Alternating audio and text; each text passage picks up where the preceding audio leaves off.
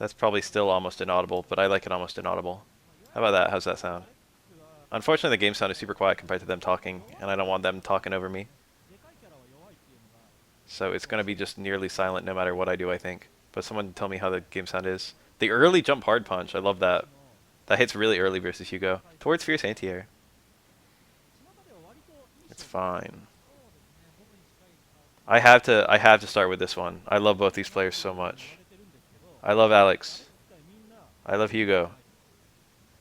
I love both these characters. Whoa! Did he want a 720 or did he want a 360? The way he buffered that looks so long. Hugo doesn't usually save the meter. You know, it's not really a consideration with Hugo to save the SA1 most of the time. The only time you would save the SA1 usually is if the regular 360 was going to kill. I'm probably just going to be watching because I got a whole bunch to watch with this fucking exhibition. I probably won't watch all of it though, I'm going to try. Oh, you didn't cancel it. That's like the safer thing to do. Sweep. Alex has a lot of buttons which normally don't do anything in most matchups, but they're kind of good versus Hugo actually. Alex is I'm not gonna say Alex is a counter pick for Hugo because it's probably a pretty even matchup, but Alex has a lot of things that normally just don't work, but they work pretty well on Hugo. So it's like if Alex was a better character, he'd be a counter pick for Hugo, if you know what I mean. He can kind of outrange Hugo, and speed of normals is not a huge issue in this matchup. You can red parry the second hit of that. It's hard, but it's very rewarding and very low risk. So it's all just about reacting in time. You just get knocked over. Alex has no conversion from the second hit. It's not very bad. Doesn't do very much damage. Low parry on the stand jab. Oh, very nice. Low strong and like jump strong are like super good buttons, like way better than you would expect for Hugo. They don't look very good. They don't look like they have much function. But that damage adds up fast. They're a lot quicker than his air heavies and his stand strong and low forward.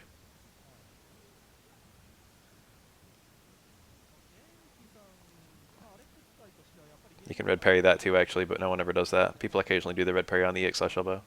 The flash drop is a lot harder because you have to react fast. Hi. The positioning is good for Genki, I guess, but positioning's not. Wow!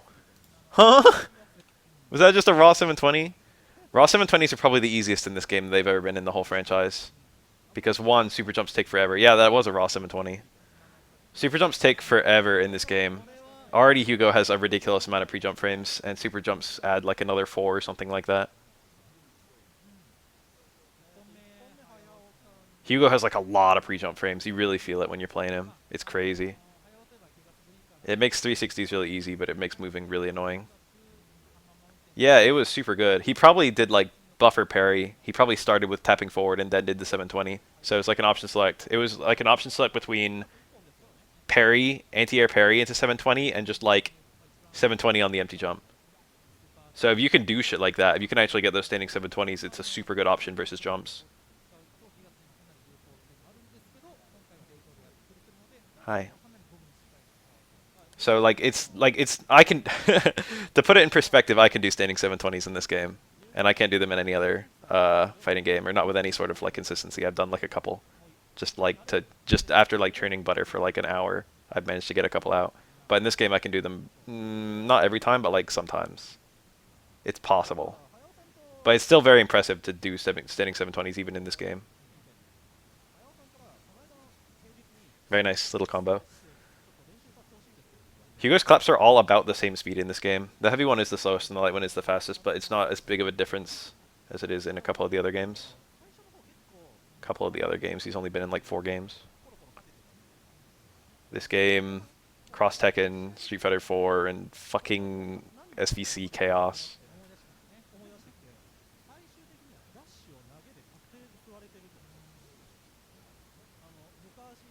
You can kind of see Alex outranging with his specials and his normals. Like even if Hugo parries these, which is like a bit of a mix, the parries don't lead to anything because he can't get like wow. That was nice. I was gonna say he can't get like parry into like clap or parry into 360. He can only get like parry into button. Parry into 720 is like hard, but like you'll learn it if you're a Hugo player. No, you don't start the 720 early. You start with the parry. When you parry something, it freezes both you and the thing you're parrying for 17 frames. And that's enough to churn out like most of a 720 or all of it. You can't just hit forward on a, it has to be like from neutral. It has to be a forward from neutral to get a parry. So you can buffer a bit of a 360, go to neutral and then hit forward and then get a buffered parry 720 like that. But usually you can just tap forward and then do the entire 720. It's hard to call Hugo's tier in Cross Tekken. He's very weird in that game. In Street Fighter 4, he's probably the most slept-on character in the game. In this game, he's usually regarded as like a low mid. But you'll get very... He's one of the most divisive characters when it comes to tiering. People can't really agree on Hugo's tier.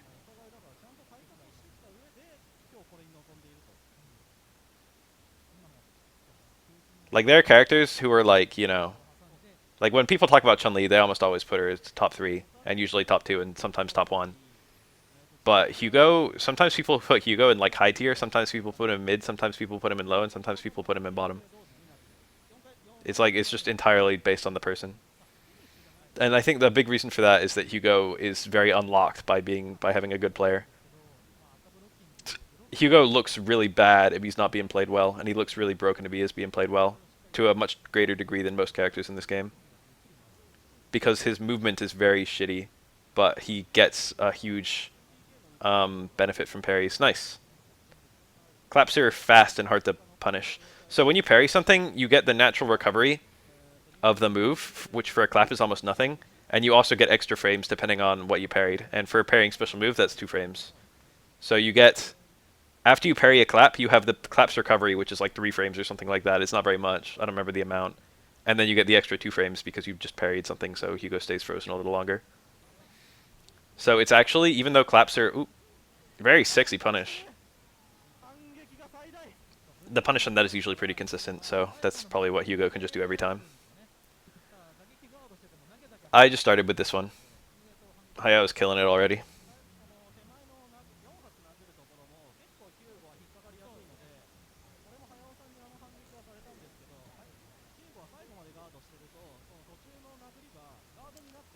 Hayao usually picks SA1. Hugo could probably pick any fucking super art in this matchup. I've only seen a few Hugos ever pick SA2, but it's honestly not that bad. But almost always you see 1 or 3. 1 because it's super rewarding, and 3 because it actually helps his combos and his conversions a lot. Like normally from a lot of ranges his claps don't go into much. Usually just like a button, a poke. Like a clap might go into like, if it's a heavy clap it might go into like low forward, but if it's a light clap it might not go into anything. Or it might go into like low strong. Oh, he's killing it with this neutral. This is super clean Hugo. Hugo has a hard time counter-poking Alex, I'm not even kidding. That's super clean Hugo neutral. Hugo's buttons are really big, but all of them don't really have great conversions. But they do have good hitboxes and hurtboxes. The speed, it just depends on what you did. Like, the jabs are pretty fast, the low strong is kind of fast. Stand strong, it has great reach and decent returns, and it's hard to counterpoke, but it's pretty slow. All of them are really good, though. Let's go throw. Nice. Back Fierce. Back Fierce punishes, it's unsafe on block, but he actually did it from outside block range, I think on purpose. It punishes parry. And I guess it'll counterpoke stuff too. That was actually a really nice range to do it, because if he did parry, he would have tapped forward, so he would have moved into the range of that probably. Depends. Ah!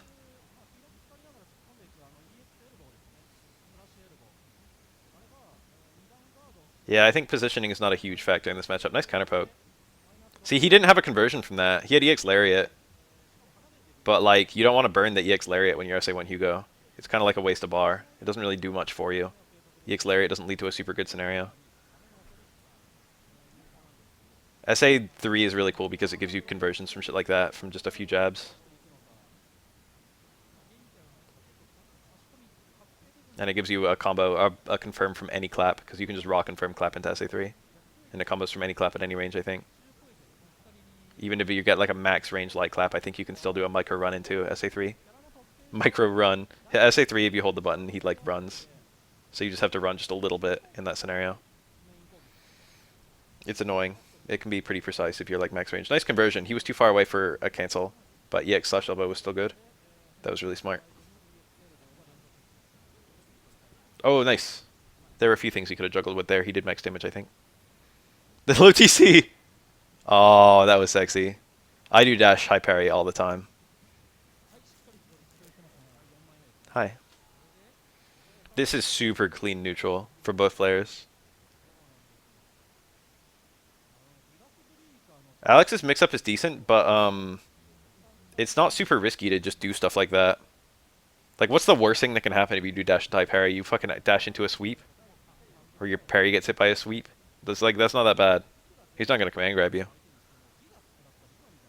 He's probably not even going to do a cancel. He doesn't have that much shit he can cancel. He's not going to do close forward. He might do stand strong chop. This was yesterday. Oh, that was sexy. Empty jump low parry. Banking on the anti-air low. This is a first to 10, yeah. And there were 8 of them. This is match 5, but I started with it because it's Genki versus Hayao, so that's pretty hype. This is like probably one of the best Alexes, if not the best Alex. People usually regard him as the best Alex, but there's a few who are kind of close. Kazuya is a really nice Alex too. I feel like there's another pretty good one. Kazuya's on commentary right now, actually, so he's like an expert. And YSB's on commentary, who's like an expert with Hugo.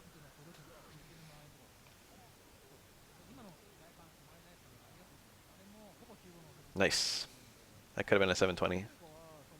Hugo doesn't really get Oki, no matter what. The fast wake-up timing, the quick stand timing on 360 is at a super weird time. You can just tap down, so you don't really need to know it super specifically, but it's like not when you would probably expect it. No! He didn't react that what he parried was a EX slash elbow.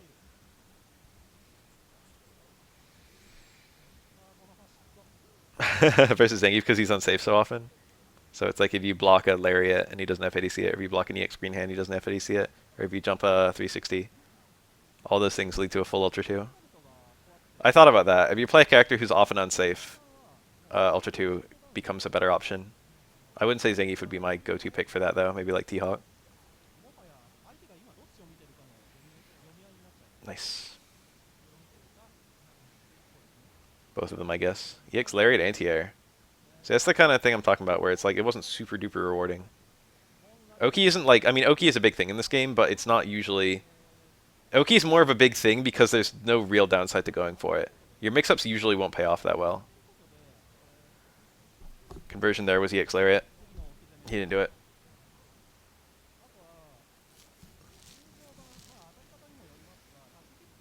Nice. Dash 360. Dash 720 rather.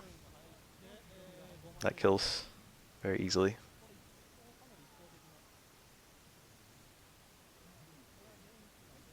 I didn't know that.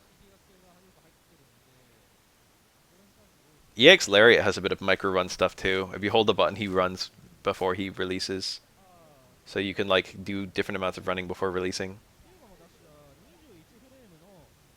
EX Lariat is like super annoying to use. The non-EX Lariat is just a complete meme. It's useless.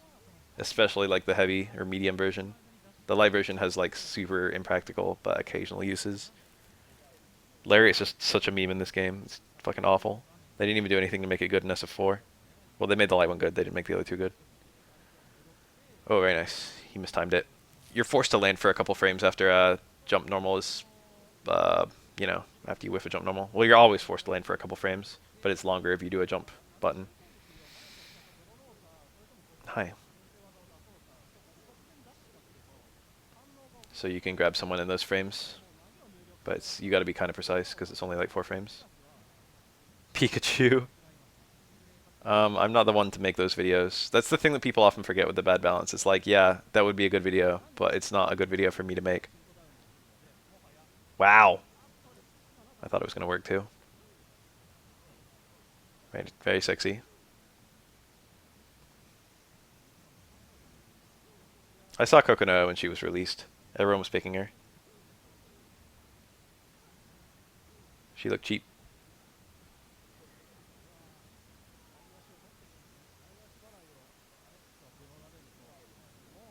Anyone can make bad balances about the games that they're an expert in.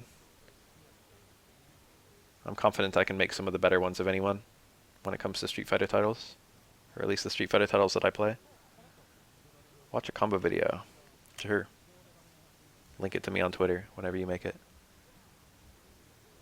Bad balance, little fighter.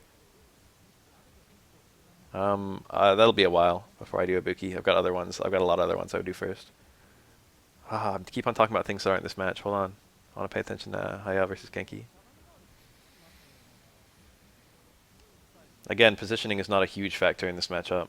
It is a little bit annoying for Hugo to be in the corner, but it's not like, you know,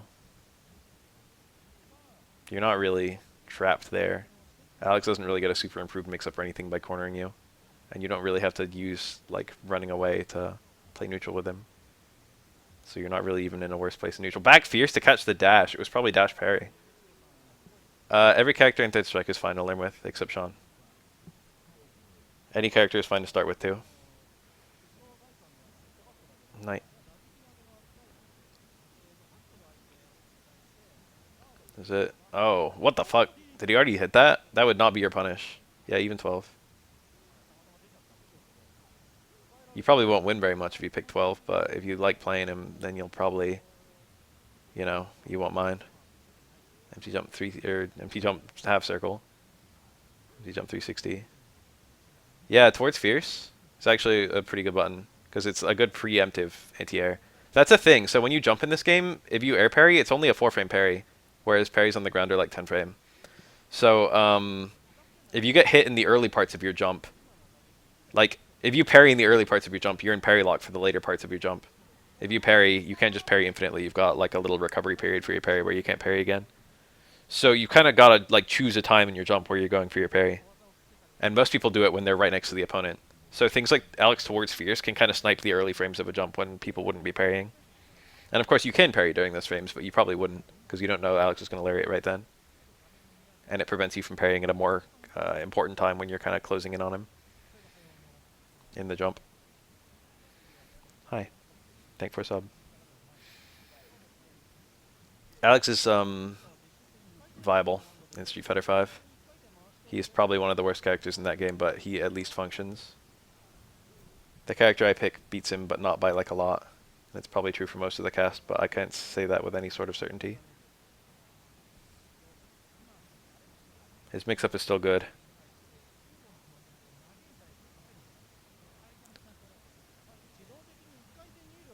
He didn't even do anything from that. Every SF5 character functions. Alex is probably the closest character to a character that doesn't function, and he still functions. Nash functions, Vega functions, fucking Fong functions, every character you can think of functions. SF5 is a pretty balanced game, honestly. The worst characters are only barely worse than the fucking best characters. Pre-jump frames. Nice. Wake up light. Shoot down backbreaker. That's basically how I feel. I've played like actual horrible matchups from older fighting games, and a few of them too. Or, you know, actual horrible matchups from modern fighting games, because I played fucking MK9 and Injustice. You can have such horrible matchups, and they've got a very distinct feel.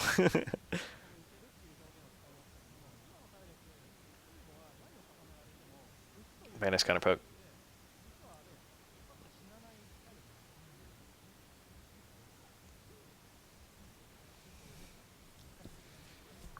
Very nice. The clean A tier. Whoa, that got grabbed. This kills. Hayao's kind of killing it. He's making this look real nice. Certain things in this matchup, Alex can get a parry and then flash drop, I think. Like maybe stand strong. I think he can medium flash drop that. It's nice when Alex can do that, but it's hard.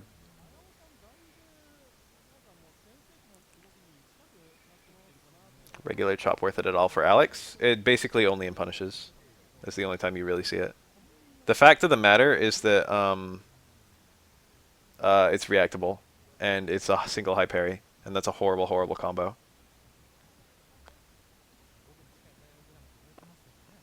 Light chop is good basically whenever because it's safe. and it's Alex's only ender, but it's not super rewarding or anything. But in this matchup, you can do like stand strong into light chop basically willy-nilly. Oh, the overhead, stand fierce with Alex. Hayao. Huh?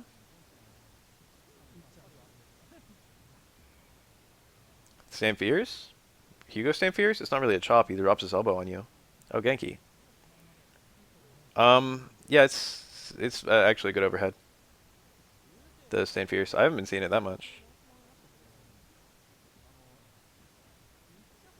It doesn't lead to anything, but in terms of overheads, it's got a great hitbox and it does good damage. It's like one of the better overheads in the game. If it had a conversion, it would be one of the best. The range is nice too. Towards medium punch is not an overhead. Oh wait, that's what you mean by chop. Towards medium punch is not an overhead. It's just a poke. Yeah, he is using that button a lot. It's just a good normal. It's got a lot of active frames and it goes really far. It's very nice in this matchup. Sometimes Alex uses it a lot, sometimes he uses it not very much. It's very good versus Makoto, for example. It would actually be a really fucking good normal if it was an overhead. Because it's unreactable for the most part, I think. Nice, that was a combo. Yeah, towards strong is not an overhead. Stand fierce is an overhead. They swapped that in SF5. Ooh, big.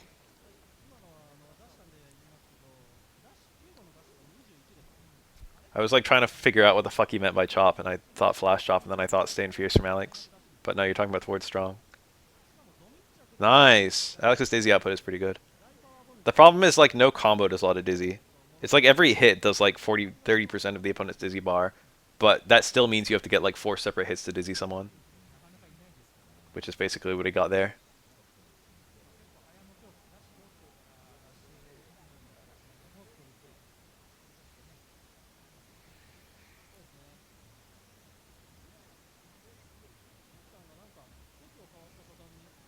Alex can just win if he gets a few reads, or if he just gets lucky.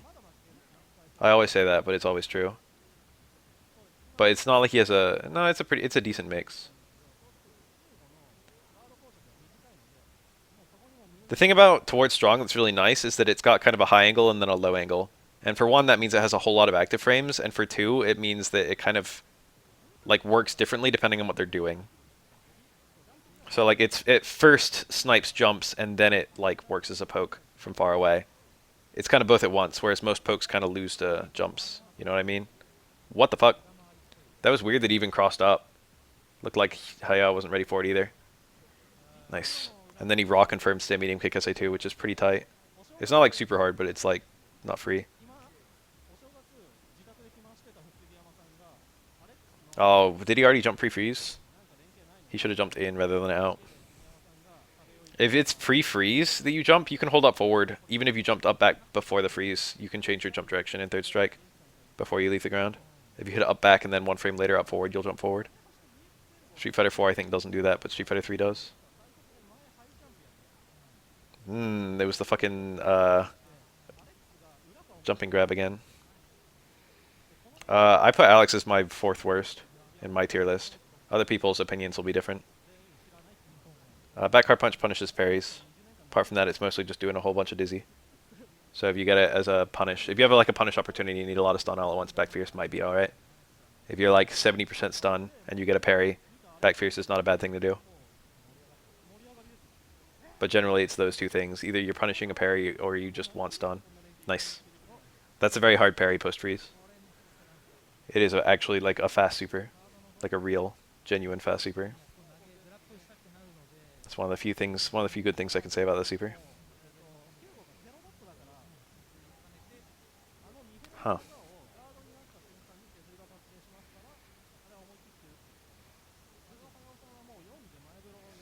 Alex needs to be right too often, I feel. And his mix, it isn't that bad. But it's also like, there's no momentum. It's hard to be right repeatedly. It's hard to even get the opportunity. But I play a character who kind of dominates Alex in neutral. So it's like, I'm not an unbiased opinion. My opinions on the tiers are based on my experiences with the game, and I play a character with very slanted matchups. This is looking good for fucking... Oh, beefy. See, that was that towards strong anti-airing. It's not too bad at that, but it probably wouldn't be your first choice. Alex has no button that like cleanly beats jump in attacks. So usually he has to start his anti-airs with an OS parry just to make sure he actually beats the jump in. Oh, so he can walk to like to swap sides. When you quick stand in this game, you always roll away from the opponent, but that looks like a setup that makes it so you get on the other side of them after they start their quick stand. So he's quick standing towards you, which probably makes the game a little confused. It looks like Alex can either swap sides or not after he does that setup.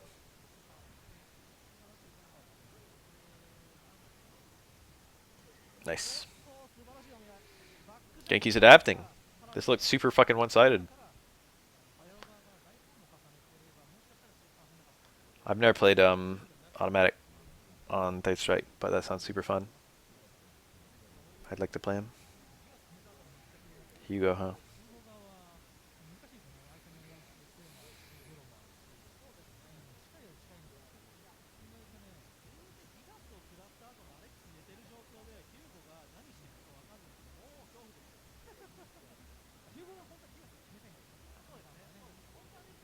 Jump fierce, good button. See that? That was the OS light chop to make the anti-air harder if Hugo parried. No real downside to doing it on whiff. So you can just do that every time if you want. Hugo's got a huge shirt box while falling, so that kind of stuff is effective versus him. But a smaller character, the chop might whiff. Whoa! See, that was also in case Hugo parried. But that only combos on EX, I think, if they don't parry. Nice. Grapplers. Do you mean Hugo?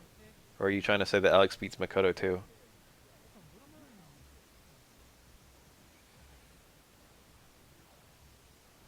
There's not really many grapplers in this game. It's basically just Hugo and Makoto. And maybe twins if you want to include them. Oh, other characters.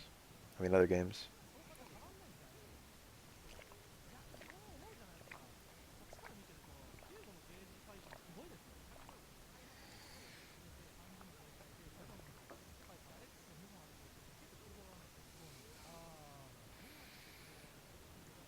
Ah, jump in, jump out, medium kick. Jump away, medium kick is really cool in this matchup. No way that was a punish. He smashed. I mean, it could have been a punish. What was it that was parried? Was it towards Fierce? Oh, you know, that could be a punish. I mean, that was blocked. That was hit. Towards Fierce is such a bad button that it might actually be like -1 or worse on hit. I could buy that. That might be a punish. Most attacks are unsafe on block in this game. Or not unsafe, but most attacks are minus on block in this game. And some of them are minus on hit. Gigas is one frame.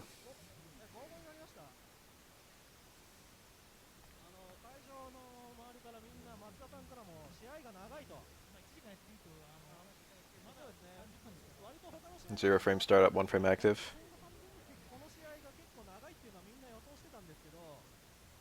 If something's minus at all, Gigas will punish it.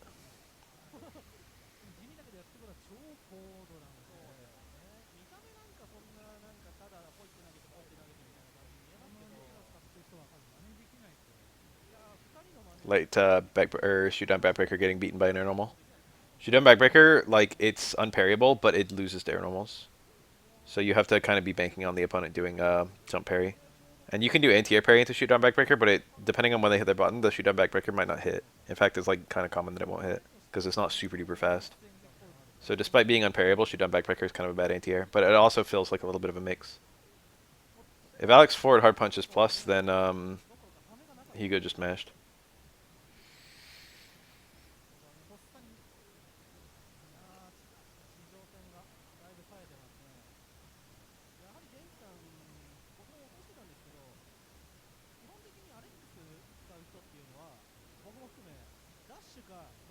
I mean, that's okay. It is an invincible super. If you want to mash, you can mash. I'm tired of seeing these one-hit parries on the EX/ elbows. It's hard, though. I've done that. One parry once and then block the second hit. Oh. No. He missed the parry on the way up. Hugo can probably just block there, and then he'll block 2 hits of the super, unlike most characters. And then he probably can punish, but he probably can't get a jump in punish. So he's got to go for that instant air parry in order to get the jump in punish. It was on hit, Glar. What's Alex Lariat on hit? Towards Fierce. Standing opponent.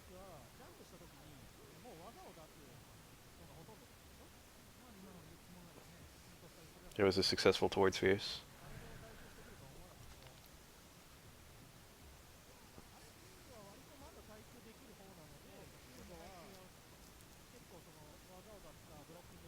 I think every character in this game is viable except 12 and Sean, but it really depends. Like, viable is a curious question.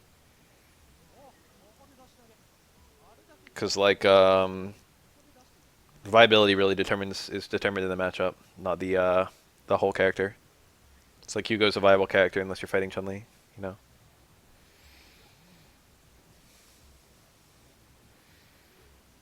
It seems like these Hugo players like Hayao and YSB are just so strong, but then like a no-name Chun Li's like can run a train on them. You know what I mean? It's like you see the matches where they beat the super good Chun Li's, but then you also see the matches where like the no-name Chun Li's beat them.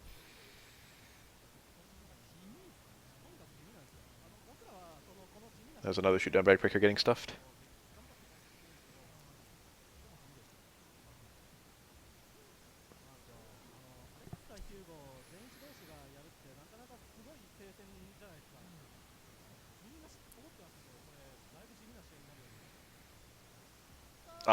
Stand jab or something. Stand strong. Got fucking grabbed.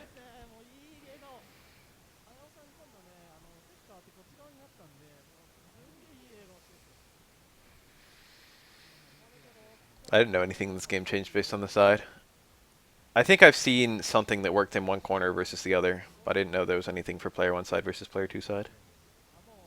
Street Fighter 4 very famously had a couple things that worked in the right corner but not the left. There were a couple... What the fuck is happening over there?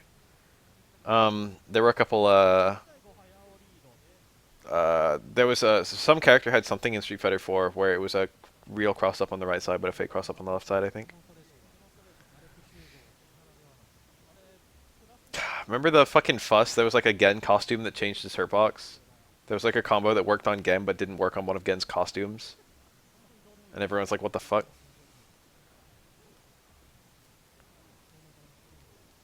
Why was a hurtbox tied to a costume in any way? What happened in the programming?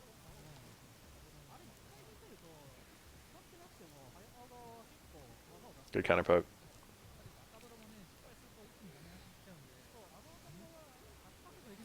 Very clean anti-air. That's it. That's like Alex's like perfect anti-air.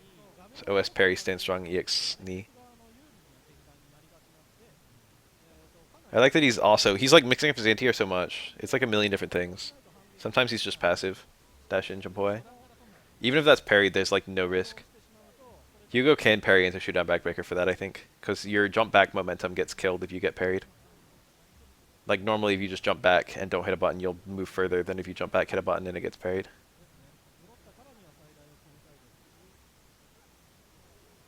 Baptism by fire. Not now.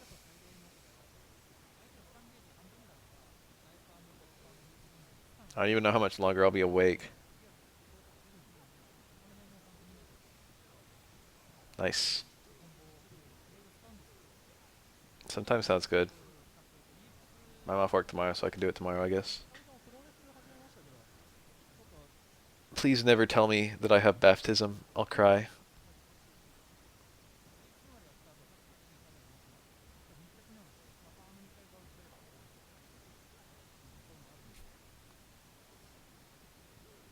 You can really see that Alex doesn't really have a good way to spend to land super in this matchup. The annoying thing about Alex's super is it falls out of it's too far away, so you can't even reliably get like parry into super. Like you can't like parry like a Hugo stand strong in super, or else you'll just get a few hits the grab a whiff and then you'll be unsafe.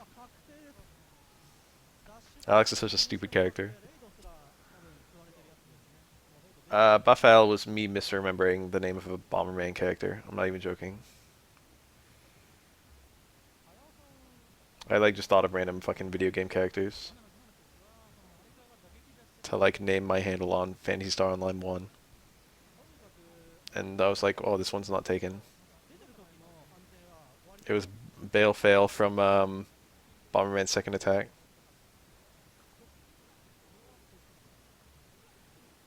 Stay around house. Genki going crazy, trying to find any hit. And you can see that Hayao is trying to play as passive as possible. He doesn't want to give... Oh, there's the red. I mentioned that was possible in like the first match.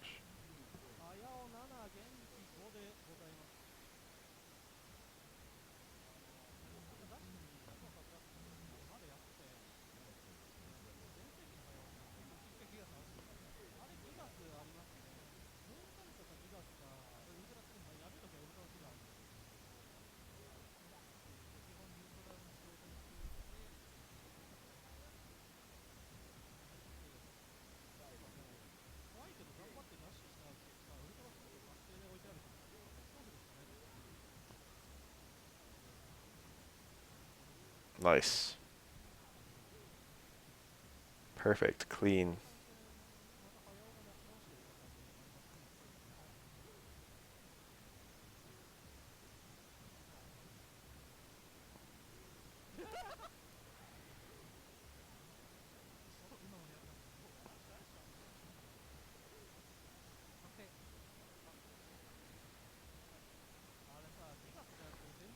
Does Alex have high HP? I don't remember.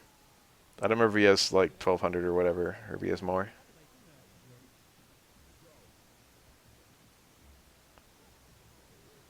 Nice.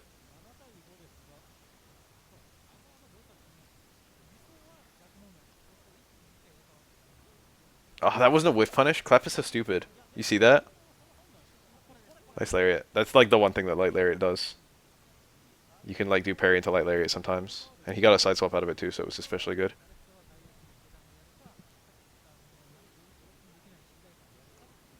Oh my god, you can't whiff punish clap with EX slash elbow. That's crazy.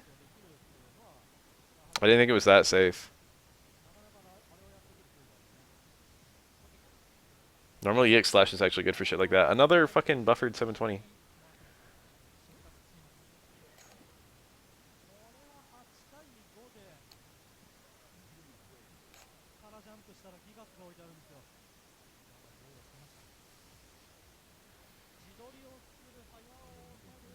This is looking kind of difficult for Genki at this point. He's got to win 5. And fast.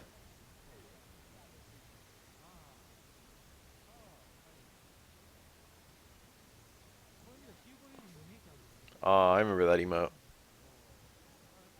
Time to bring it back. What the fuck are all those Mokos doing anyway? Nothing. I've got room for emote slots. That's the worst part. I could just add emotes. I could bring them back myself. Instead, I've got a giant Moko. I can't help it. That Moko looks the way I feel. If anything, I should get more Mokos.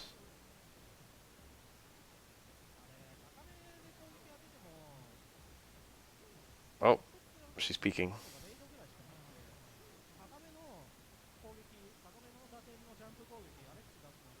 Fisker emote. Okay. I had a stun Fisk as an emote. That didn't even cross up. Sad. Hugo sucks. I actually very rarely even have it mentioned that I have a fucking Maractus icon. It's like one comment every, like, 6 months. It's like, hey, is that a Maractus? I'm like, yeah. And what?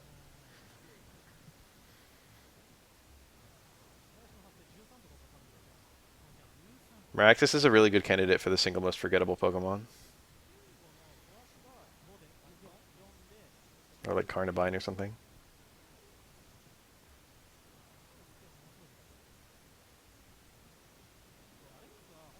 Nice. That was like perfectly buffered because the jump strong hit. Hugo recovered right into it. Shoutouts to Maractus having no type and no ability that negates sand damage, but only being found in locations where there's permanent sand.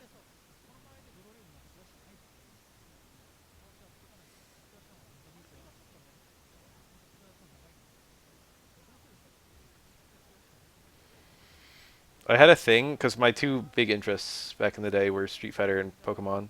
So anytime I did anything on a Street Fighter place, I used Pokemon like icons, and whenever I did anything on a Pokemon place, I used Street Fighter icons.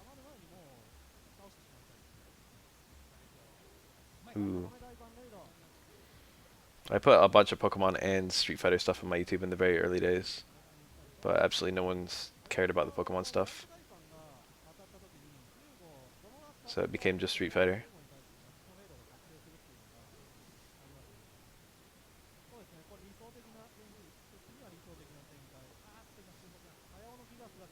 Look at that Fisk.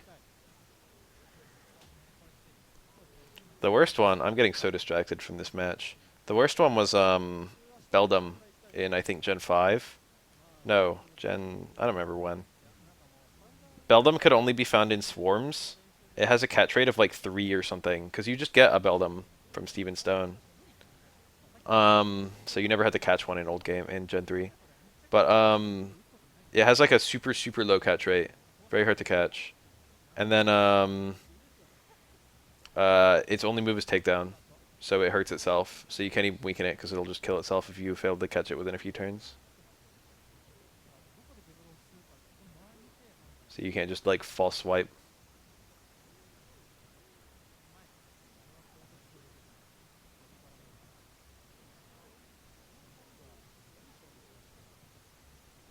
Oh, that was clean ATR.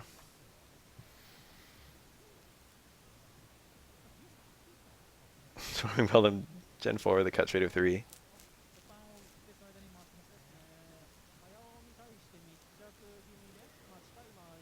I got a gift from someone. Who the fuck just sent me something on Steam? Who did that? Which one of you just did that? I'm not gonna look what it is right now.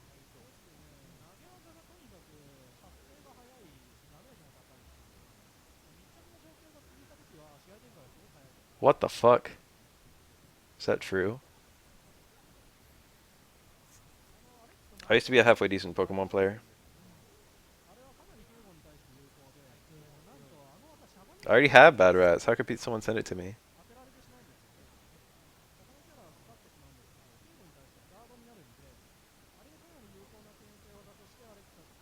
Look at all that stun.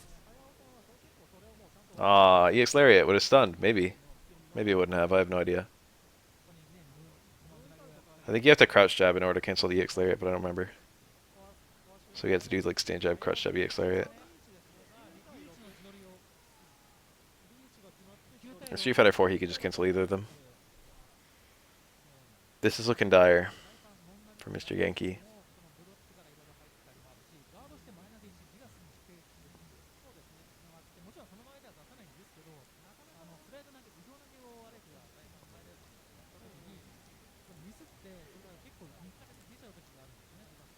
$54 is probably ever since I've had a sub button. That's crazy to think about.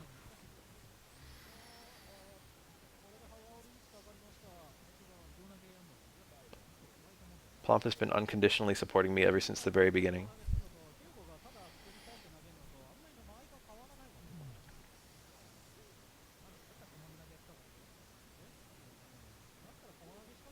Nice jump. It's a pain in the ass jumping out of Alex's command grab. It opens you up to a little bit of stuff. The anti-air connect into the taunt. There's nothing really for Hugo to do there besides maybe approach with a whiff shoot down backpicker. But it does give you a guaranteed taunt if you get that anti-air clap. And Hugo's taunt works like Q's, but a little bit less drastic. So he now has like higher defense.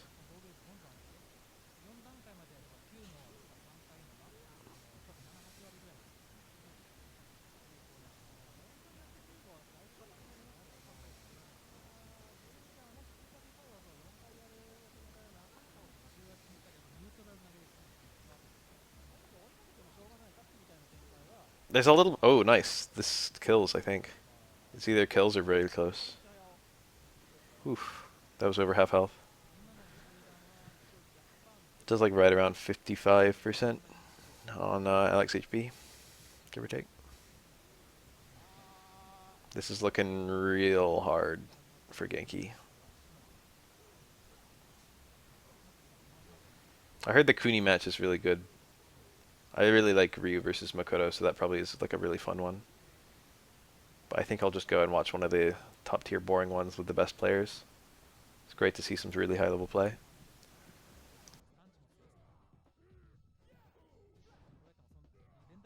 I think Boss was in two of them and he was playing two different characters.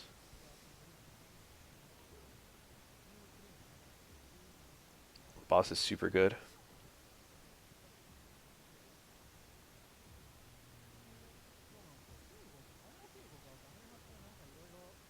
I'll watch them all eventually. Promise.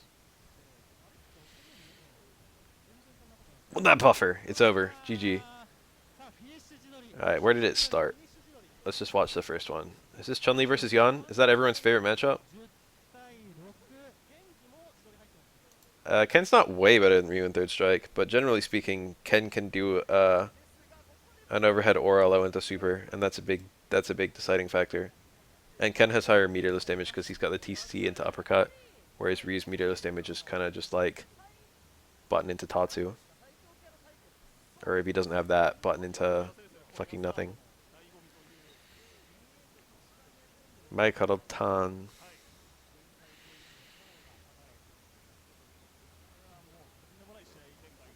Michael's only been playing for 2.5 years. I swear I've seen him like all over the place. That can't be true. I feel like I've seen his name forever.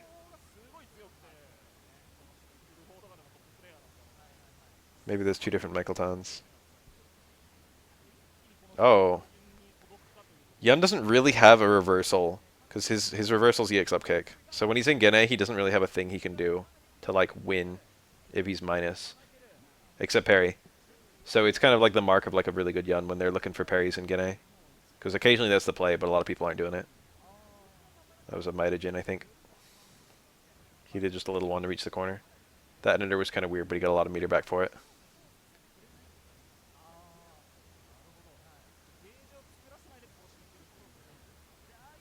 Another weird Mitaijin. I think Keeper Jin shuffles between 3 normals, and Mitaijin shuffles between 2 normals.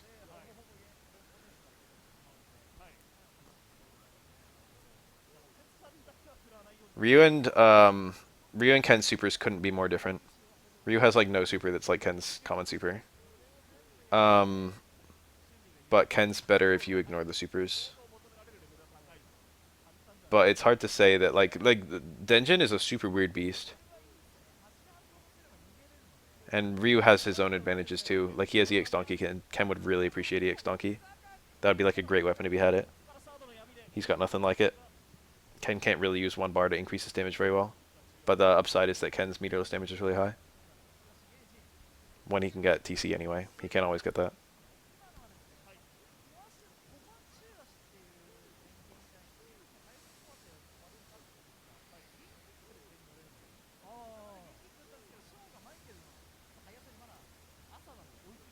Nice. But also cancerous. If Yawn got super, he had a decent shot of winning that round. He was trying to build a meter. It wasn't a great shot. Chun Li still had enough health that she could weather the storm for one super. Most of the time.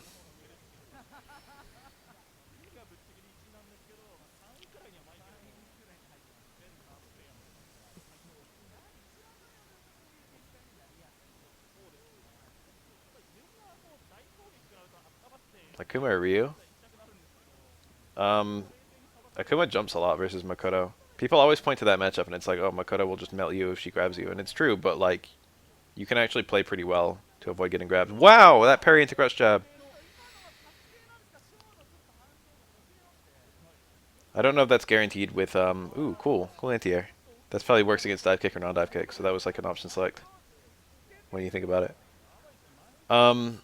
That parry into jab might have actually beaten anything Young could have done there, because it might have come out before he recovered from being parried. But the game is always kind of weird about that when you're canceling moves that are parried, and Yun can cancel moves that are parried in Gene. Cool little ender, very sexy.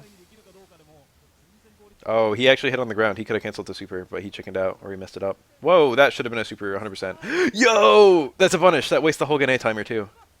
He should have done the one that knocks over. Why did he do fierce? Bit of an ugly round here. Nice. Caught the light stomp. Some of these buttons are super hard to counter poke even for Yawn.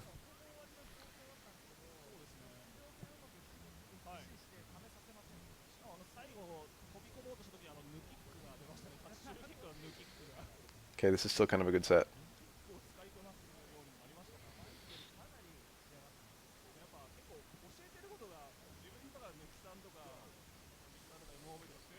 Stand jab anti-air. Is that what I should do? I've got a far jab and a close jab. And my far jab is not a very good anti-air. But close jab is. Demon Flip is good versus Makoto, I hear. She doesn't really have a good way of like beating that coming down. I think. Like she can Fukiage some follow-ups, but she has to kind of know what you're doing. Cool anti-air. Yan doesn't have a good cross-up, so after he parried... No, he still... Because he turned around. I guess he could have done something on the way down, but he didn't. Well, he probably could have done parry into like jump fucking short or something. I don't know what would have hit in time. Because he was also flying in the opposite direction. Okay, that's the whole Gane timer wasted. That was really clean. Now he's dead to a super. Yeah, there it is. Low parry. I think it was a stand jab too. Hit sparks are either green or red depending on your character. Player 1 hit sparks are, I think green, and player 2 hit sparks are red. That's super clean. That you got 2 separate hit spark colors based on character. Is super? No. It looked like he was buffering super. You can't buffer super during super freeze. You can't buffer inputs during super freeze in this game. So you need to have already done a super motion in order to super immediately after the opponent's super. But Chun Li super is fast enough that it will punish Gane activate. If you see a trade KO, you'll see the different color hit sparks, and that happens fairly frequently.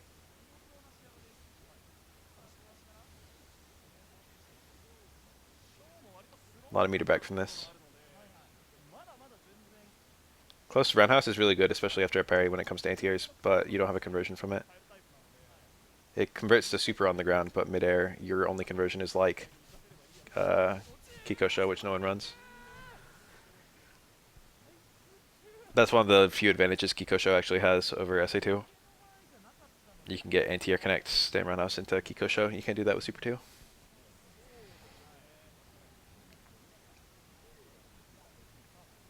Chun Li does Kikosho versus Hugo sometimes. It's not a bad super, but Super 2 is way better. Nice. Oh, that was clean. Oh, Chun Li punishes are so lame. You see that? You got a parry on a fucking shoulder, which is like normally that's like the world. She's got fucking sweep. Before Chun Li has super, she's such a fucking wimp. And once she has a super, she's so dominant. Her neutral's still good even when she doesn't have super, but it's just crazy how much her damage opens up. A lot of meter back. A lot of meter back. A lot of damage too. It's over.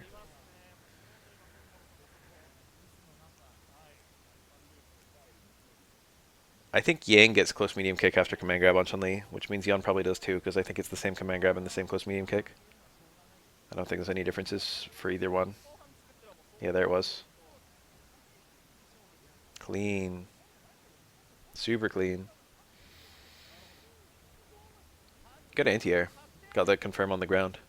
Jump light kick into buffered legs. Even if you parry that, it's fucking... Even if you parry. Kind of a horrible scenario for you. That's hard to do. It would have been nice though, for Yawn. I don't know if Yawn can do command grab into... Oh, I think that was plus with the distance he did. Okay, that's something. Yep. He needs another hit.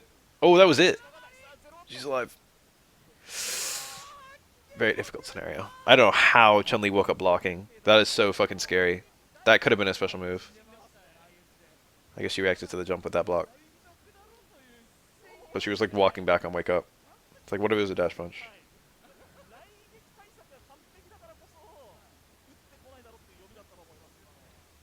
Clean. Nice. Oh, no super. I'm sure that's what he wanted. Parry into low jab. For sure wanted super. Low jab super is actually pretty hard to do executionally. The crush jab is really fast. You can buffer it, but you basically have to buffer it. Because how fast the cancel has to be. That was a punish, I think. He attacked midair and he got hit on the ground during recovery, I think. That was medium kick or like back medium kick or whatever. I'm pretty sure that was Chun Li attempting a Kara throw and just missed the Kara based on the range and the button. Ah, GG. Fucking EX Bird. EX Bird, I looked it up recently. It like hits on frame 15 and it stops being invincible on frame like 9 or something like that. So it has some invincibility, but it's not. Yeah, this is from yesterday. The invincibility isn't long enough to carry towards the hit. But it is long enough that like maybe if they do a meaty, the meaty will whiff and you'll hit the EX Bird. It's like a really weird reversal option because of that. It technically functions, but it depends on what happens. Oh, pretty clean. Wasted some getting time doing that, and you got a little bit of damage, so. Young got a lot of meter back and needed a lot of damage, so. Oh, this is over. Yeah, that was not happening.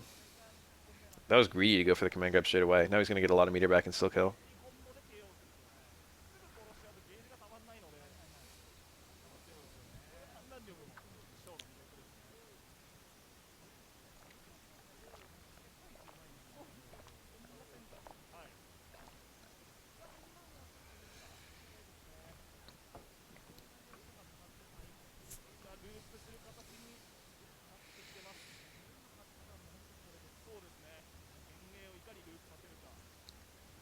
Very nice. Dash under until a medium kick. You don't see that much from Chun Li.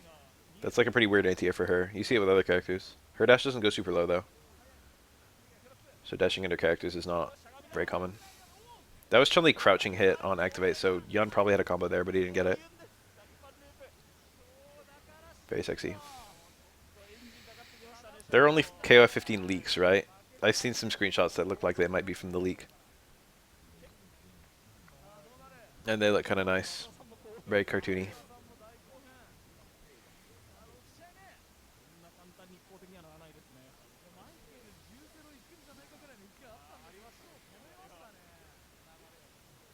I thought that was just going to be a trailer, and then they were like, eh, fuck it.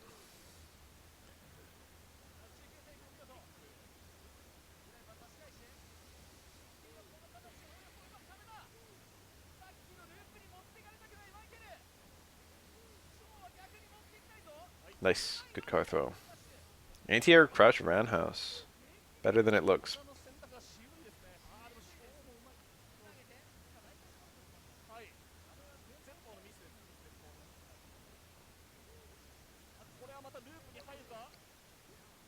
He's a master of how much time he has left. I guess it becomes very second nature. This is it. Yup, it's over. Was that a combo? It was. He got the combo. That was on standing connect too, so he actually hit that ship.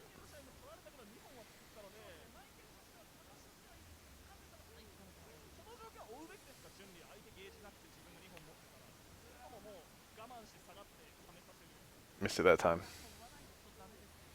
I wish I knew how plus low forward activate is. Every Yawn does it these days. It's considered to be one of his better activates, I think. You didn't see it much back in the day. You saw like a decent amount, but now it's like the main activate people use. I can do that, get a combo. Now it's pretty easy.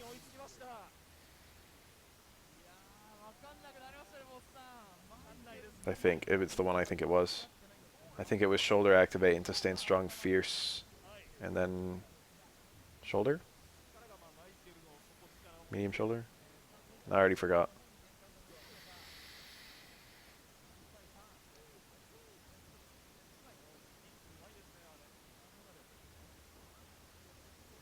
Oh, that was nice. Again, parrying into sweep. He used it to buffer the legs, and he got the legs to hit, so that was ended up being decent damage. No super to activate. A lot of damage on that.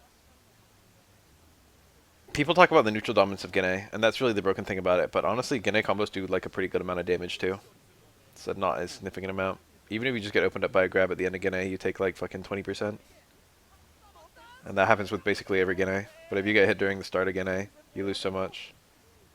It's like every other character's playing Street Fighter 3 and Yun's out there playing fucking Marvel 3, where he can just grab you and get it like a fat combo.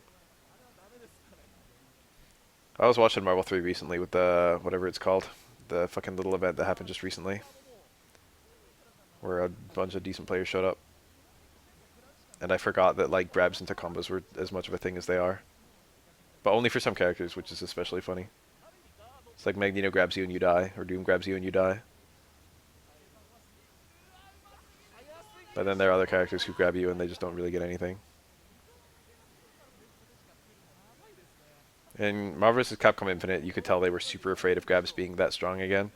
So, most characters have no combo from a grab, and the grab just does fucking 1500 or whatever the grab damage is, I forget. But then some characters have combos from grabs, but the scaling is so high that it's hard to get more than about 2000. 2000, like 500. It's like the very, very high end.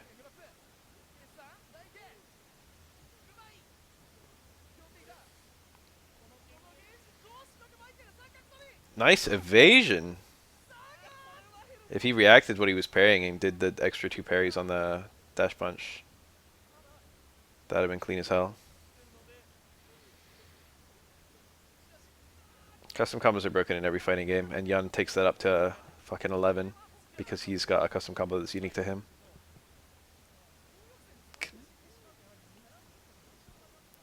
Excuse me.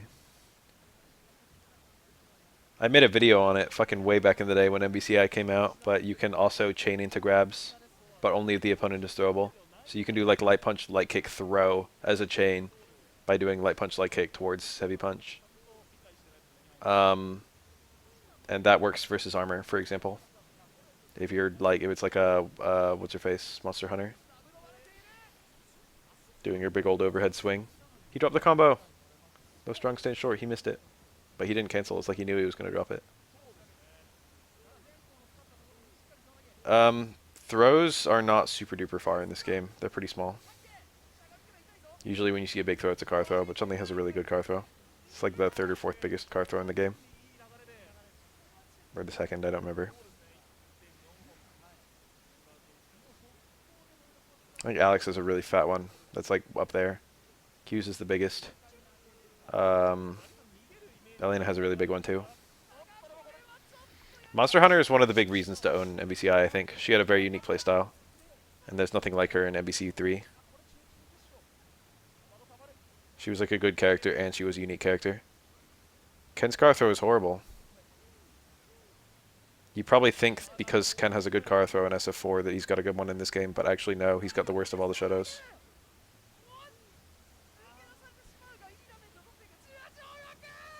Sean, Akuma, and Ryu all have bigger car throws than Ken.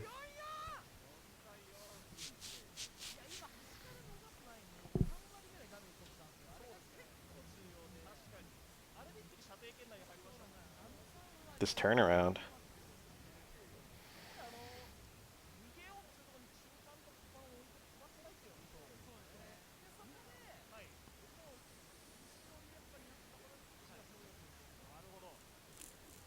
Nice confirm. That combo's like pretty hard to do, and also if you fuck it up, it's horrible. That's a Mitogen, I think. It's a crouching opponent, so it's easier than normal. But that was still really sexy.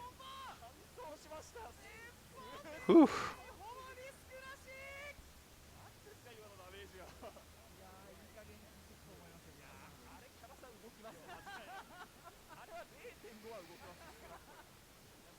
He tried to get the stand jab on the landing recovery and he missed it. He hit Chun Li out of the air. That's a shame, that's tight to do. He had like 3 frames to do that or 4 frames to do that or whatever. 2, because she attacked midair. No, 4, I think. I don't remember. But he did it just a little bit early. Trying to win without spinning meter. I saw that. He got the left forward and didn't do anything. Or was it back face and he didn't do anything? He got a confirm and he didn't do anything. He had such a life lead. He's like, I want to keep this meter.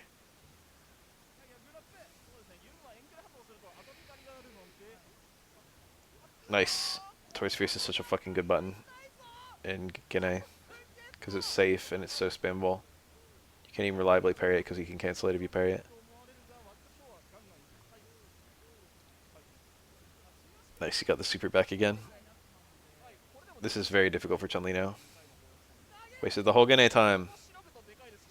Clean. Nice. Holy shit, this is completely turned around. Oh my god!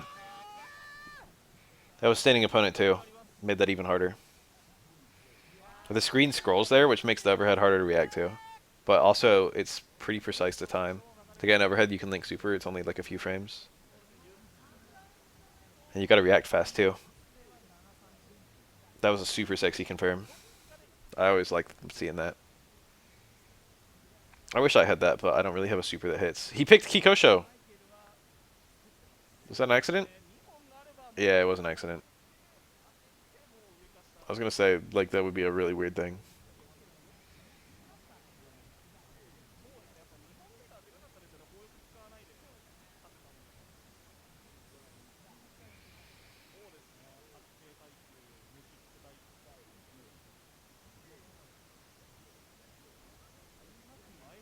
Oh, did he pick the wrong color? Because he was a different color, too. And then he just picked Kikosho because he picked the wrong color.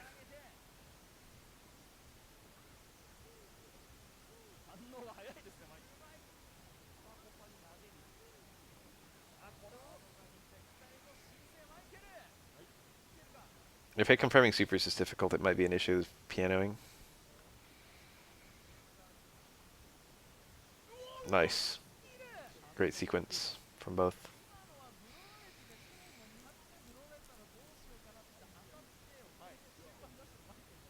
One day I'll make a bad balance video about Chun Li Super 3. It's such a meme compared to the other two. But first I'll make a video on Blue Nocturne.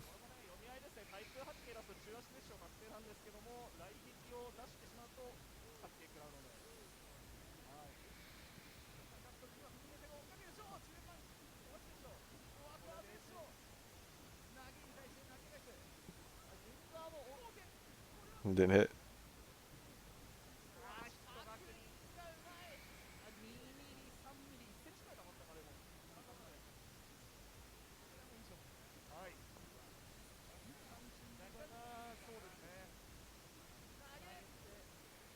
Oh, no confirm.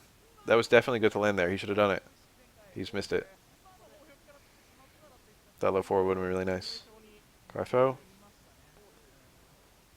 Good block. His corner position is pretty scary. Taking that throw was really risky. He took the throw from outside the range when Chun Li cut it on low forward activate. Super scary. I probably know enough that I could make that video. I mean, it's pretty simple. There's only 3 mons in the game that learn bug moves. And they all suck. And there's only 3 bug moves if memory serves. Leech Life, Pin Needle, and Twin Missile. Twin Needle and Pin Missile.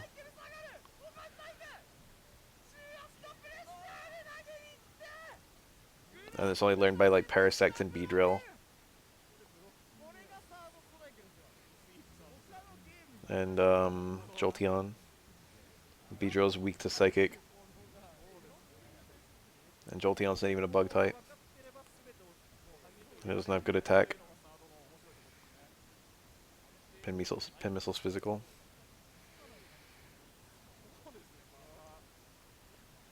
The funny thing about both, like, people often point to Dark as being a counter to Psychic, but Steel was a counter to Psychic too.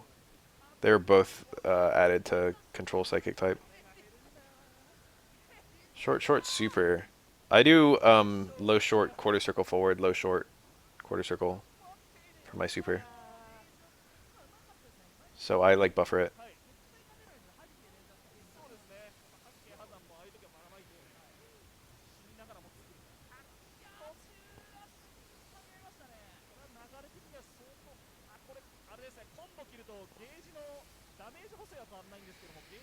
Well, I have no advice then. Do it more in match and do it more in training. Just do it more in general. And you'll get better. Nice. Generally speaking, Universal Overhead has very low risk and very low reward. So at endgame it's very nice. It's quite fast, honestly. If you have a Universal Overhead that hits in its early frames, it's pretty minus, but it's also kind of hard to react to.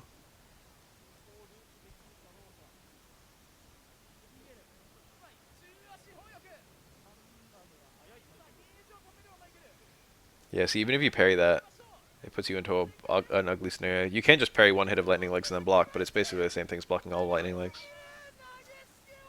You can also just parry a shitload against lightning legs, but Chun Li can vary how many hits it is. Yawn might be able to do lightning legs parry into stand jab, but I don't know if that works or not. I don't remember if it was random block.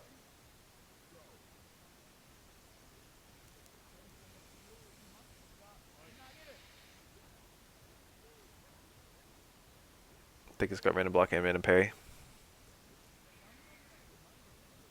That parry attempt. Trying to parry the stand hard kick poke, but didn't even reach her. That was really good evasion of... if he converted out of that low forward, I think he had the meter, didn't he? I'm not sure. He got it like right around there. If he converted out of that low forward, it would have been the cleanest escape from Genki I've ever seen from a Chun Li. Escaping Genki is an art.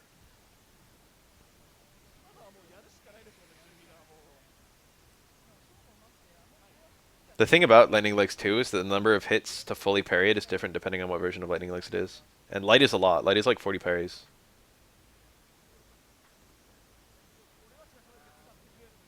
Oh, you want a specific lightning leg hit that whiffs on twins or something? So it's like hit 1, 2, and 3 all connect on twins, but then the fourth hit whiffs if you like crouch or something, or just whiffs naturally on them. And that gives you a little bit of extra time to input something. Probably something like that, I would guess. So when you normally have like a 2-frame window to input something, all of a sudden it's 4 frames so you can get something out in time.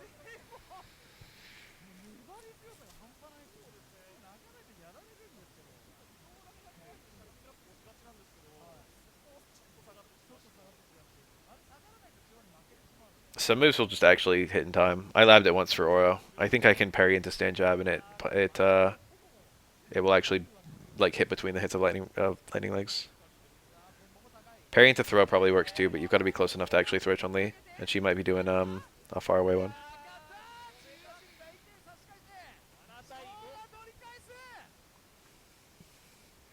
Whenever I saw people do multiple parries into like an EX move or something like that, I always thought it was just like, let me gather my bearings for this cancel.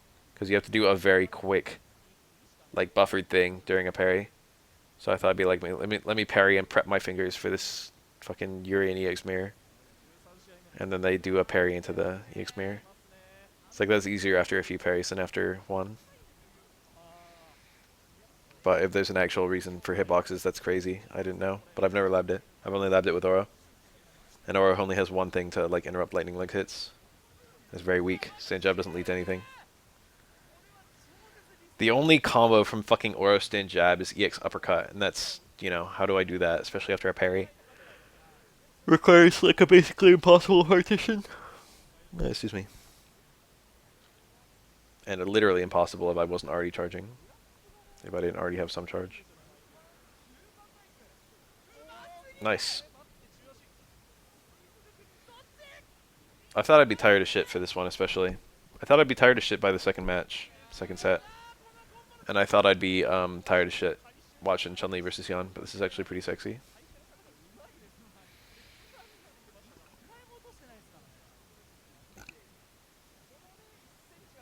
Honestly, I think Ken is a little bit more boring than Yawn is. I'm just gonna watch until I get tired. So maybe it'll be 15 minutes, and maybe it'll be 3 hours. Oh, that's good. That was the dream for Chun Li. It's exactly what you want. He didn't super jump cancel. Was that deliberate? It might have been. Maybe he just wanted the knockdown. Wasting Gen Agent timer was more important there than the fucking piddly damage that SA2 does for the follow-up hits.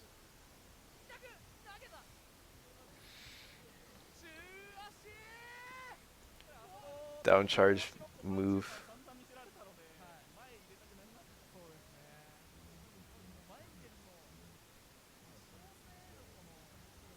I'm getting sick even thinking of that.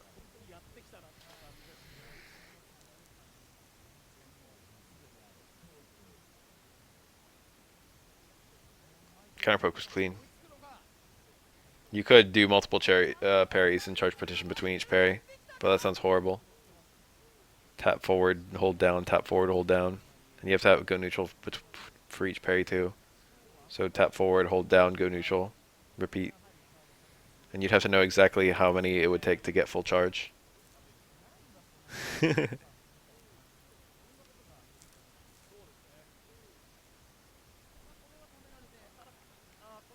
And it also relies on Chun Li actually mashing out lightning legs. Every now and then you see Hazanshu if low forward gets parried. A lot of Chun Li's are ready for the low forward parry and Hazanshu cancel. But there's like a lot of meta there. Because what you can actually do is uh, parry low forward, hit a button, and if she Hazanshu cancels, you can, your button, depending on what it is, it might fully whiff, and then you can OS parry the Hazanshu. So you can get like some pretty crazy scenarios. Chun-Li's low forward is cancelable even if you parry it, but she doesn't really have anything good to cancel into. Like if she cancels into Fireball, you'll just hit her before the Fireball will come out. And if she cancels into, well, she can't really cancel into Lightning Legs or Spinning Bird very easily. And that basically leaves Hazanshu because I think she only has one of those, right? I can't think of another special move for her. Chun-Li's special moves are kind of bad. Or I shouldn't say they're bad, but they're specific. But she's got really good normals and really good super, so.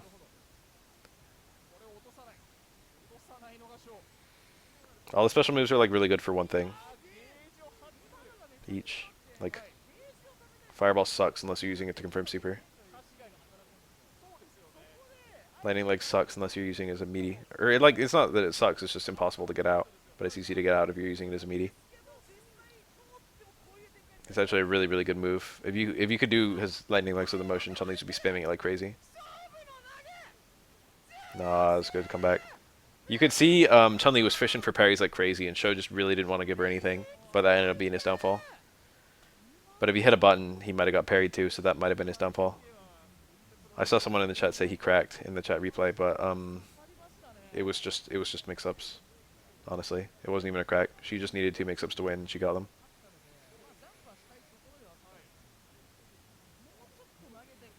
It was a super explosive scenario because Chun-Li was sitting on that super and being aggressive.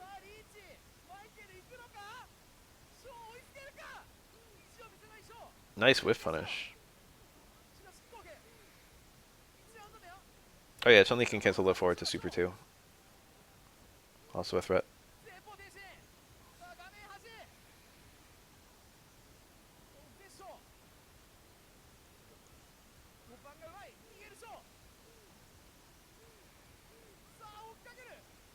Ah, that was bad. I think that was supposed to be back fierce Fireball super. But he just got the Fireball, parry Fireball. This car throw that she got kicked out of, low light kick. This is my kill. It's close. Oh, Yawn health is so bad. I felt a bit silly saying this might kill, but it actually killed. It was like right on the cusp of how much that does to Yawn.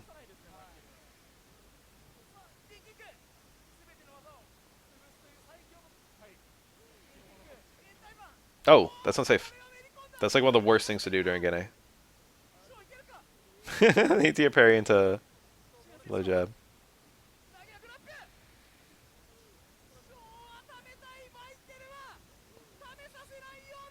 Great Kara.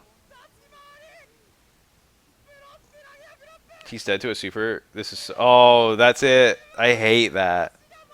I hate that so much. I hate Chun-Li. I hate Chun-Li so much. That just makes me angry. That's how he won. Okay, so this is one of the matchups I was anticipating the most. This is a super fun matchup. Very technical. Urien is usually regarded to be a high mid or just high tier character. And Necro is usually regarded to be a low mid or just low tier character. But this matchup is actually very fair. It's usually regarded to be either slightly in Urien's favor or even. Ah, what's this? Ad break? Huh? I'm sorry. I used to have ad ad block, but Twitch has been like, they've been dodging that.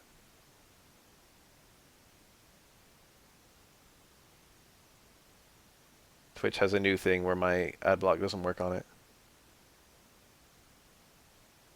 There's probably an update. I should look. It's been like this since like November. Alright, hold on. It ended. What do we miss? Whatever. We're good.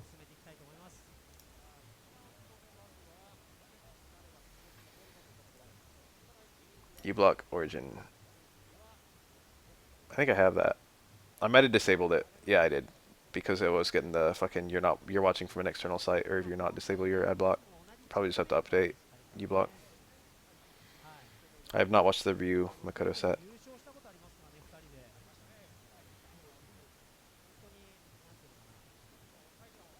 I didn't think I'd get an ad on a fucking archive. It's probably because I just... Wow! He got all of them! You can get the jab there too. And then after the jab you can get SA1, but he's picking SA3, which is usually regarded as better in this matchup. This is going to kill with just electricity. Oh, I don't think he needed to do that, but he's the expert. I think he could have just done heavy electricity. I think that gets 4 hits on Urian, and I think that would have been enough. Urian does have high health, but I'm pretty sure that was going to do enough.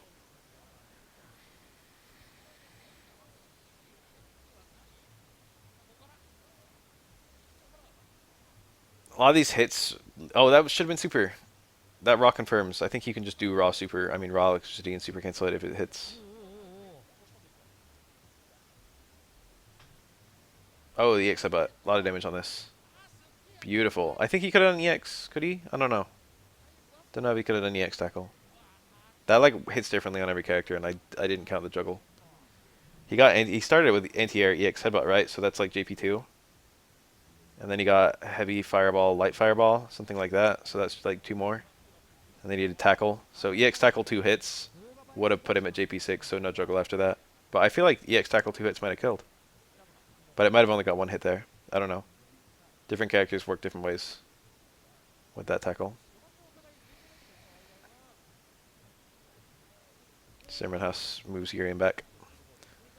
That repeated down back fierce, the down back fierce loop, you can get 6 times on Urian. Only works on like 4 characters, I think.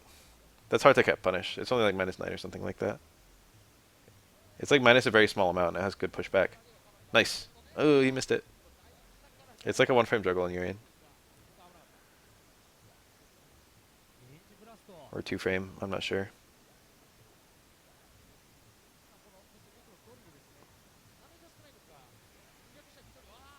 To hit EX headbutt is JP3. Okay, so he had fuck all.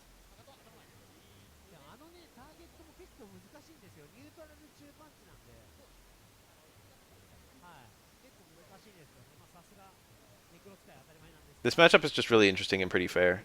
There's a lot of reasons you would see this matchup.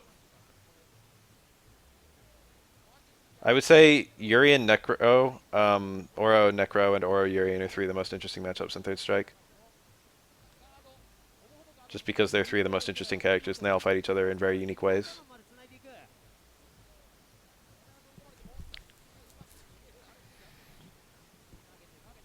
I personally would say Yuri and Oro is the most interesting matchup in the game. But maybe that's a little bit of bias. But there's a lot going on in that matchup. It's insanely technical.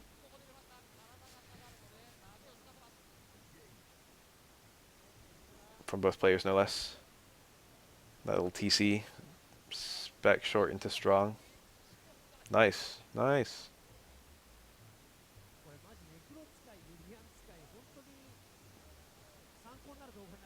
He could have done a mirror from that tackle. EX irregular, but it wouldn't have led to much. I'm like good at that matchup, if it makes you feel better. Oh, is that unblockable? That might hit on the back, and if it does, then it's Necro can't block to the left because he'll walk into the mirror. That might be an unblockable.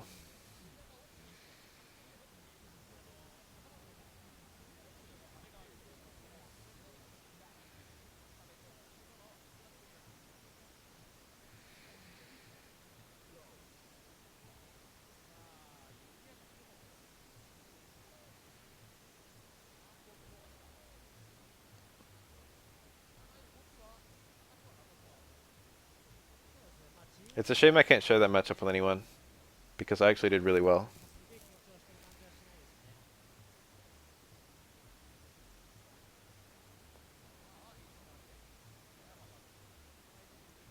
I was trying to be a heel a little bit, but I went a little too hard. I had a little bit too much fun, if you know what I mean. Maybe one day I'll just upload it, but mute it. So you can see my excellent aura versus Urian skills.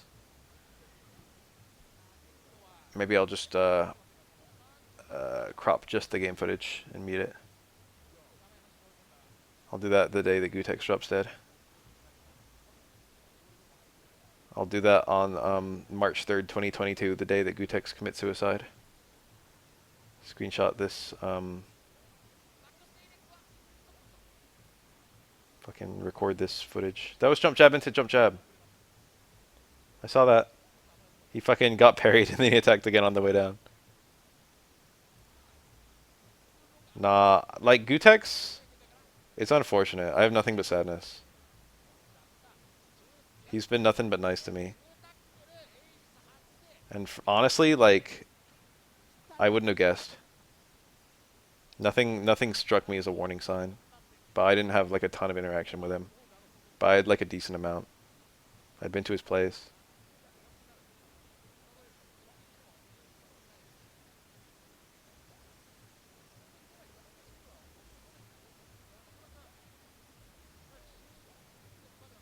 I was thinking about that today. I don't want to say too much out of respect for Gutex. But the mere fact that I saw him not so long ago, one of the times I was at Wednesday Night Fights, one of the last times I went, so late 2019 I think, a little over a year ago, I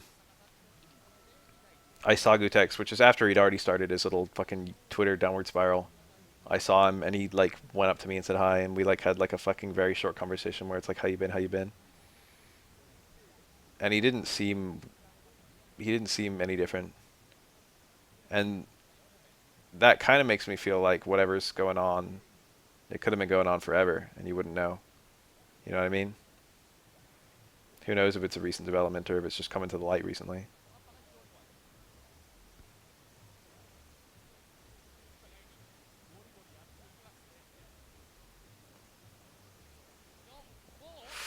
Ah, I missed the last one. That does so much damage. It's annoying that that's that hard to do, and then Dudley can just do like fucking a whole bunch of down roundhouses, and that's like free on like several characters. Well, it's not free, but I can do it pretty reliably. It's easier.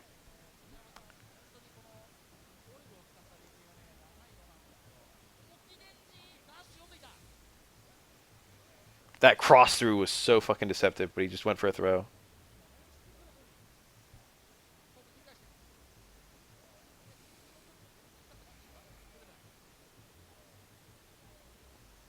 RX is really smart about picking his battles. What the fuck was that? EX Fireball, huh? EX Fireball is one of the worst EX moves in this whole game. It really does nothing. Nice, this should kill, I think. Yeah. He had to burn a lot of bar for it. I thought he could maybe do like tackle and DX tackle or something like that, but I think he didn't have enough height.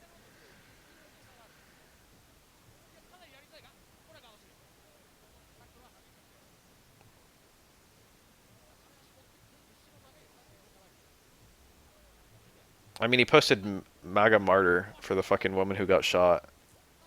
And I mean, martyr just means someone who dies for what they believe in, right? But I think a lot of people use it in a kind of positive way. You don't necessarily have to be you don't necessarily have to be a good person for being a martyr. But I feel like if I called someone a martyr, it would kind of sound like I was endorsing what they did.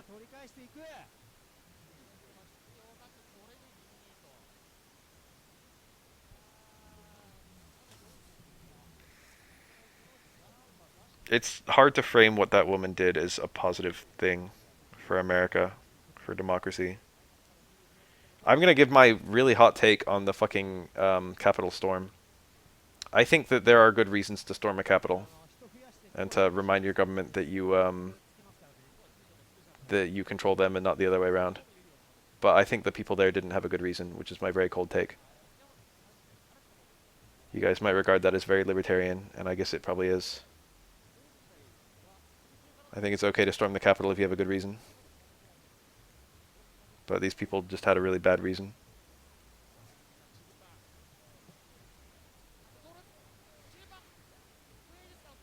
The whole thing was just so impulsive, is the thing. These people were just doing it because, like, fucking Trump and Rudy Giuliani and all that shit were just like, yeah, do this. At first I was like, where did this thing come from? I thought it just came from like losing Georgia. But like then I saw the speech and it's like, they really got encouraged to do it.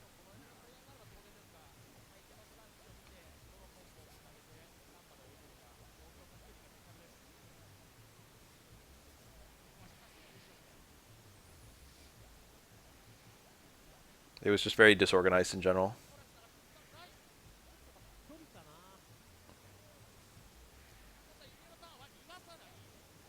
Ah, the fucking grab. That should have comboed, but just the mirror interrupted it. Sad. That was crouching opponent. That combo's on crouch.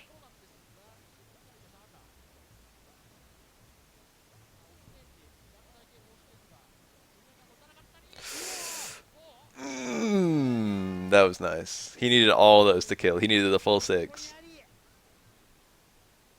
Nice.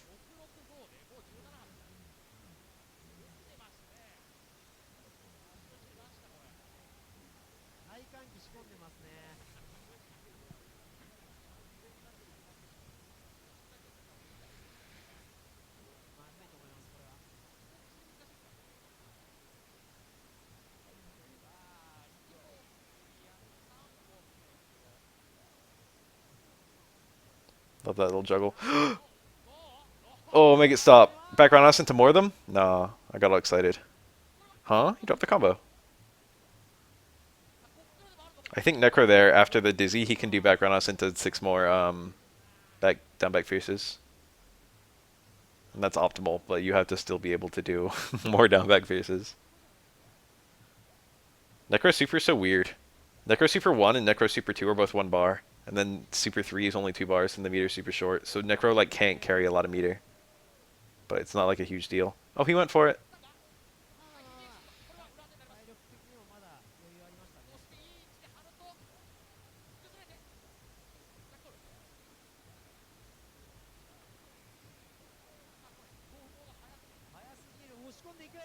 Nice. This super defect kill. This is kind of funny that Necro can't hold that much meter. It's an unusual little facet of the character. But he only has 3x moves and 2 of them suck.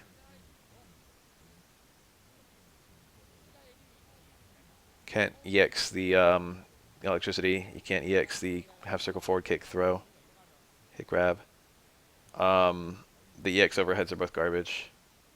So basically his EX only does EX spinning punch, tornado punch. And that's only good in punishes. So his EX is basically a meme. Nice combo. Nice. But his supers are decent. Even SA2 is like, I mean, it's mostly a meme, but it's got some novelty to it. The back fierce has like JP3 when it starts the combo. Oh, that was weird. He kept the meter for that, so it's okay. Back fierce for Necro, I think is JP3 or JP4 or something.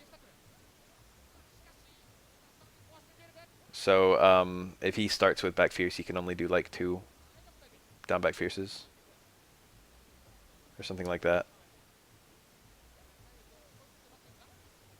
That's like the super weird part of this game, juggle system, is that every attack in the game has like an intrinsic amount that it adds to the juggle count.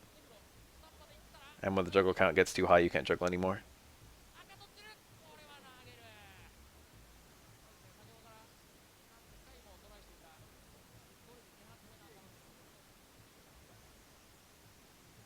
In anime games, when the combo gets too long, the hit stun starts getting super short, and you can flip out of the combo faster and faster, and eventually it gets too hard to like hit the opponent in time. This game has a system similar to that, except instead of being able to flip out of the combo, you just become invincible and fall until you hit the ground. So after the combo gets really long, you just have less and less time to keep going on your combo.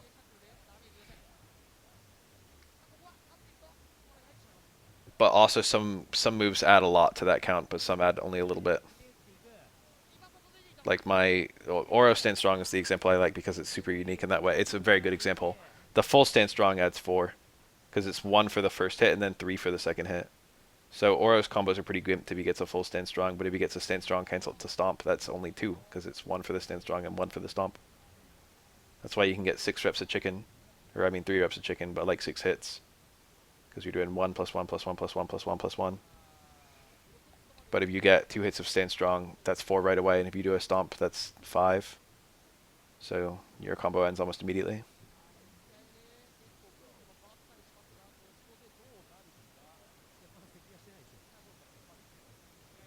Boing, boing, boing. God, that's so rewarding. He got the jab too. This dizzy? Yeah, look at that.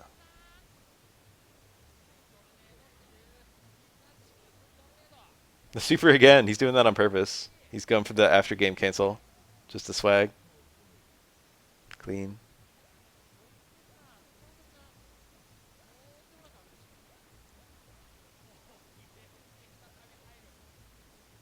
Why is no one saying anything? Someone say something.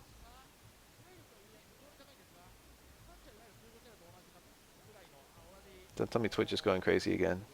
Okay, cool.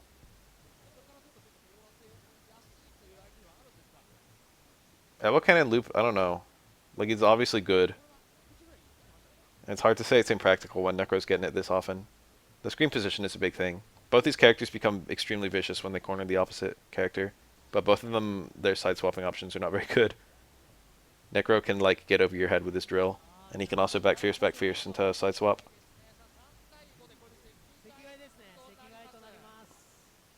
It is, yeah, down back fierce is very not risky to go for. You can parry it either direction, but it is safe, and it leads to massive damage on hit. Bad balance, Super Mario 64 DS. I don't even really know the tier list. I think it would be Luigi, Yoshi. No, I guess Yoshi first, because he can just wear the hats. Yoshi, Luigi, Mario, Wario. There's definitely bad balance. Wario's a mess. More power doesn't mean anything in that game.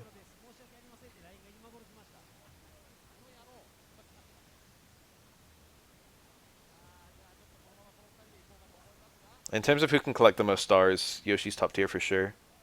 Because he can wear hats to get all the Mario exclusive stars, etc. Or Yoshi exclusive stars by, you know, not wearing a hat. But in terms of who can beat the game, it's only Mario. You can, like, get Mario unlocked and then just stay Mario for the rest of the game. Yoshi can't fight Bowser. So Yoshi has to... Yoshi can't complete the game by himself. Yeah, while jumping is Mario exclusive.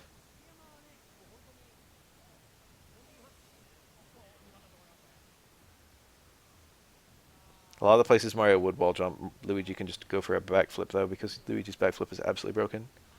For those who didn't play Mario 64 DS, Luigi gets the same thing off a backflip as when you jump off a spin drift. Yeah. Oh, that was a nice parry into block. If Wario wall kicked, it would destroy the wall. What the fuck? Did he want that? I think he wanted back medium kick. He wanted to cross up into back medium kick. And he didn't cross up, so we got fucking neutral medium kick, and it looked hella stupid. Neutral medium kick is a bad button. Zelda Minigames. Which one? Which Zelda? I can think of a lot of shitty Zelda minigames. Remember playing Battleship in Wind Waker? I didn't want to do that.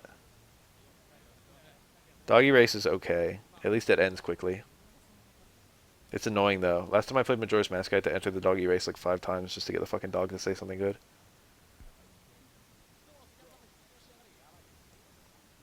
Bad balance chess, huh?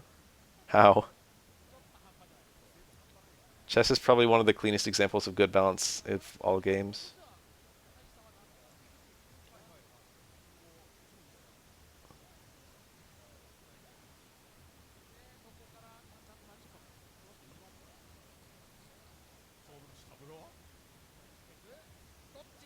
Nice. Where's the suit? He didn't have super. He did like a super setup, but he didn't have super. Queen is the best piece, but it's also the worst piece. Because if your queen is ever attacked, you have to defend your queen. It's like an anti-momentum piece. It's like a slowbro. What was that? He wanted to throw Urian while Urian was blocking. But in trying to approach, he like parried the mirror and couldn't approach him enough. I think he thought either he wouldn't get hit by the mirror or he would parry and still be able to throw. But the parry, during his parry, he froze and Urian moved backward because he was blocking. And walked out of throw range. Very interesting little moment. Nice. He prevented the unblockable. Yeah, that's a recent development. Checkers has been solved. You can memorize a series of plays and then adjust them a little bit based on what your opponent does, and you're guaranteed to win. I forget who wins. I think it's first move wins.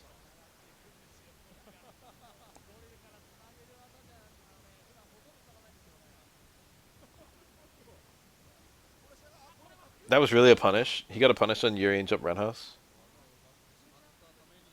How was he ready for that? That was such a YOLO play.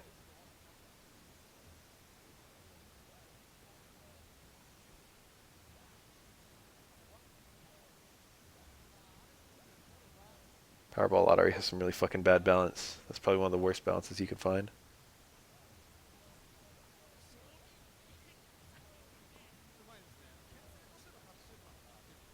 Tic-tac-toe. It's hard to say whether that's good balance or bad balance.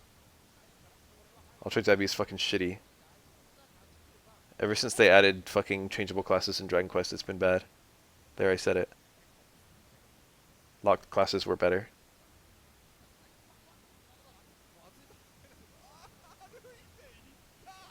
On one hand, oh, that's I feel like it's either safe on parry or it's like really hard to parry. I mean, really hard to punish. The thing about tic-tac-toe is, on one hand, the player who makes the first move literally cannot lose.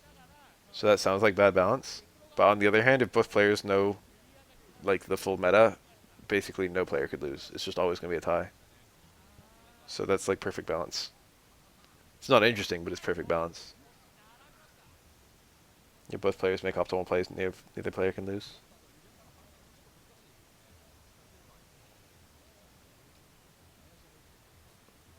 Rock, paper, scissors is a perfectly balanced game.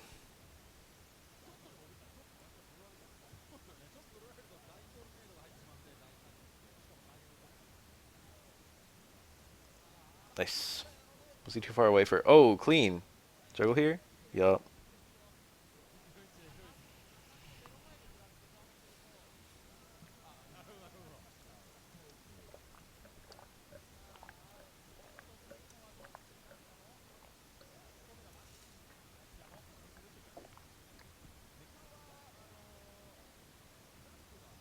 I'm getting very distracted from this. It's like a nice set, too. I feel like all I can think about is just Necro down back fierce now. You know what I mean? Oh, that was clean. He had no combo there except for that raw super on landing. Very good awareness.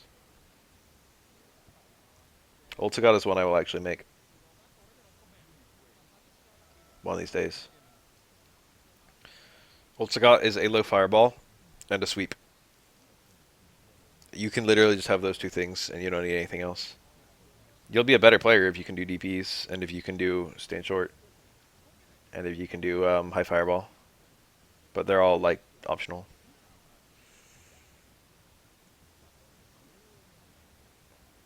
Yeah, Ultigot isn't the best character, he's just the least fair.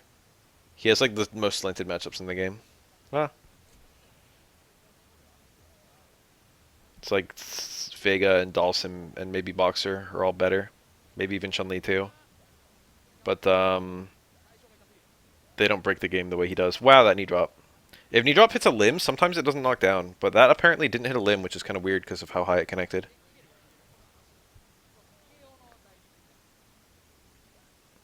SF2 Kami is also a good candidate.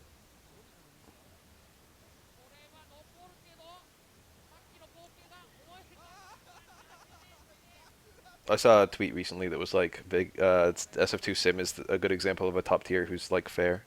I was like, I wouldn't go as far as to call him fair. Or he's not that he was fair, but he was honest. Which is pretty funny. I think Dalsim is a pretty good example. SF2 Dalsim is a pretty good example of a character who is honest but not fair. Nice. Oh, I thought it would stun. Okay, he still got it. Back medium kick. Oh, okay, yeah. Yeah, I think that was better.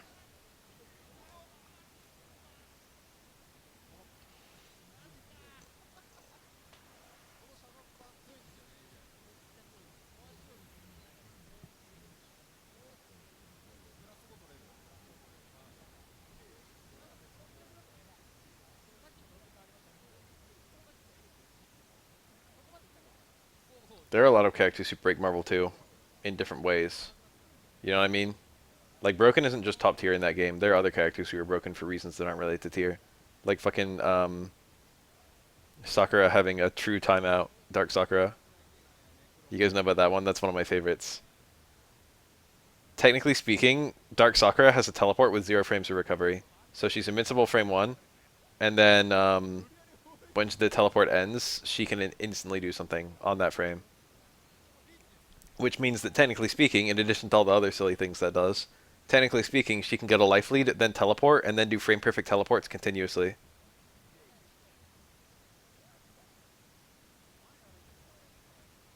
And no matter what character you're playing, it's impossible to hurt her.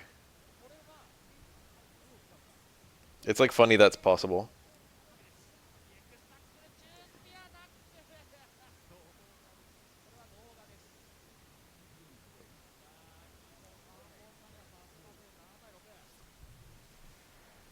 But that's actually not that broken in the scheme of what is possible in Marvel 2. Yeah, there are a lot of characters who literally break the game too. The floating Dudley glitch, maybe. I don't think so. What causes it?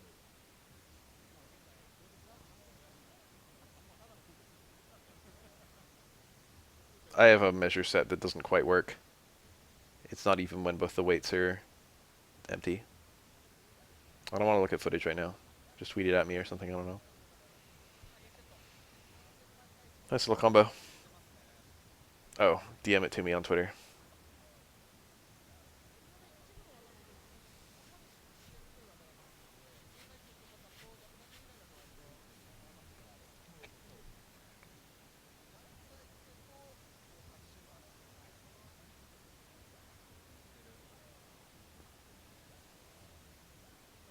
If you DM me on Twitter, I'll give you nudes, but they won't be mine.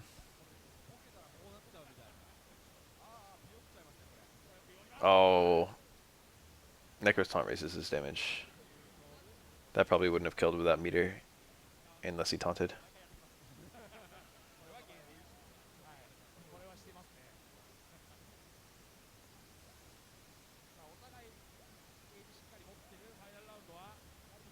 That was medium spin knuckle, so super cancel would have been really weak there. Would have gotten like 1 hit. That's one of the big differences between SA1 and SA3.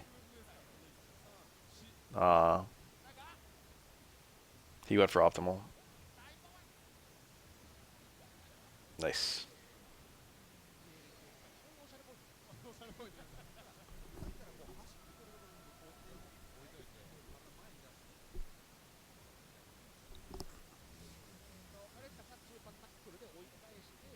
Don't actually DM me on Twitter for nudes.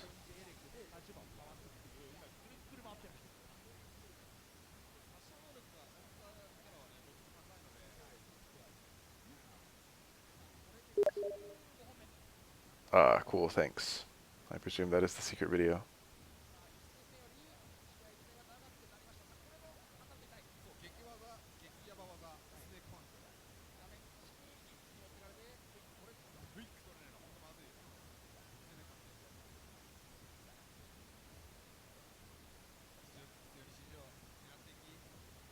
Nice, then I'll combo.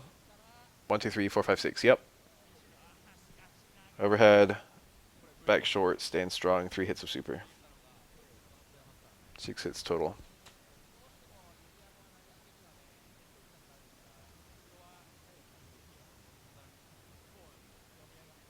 So that's supposed to be low short tackle, I think. But he just got low short raw activate. Looked kind of silly. Every now and then you're charging, you just get a little fucked depending on what's going on. It's the bane of using a charge character. I know that pain you're in. Sometimes you want charge and you just don't have it. Sometimes you don't want charge but you just have it. Sometimes things get messy. I would tentatively say RX is one of the best players in the world at charging. This is pretty crazy to be honest. RX is like one of the best players. Seeing Sugiyama eke this out very slowly. It's a bit surprising. I would have given this to RX like most of the time.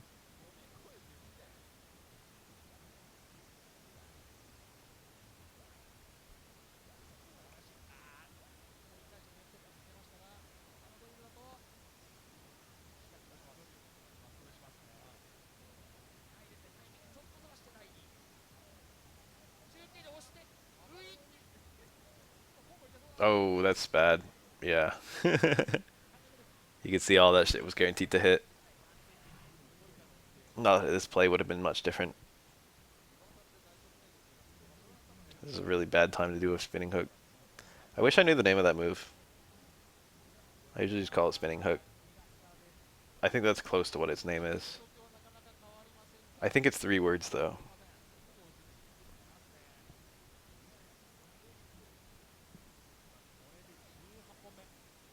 Tornado hook. That might be it. That sounds super familiar.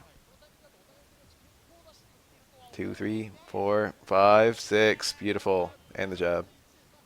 Oh, it's over. GG. He should have supered. Fuck it. You got all this meter. What's the harm in it?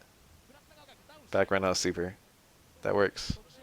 Low strong just whiffed. Normally that's a pretty good anti-air button, but the angle was all wrong. He'll. That was the wrong play, wasn't it? It's alright, Urian still got it. Couldn't Urian have done a knee drop there? On that knockdown? I'm pretty sure that was guaranteed, and that was going to be an unblockable and shit. Was he that afraid of parrying out? Like, no one parries out of that.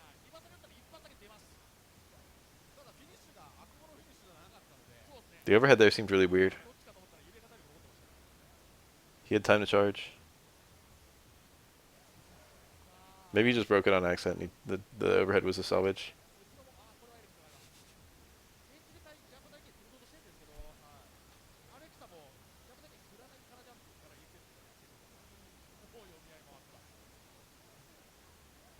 He like had a kill combo even without burning the meter. Oh, but the position wasn't quite where RX thought it was. Can't believe Necro dodged the mirror there. Oh, nice. No, I thought it was gonna punish the roundhouse, but actually the roundhouse punished it. Oof. Can I get an F in chat?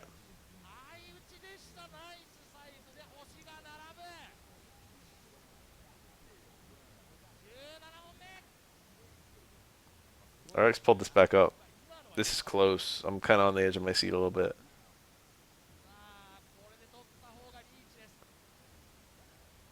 A J.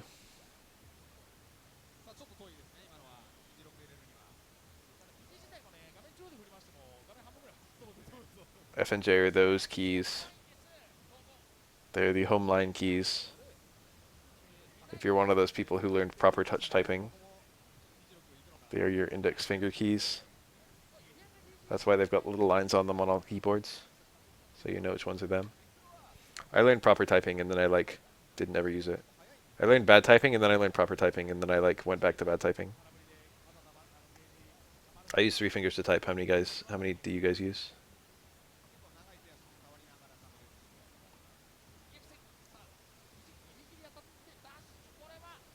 I use my index and middle finger on my right hand and my index finger on my left hand. And I guess I use my thumb on my left hand too, because I use that for my spacebar. 11? Whoa. Nice. He actually went for it and got it. That was pretty risky. No, he didn't have super. He had to do something like that. If he had super, he could have done like an easy combo to kill, but because he didn't have super, he had to do something like that. Proper typing uses 8 fingers to type, and I think your thumb for the spacebar too, so I guess 9. You have both your thumbs on the spacebar, but usually you only use one of them, I think.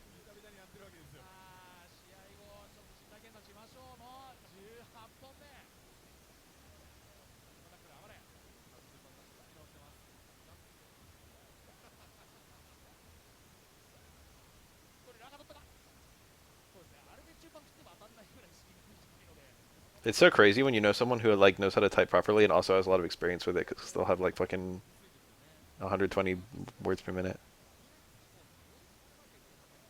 I get I think 90 or like 85 or something.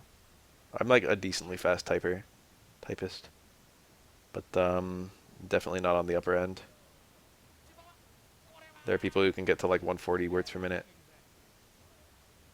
That's a really valuable skill, honestly. You could be like a fucking court reporter and shit. Oh, it was a throw, I think. What were those frames? I think it was a throw.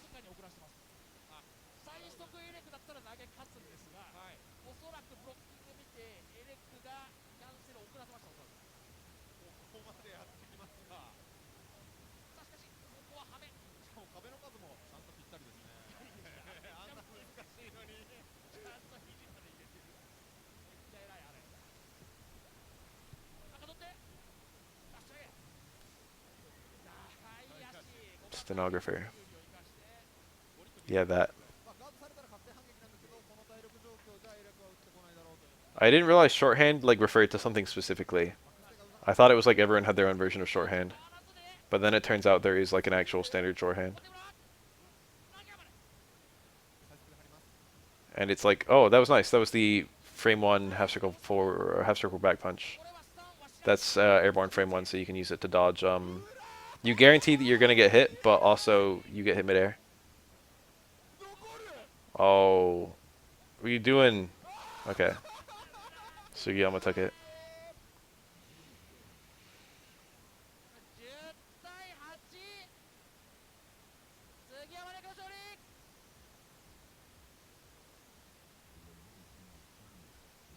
He like backed up, and then he went for something that probably only works from long range.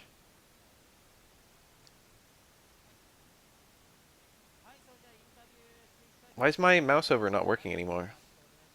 A minute ago I got like a little pop-up window when I was mousing over, but now I'm not. What causes that to work or not work? Why'd it go away?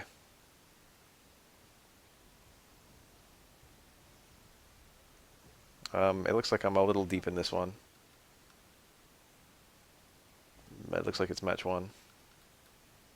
Yes, they can. It works for Yawn and Oil. But there aren't that many frame 1 airborne moves in the game. Only like 5 characters have them, if even. And I'm only aware of some of them. Ibuki has several. Oro has 1. Necro has 1. Yurin has 1. So there's a bunch right off the bat.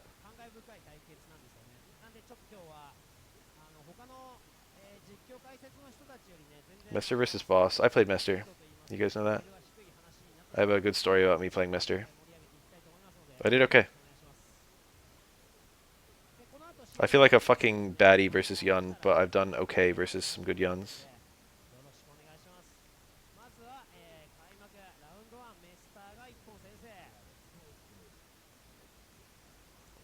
Big combo. Here's the Mester story in case anyone here hasn't heard it. Mester showed up for LA 20... No. Yeah, LA 25th anniversary tournament. Remember the 25th anniversary with Street Fighter 4 Cross Tekken? It had like the fucking car if you won the Cross Tekken tournament or something. And Infiltration walked out with the car. Remember all that bullshit? They were doing Third Strike as well in Street Fighter 2, and I showed up for LA 25th. So it was the 25th tournament in LA. And Mester was there. Showed up from Japan. And instantly became favored to take it because he was Mester. And he did win it, for what it's worth. He came in first for that particular tournament. Yeah, it was online edition. I didn't play him in tournament, but I played him in casuals. I was like, let's fight. I didn't know how to ask that in Japanese. I asked him tatakao. I was like, tatakao? And he seemed to get it. That means like battle, I think.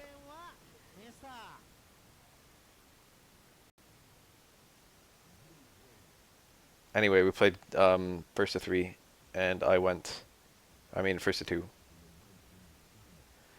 And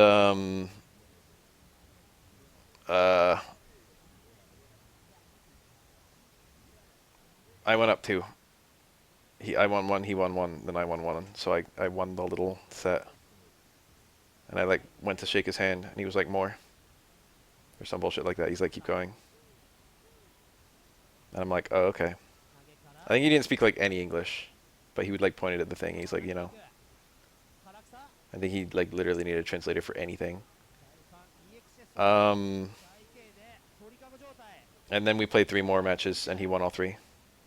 So I got to feel good for about 5 seconds, and then I got smacked around. But I didn't run into him in tournament. I got beat in winners by Chairithi, who ended up coming second in the whole thing. He played a really good Yawn. What's a shame is on my 5th match, I played another really good Yawn and won. But then on my sixth match was versus Chirithi, he was like slightly better, but I lost. It was close. It was very close. But he was like actually really good. Chirithi's actually really good at third strike. I was surprised. I didn't know. And then in losers bracket, I lost to just Alex Vai. I was like a little shook, honestly. I was scared. It was my first tournament, and I knew who Alex Vai was. I mean, I knew who Mester was too, but like I didn't. I only kind of knew who Chirithi was. I was like, oh, this guy's a really good Canadian player, right? And yeah, he was.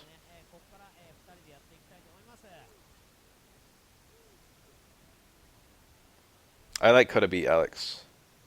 The way he played and the way I played. I played kind of bad. I mean, there's always like a random chance thing. He's not no one at third strike. He's quite good. But I would probably say I'd usually have the edge. But like we're close enough in skill that he could like win, and he did win that time.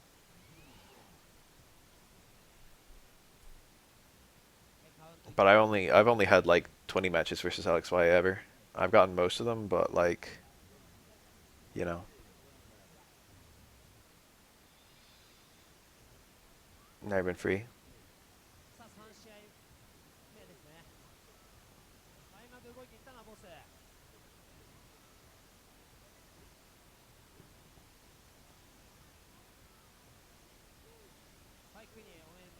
Yawn without Gane is still high tier. I get that question a lot. That's my opinion. Yawn's other two supers are both good. And his neutral is still fine. He's like not a bad character when Gane isn't up. He would definitely be a lot worse without Gane. But my answer is still high tier. He would still be better than like Elena, I think. He'd be like close to Yang. He'd be like pretty close. Probably a little bit worse than Yang. But I consider Yang to be high tier as well. Bacon Bites versus Pizza Rolls. I'm gonna be honest, both of them are kind of shitty.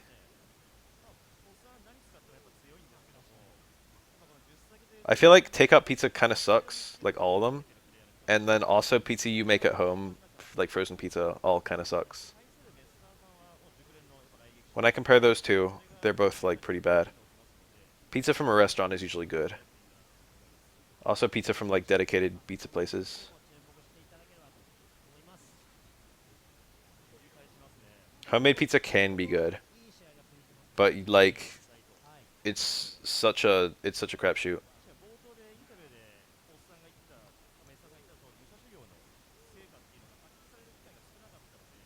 I mean, don't get me wrong, I can enjoy a Little Caesars pizza or Pizza Hut pizza. If you put that shit in front of me, I'll have a slice.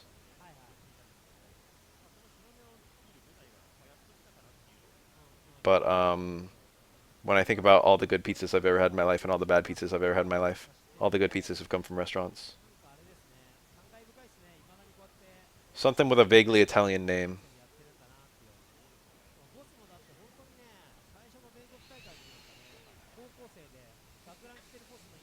Yeah, pizza only goes down to like a 5. When you have those really fucking sad grocery store pizzas. It's still okay. Still pizza.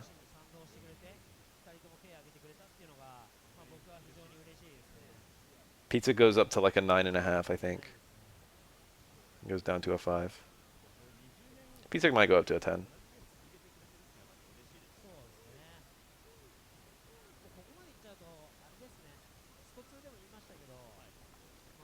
It's like a tradition for me that when in the very, very late hours of my stream after I've already done doing all the fucking shit I do, I start like Googling pictures of pizza and just posting them in the chat. I'm like, oh guys, look at this pizza.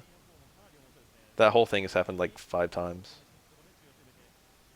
My favorite pizza is, my favorite pizza that you can actually commonly find is white pizza with spinach. That shit is good. Fucking love Alfredo. Oh wow, Fukiage just beat EX up kick. Whew. G fucking G.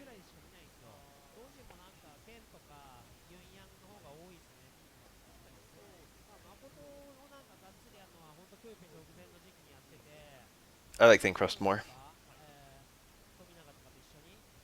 Regular pizza is a meme. Deep dish is a huge meme. Chicago pizza is an even bigger meme. For me, it's New York style.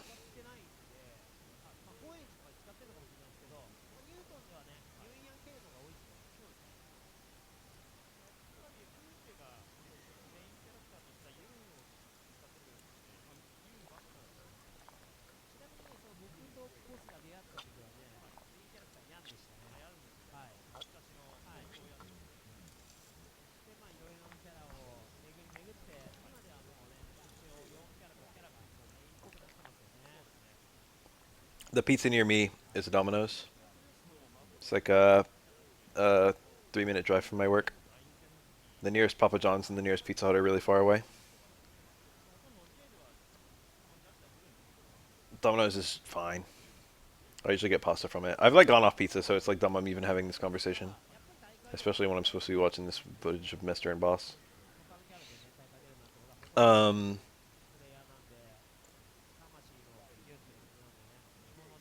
I have acid reflux, and pizza usually triggers me, almost always. And just slowly I've gone from eating pizza like once a week to once a month to once a year. And now I only get pizza when one of my friends gets pizza and they just like offer slices all around and I'm like, okay, I'll take one. I haven't like bought a pizza on my own in forever. When I go to Italian places, I usually get pasta. And every now and then like wings or like garlic knots or something like that. It's fucking tomato sauce, I don't know. It's like such a nuke if you have acid reflux to eat pizza. Because you got the acidity from the tomato sauce and then you've got like the heaviness of the meal in general.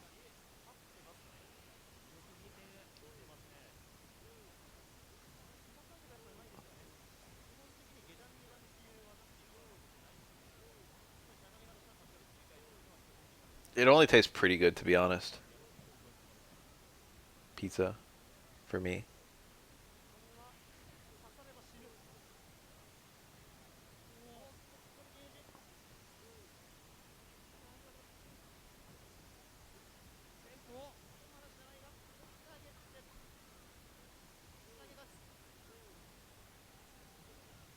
Wow, he blocked wrong too. But he was just out of range. He just held them back for that whole thing. EX Chop just fully fucking whiffed.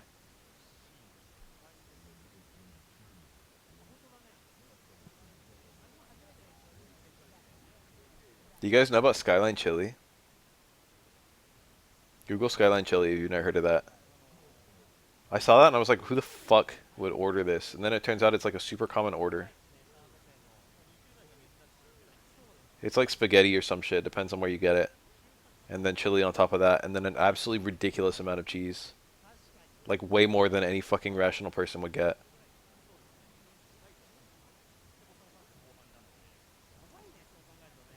It's like shredded cheese too.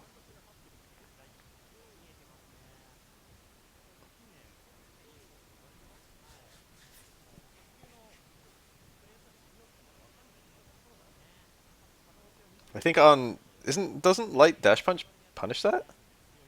He blocked two. Oh, that's a good win for Yawn. I can't believe it took the second hit of Stand Fierce to actually kill Makoto there. She had no HP. Um, if Makoto does down Fierce, can't Yawn do light dash punch though? That's what I was wondering. I thought that was a punish. Or like maybe stand short, light dash punch. But if he's out of range for stand short, he probably can't get that.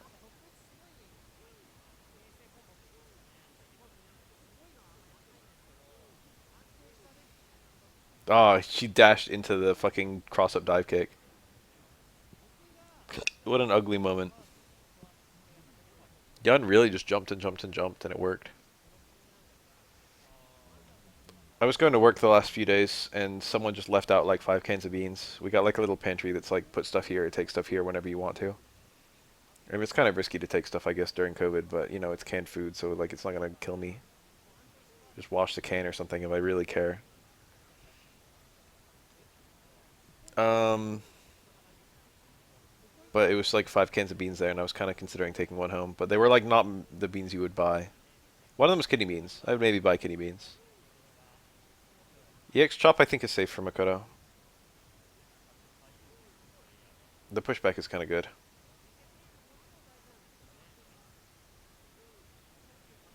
Nice.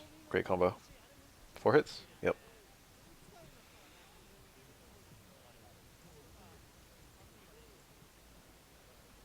These beans, one of them was like greatest northern beans or something like that. I was like, what is this? They looked a little bit like those white beans. Cannellini or whatever. I like beans, I guess, but they're kind of like calorie bombs. Like, they taste pretty good, but then when you, like, fucking look at a can of beans, it's like 400 calories. And you're usually eating it with, like, fucking a bunch of other things. It's usually, like, the filler. You usually don't want the filler to be, like, super calorie dense.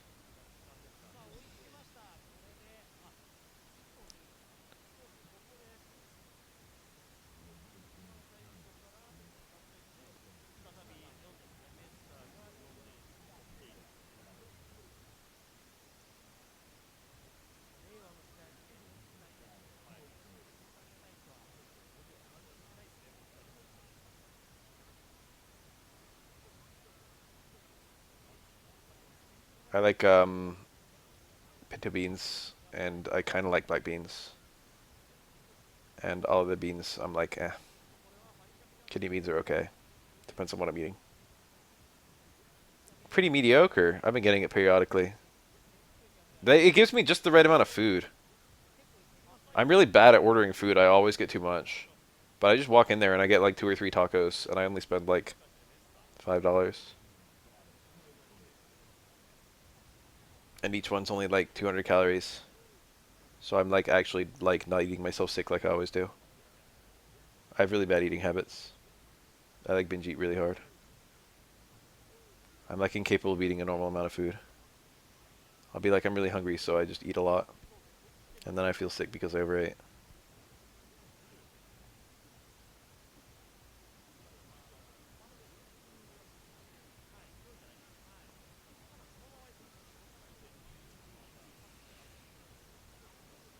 I feel like there's so many restaurants I like going to where they just give you more food than than you should have at once. You know what I mean? Like, unless I'm starving, eating a whole burrito bowl from Chipotle is too much food. You know what I mean? Nice. Love that shit. It's always so hyped to see Fukiyage actually land. Nice. That's almost done.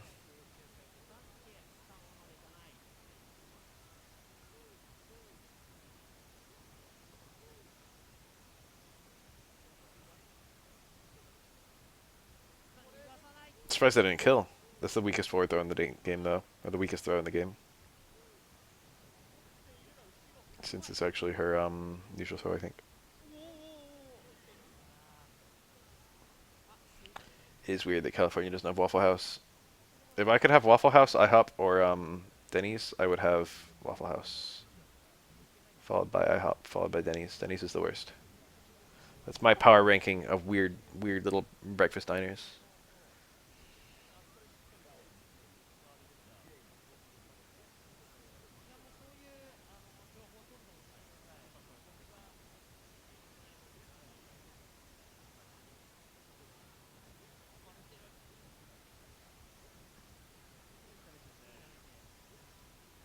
Nice. They're all okay. They all have pretty big menus, is the thing. And you know, if you get eggs, it's like, no matter where you get them, they're eggs. Any fucking restaurant can give me scrambled eggs and I bet I'd like it.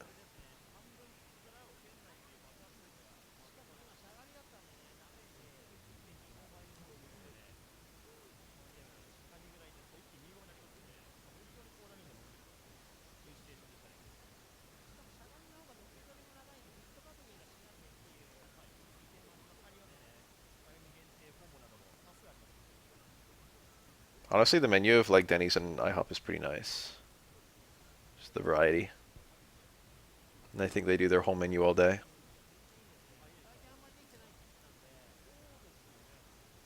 I mean, it sucks to have burnt eggs, but like scrambled, you can't really fuck up. Maybe if I was having like fucking a harder egg, but you know, I have my preference for eggs is literally the easiest egg to make. Nice.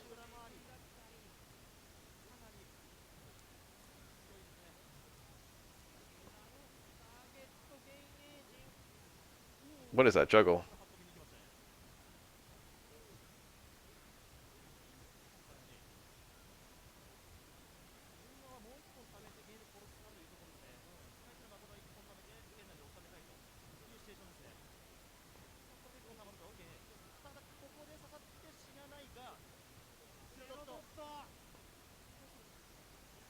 I have I can't like the pancakes are kind of small at IHOP, but like the price is not the thing I would argue with.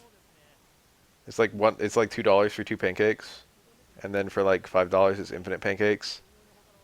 I have always had way too many pancakes at IHOP. I've always eaten my fill and then some of pancakes and been like, wow, I'd like never want to see another pancake again. Well before I felt like I spent a lot of money. That being said, making pancakes at home is insanely cheap and insanely easy. That's another problem with it though, is when you make pancakes at home. Well, I don't know about you guys, but I always end up with a lot of batter, and it's like, what do I do with the rest of this? I end up just making pancakes until I run out of batter, and then I'm just sitting there with fucking 17 pancakes. It's like, what do I do? What are you supposed to do when you make pancakes at home? I don't get it. Are you just supposed to only make them for like a lot of people? Freeze them? It's that simple? Dude, look at that. Look at those two. They fucking posted right at the same time. It's the same fucking message. Dicks touched. Beautiful. Bro.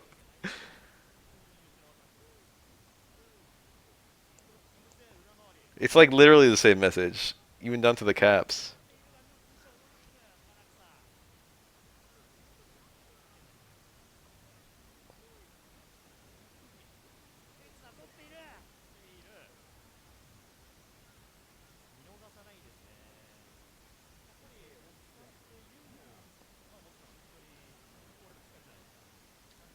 I got pancakes. I figured it out. I was like making pancakes for my first time, and I was like, all right, let's do this. And I fucked up my first pancake, and then I fucked up my second one, and then every pancake after that was perfect. I was like, I got it down to a science.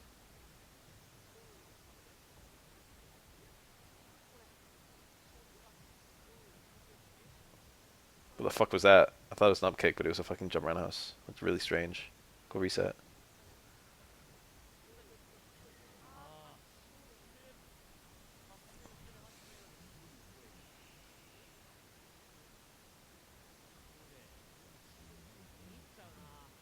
Yes.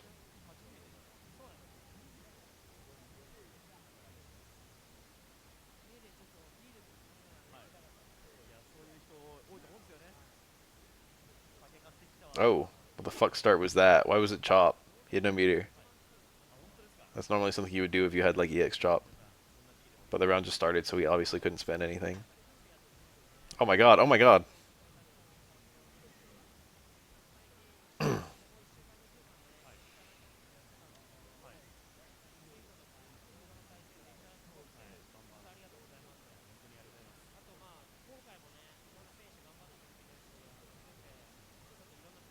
I get that too, but I like it. Master Reflex is suffering.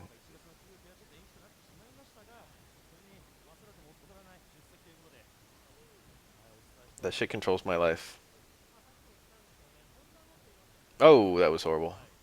I'm surprised that didn't kill. Wow. I guess that was going to chip out. I'm pretty sure. It only does one hit on block, but I'm pretty sure the one hit does enough chip that it was going to kill Yawn.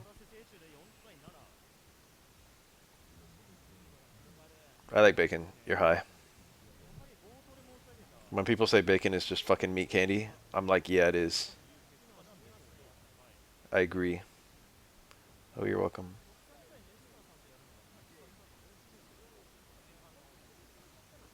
Jimmy Dean is obviously low quality, but I can still eat it and enjoy it.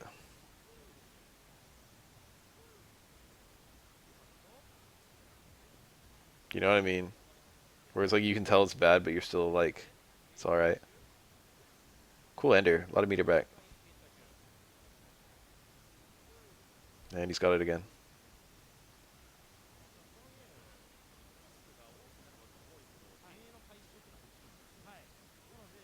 Cool. What kind of bizarre juggle? I wonder if he still had JP at the end of that. We'll never know.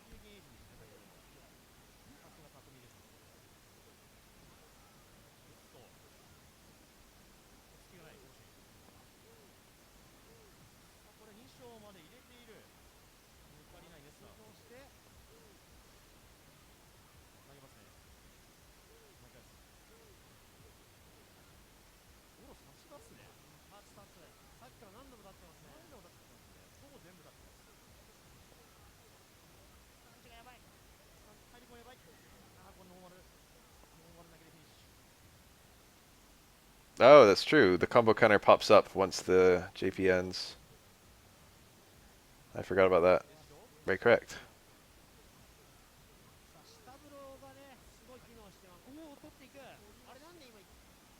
This big combo. I feel like I never see Mester do like the Mitogens and shit. He takes the weaker, reliable combos. Yawn is a character that's very expressive. Mester plays a pretty safe Yawn.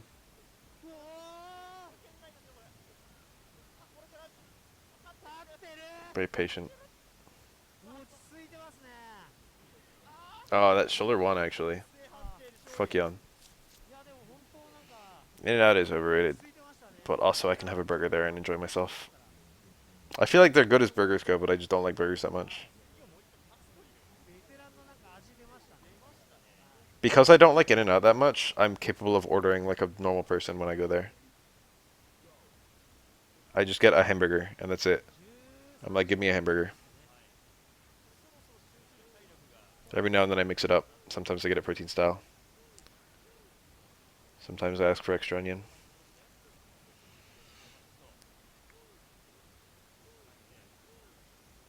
Five Guys is also fine. They've got a bigger menu than In and Out, which I appreciate because I usually order weird stuff off the menu. But I never go to Five Guys.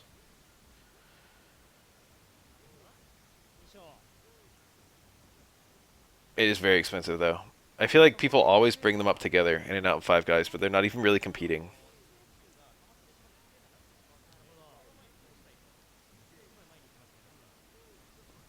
The price difference especially is like the huge thing. But also the amount of food you get is different. And the entire experience is different.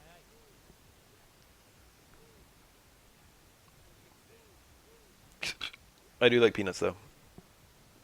He dropped his combo!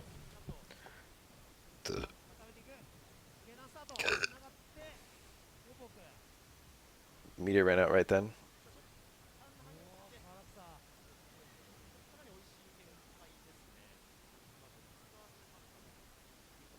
Starting to get a little sleepy. I might stop at match 3 here.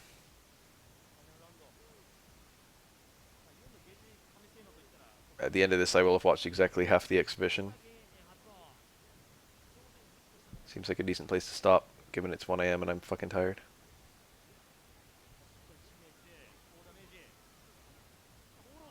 I can do the rest tomorrow. Nice. Strong, strong. None of that combo. It was a very meaty stand strong, so I thought maybe he didn't have enough plus frames for another one, but he didn't get it, whether it was possible or not.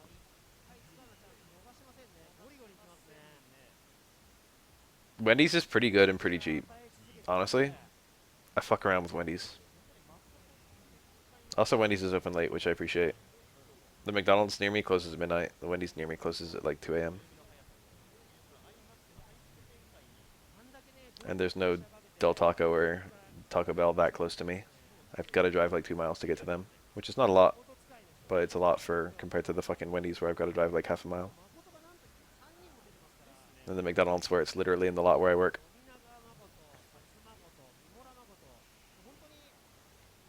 I get McDonald's about once every 2 months, just to remind myself on how much I like McDonald's. But that stuff is actually garbage. Like, processed food is already garbage. But McDonald's is like a step up from that. I mean, a step down. I noticed they did make McDonald's a bit more expensive. I remember when McChickens were cheap. Remember when they were dollar menu. Remember that shit? Remember the dollar menu?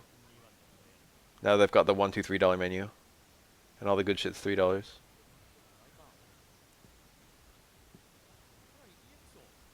Good marketing.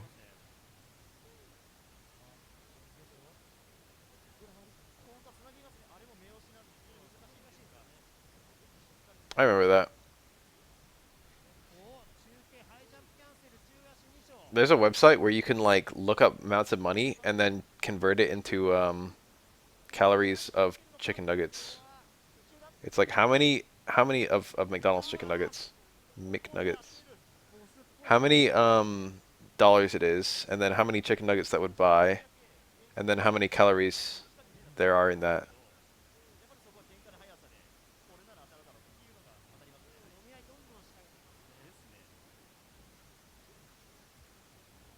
I did it one time with the amount of money I lost from COVID, because I had a lot of money in. I had some money in stocks, and the stock market tanked. Like my whole savings were in stocks. Well, they were like stocks and bonds, and the stocks tanked. But I lost like $5,000. I got it back, but if I like theoretically sold all my stocks right before, I would have kept it and then got it all back as well. So I would have like made a lot of money. But that happened to everyone in America, so you know. Um. Uh. But I like did the calculation of how many chicken McNuggets that was, and it was so many. And I did the calculation for how many calories it was, and I literally lost like a year's worth of calories and money.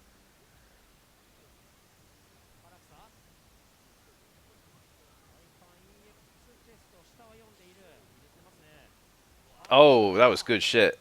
That's always available, but it's like hard to be. It's hard to keep the awareness, or at least for me.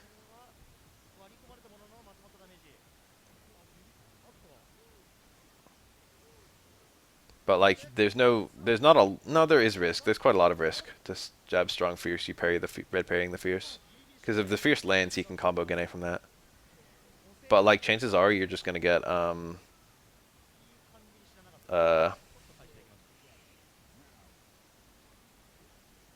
you're gonna get opened up by the Gene anyway. I'm starting to take longer to finish my thoughts. Must be getting tired. Oh, she's hitting him. Oh, I thought it was Sin Strong, but it was Karkusa. She readies both hands for both of them.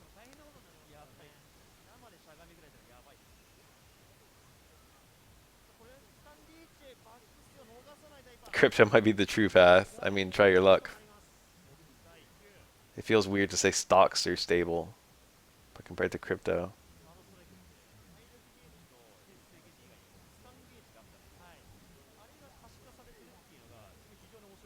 Is this gonna be it?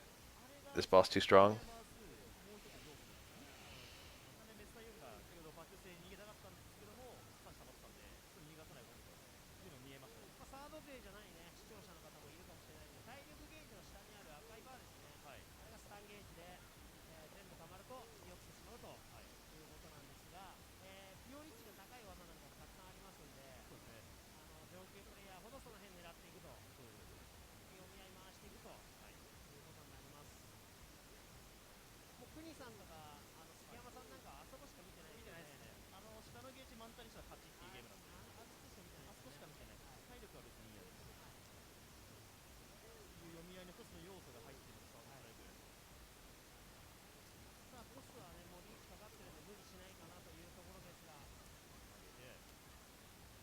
Ugh.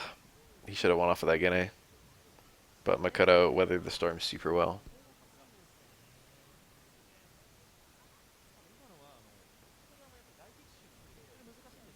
You see that story about when Bitcoin was first starting? Someone used like 11,000 Bitcoin to buy a pizza or some bullshit like that.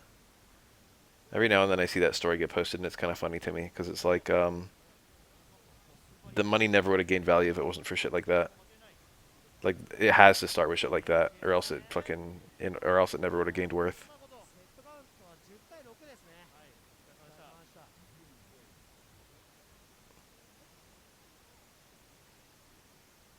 Imagine buying a pizza.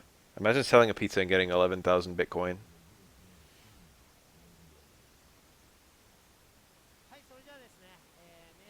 And then what happened to Bitcoin?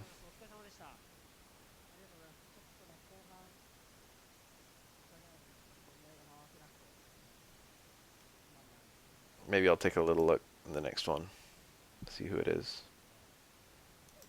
Check my Steam. Hold on.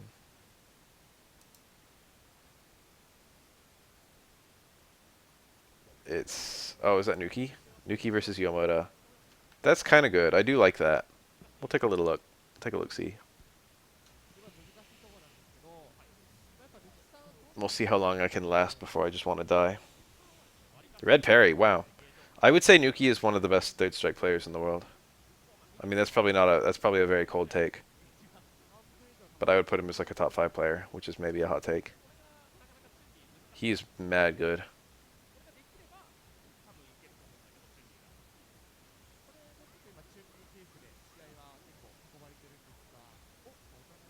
Yamota's really nice too, but I would give this to to Nuki like 10 times out of 10. My prediction is like 10-5, if even.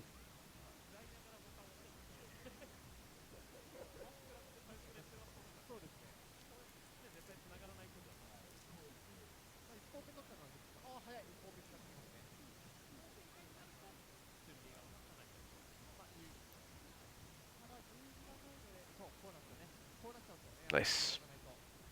Dudley's so crazy when he's got multiple supers because his supers lead to super setups. Oof. So, like, you know, if he's just right 3 times in a row, you die. But he's got to burn his whole meter to do that. And he needs to have a full meter to do that. So it's not really broken, but it's kind of funny. Every now and then you see it. Every now and then there's just a Dudley replay where it's like a fucking... Dudley just has a match where he just lands a setup into super and then gets overhead super or low super and then gets low super or overhead super. And he just lands 3 supers and 3 fucking Oki. And then the match is over. He already won and there's like fucking 90 seconds left on the clock. Every now and then Dudley has those rounds. Oh. He had confirms off all that shit. It's kind of weird seeing the overhead and not seeing the towards medium kick follow up when Dudley didn't have super, but he just wanted to stay close. Usually you see the TC if there's no super.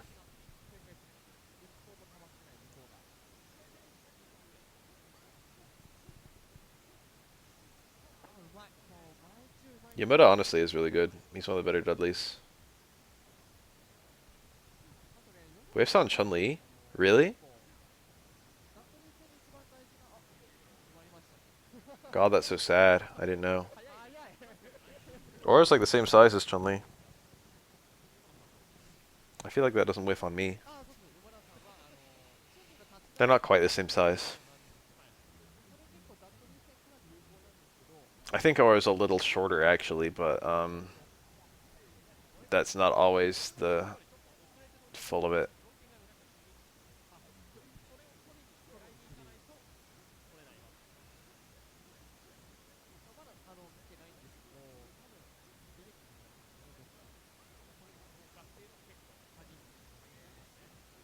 They might be the same size. Something might be shorter. I'm not sure.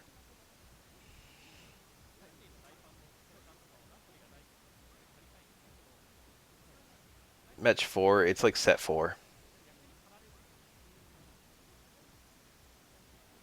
There's 8 sets. Cool. So is it 4 parries so that he won't trade? Or is he just buffering?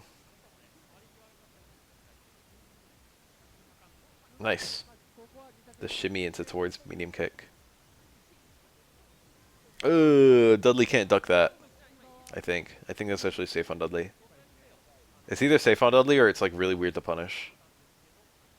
I think it's still minus against him, but it pushes back a lot. It's really weird when you can't crouch that move. Dudley's only a normal height, but he's got one of the tallest crouches in the whole game. He doesn't shrink that much. Yeah, look at it. That's like secret tech. Wow, nice. Dudley is weirdly good at, I mean weirdly bad at blocking certain attacks. It's weirdly tall while crouching.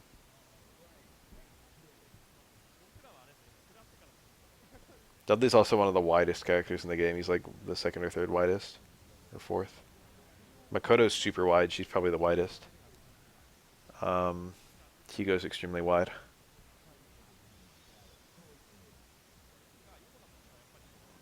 Look at that. Cool cancel. There was 3 frames, so... Look at all that stun.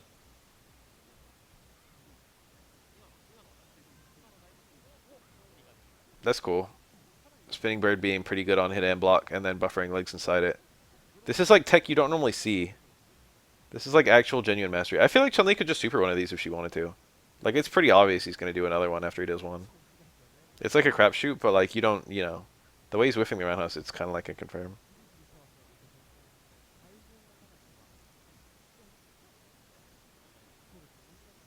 He's being a bit too obvious about it. That was a punish, I think. Yeah. That could have been a throw. It was just a gamble for Chun Li. She couldn't block the rose because then it would have been a red parry. It was just a horrible situation all around.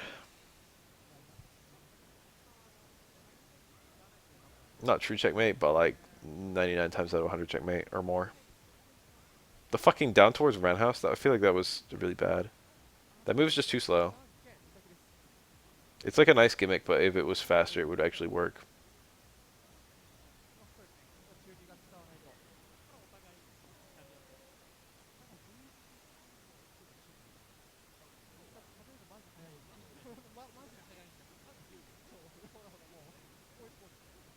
Anyway, I like to say about Chun Li that you only need to know about 5% of her character to like be better than 90% of players.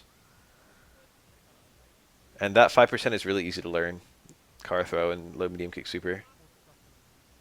But there's a lot more to Chun Li. It's just that the really simple things are also really helpful. So it's kind of weird to see the other 95%. You know what I mean? Like most people just focus on that 5%. They just focus on that low forward and that car throw, that back fierce and that snare roundhouse, close roundhouse, and they don't really do anything else. But Chun Li actually has like a lot of very situational stuff, and stuff like fucking back fierce spinning bird is a good example of that.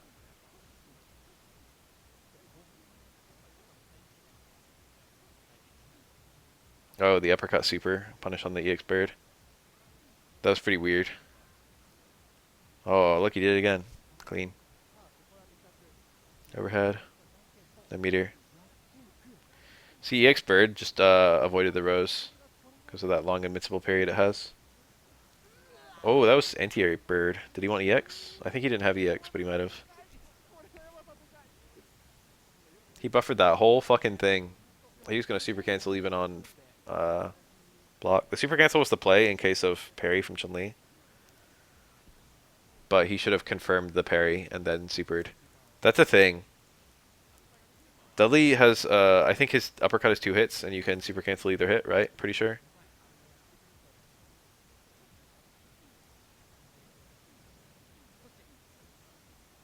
No, I'm not sure.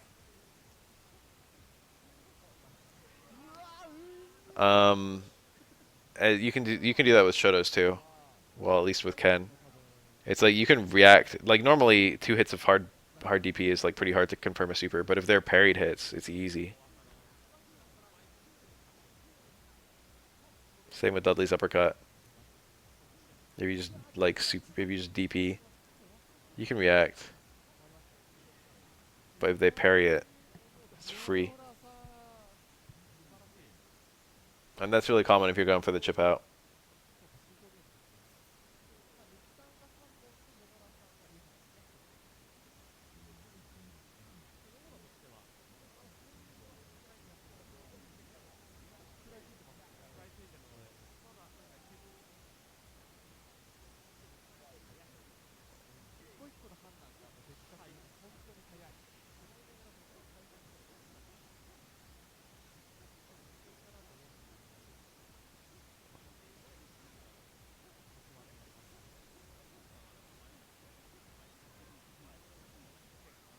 That's super cool to see that. The spinning bird kick poke. That's so weird, poking with spinning bird. And then using it to buffer legs. That's very intelligent. It's like very rare to see stuff like that. But you can see that it's really effective too. That's like Nuki. He's showing off character mastery. Makoto's playstyle is a rush down. I don't know what you want me to say beyond that.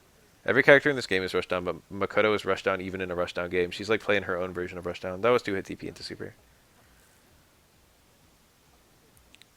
You know when people say God among gods, it's like that with Makoto's rush down. It's rush down among rush down. She's got a command grab that's really good, so you can call her a grappler. Because her playstyle revolves around planing it. He's really saving that meter. He's like, not until I know it's going to kill. And he did it. It worked. That was very safe from Nuki. Very non-committal. He was ready to lose that round, but he still managed to come back. He was like, if I land the super and I die, it'll be bad.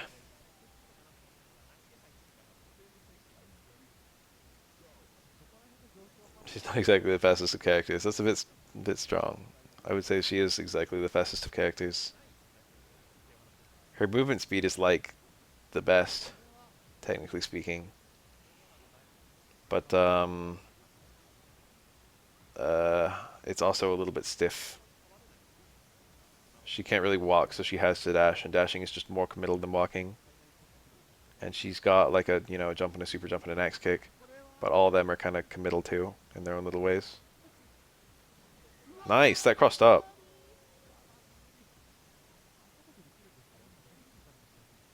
Dudley was probably looking to block and block the wrong way. Nice, smart. He was ready for the overhead cancel. That was on Shu.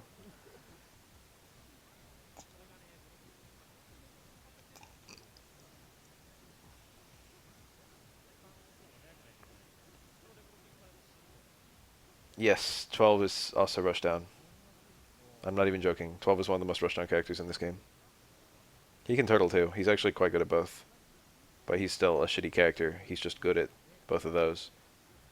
In terms of how effective he is at rushing down, it's decent. And in terms of how effective he is at turtling, it's decent.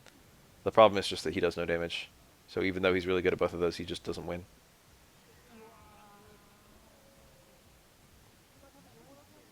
But yeah, like every character in this game, barring Remy and Chun Li, rushes down. They're like the two that don't.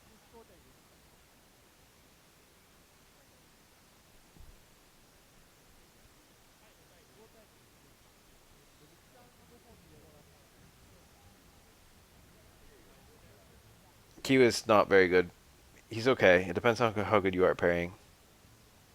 He kind of gets unlocked if you're good at parrying. He's got deep potential compared to most characters, but also he's very stiff and has some extremely unworkable matchups. He's fun. A lot of people swear by him. If you want to have a fun time, Q is not a bad character. But if you want to win a tournament, he is a bad character.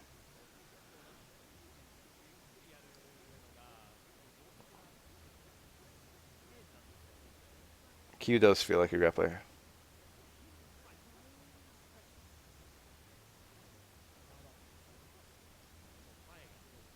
Remy can rush down, and Chun Li can rush down too. They're like kind of more a balanced playstyle.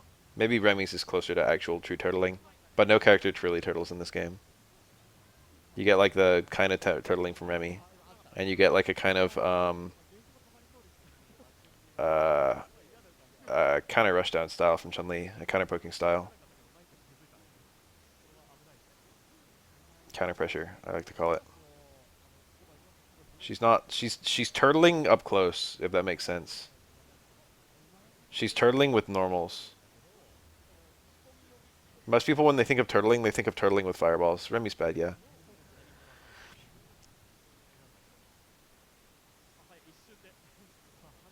And turtling with fireballs is usually just throw a fireball and over and over, and that's usually pretty bad in this game. Remy, it's like a little bit okay, but it's still kind of bad. Um, but turtling with normals looks really different, where you kind of get kind of close, and then you just kind of like poke every now and then, and you just kind of make it hard for the opponent to move around. You see it a lot with like Vega. Vega's that kind of character in other games. Chun-Li's that character in this game. She's not really truly turtling you, but functionally she is.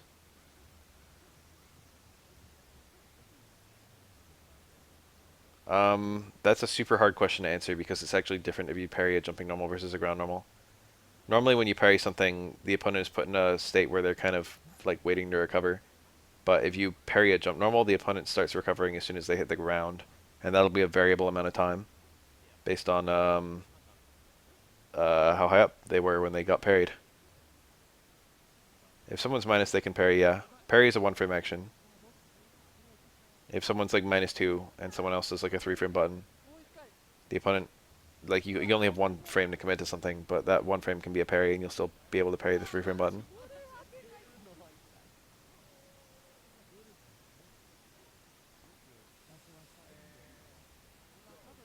I did 2 on Sean. Yeah, Chun-Li's more like a wall of blades closing on you. That's exactly it. She's turtling from like quarter screen. You're seeing it pretty well right now. More like half screen, I guess.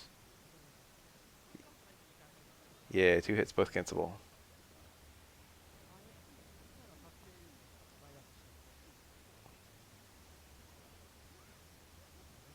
Yeah, I mean, if you're plus, you can parry too.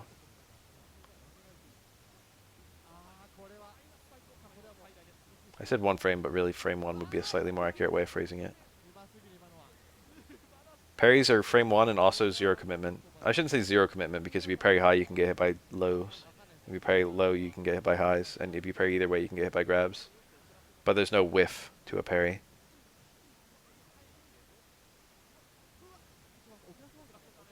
So punishing them is usually very difficult. Oh. Oh, what a cool punish. You don't see that very often. But it's so neat. Crouch Fearson's medium bird kick is actually very good for Chun Li in a lot of matchups, but almost no Chun Li does it for some reason. Nice.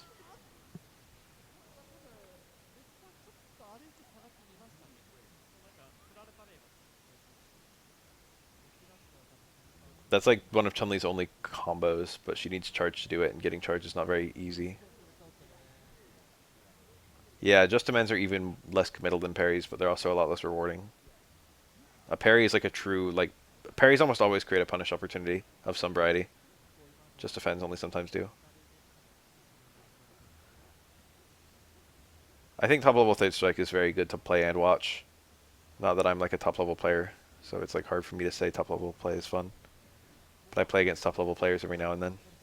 And I'm like, I can hang on. So I guess you might say I am a top level player, but not like, you know, only in that I can touch top level. Mid screen he can get 2, I think. But only if he's like super close. In the corner he can get 6.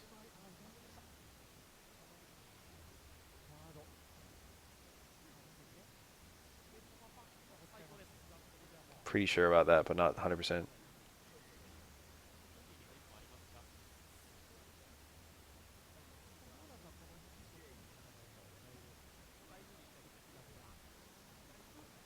Remember, your opponent can only parry you if you actually hit a button. And that's really important in this game. The timing on your buttons is really important. It's not like don't hit a button, but like if you just vary your timing, you can punish parry attempts very easily. It's like a shimmy, but with a button instead of a throw. But that's like really key to high level play.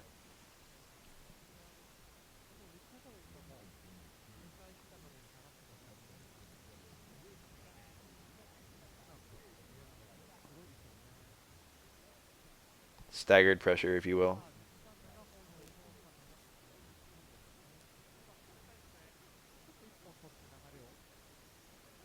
Dan's coming out in Feb, supposedly. Or at least data for Dan is coming out in Feb.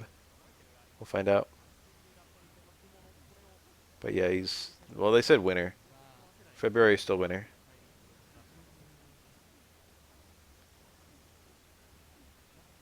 That Crouch Priest whiff punish is kind of cool. EX is on you! EX is on you actually has quite a lot of invincibility. I thought it was utterly worthless, but it turns out it's only mostly worthless. The problem is it's so slow that even if you commit to something, you can often recover and parry it. But that one actually fully whiffed, which is pretty funny. But Chun Li has like a fuck ton of invincibility for EX's Hachu. Like a really surprising amount. She gets like most of the way up before she stops being invincible.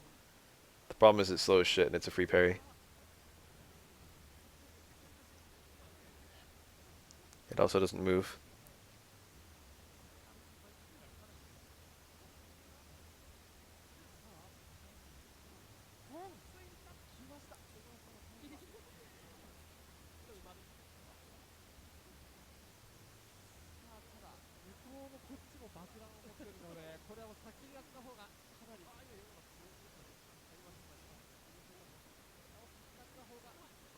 Dan is pretty interesting in Alpha 3. I don't know about Alpha 1 and 2.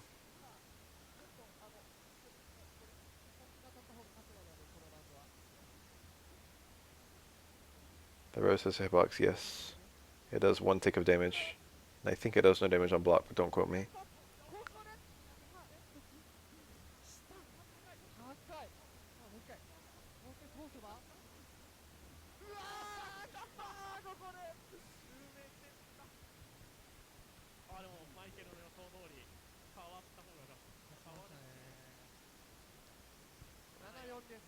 Dan has super weird movement in Alpha 3, and he has like kind of good stuff in Vism.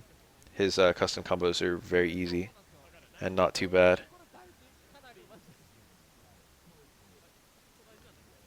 But his movement is super irregular because of the way air Dan kicks work. You got 3 different jump arcs and 3 different Dan kicks to do. And a lot of different timings for those Dan kicks, so you end up with like a zillion different arcs.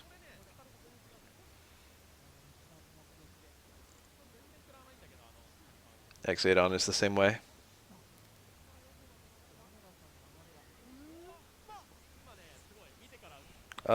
I played just Among just recently, and his Chun Li is very real.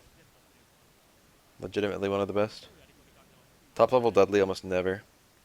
Best Dudley I ever play is Exodus, who is legitimately one of the best Dudleys in America, if not the best. But I haven't played him in a long time.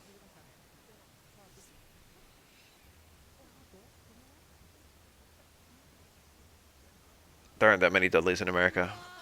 I'm like struggling to even think of that many others.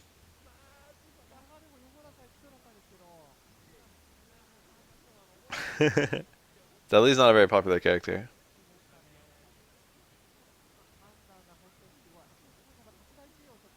Oh, really? Nice whiff punish.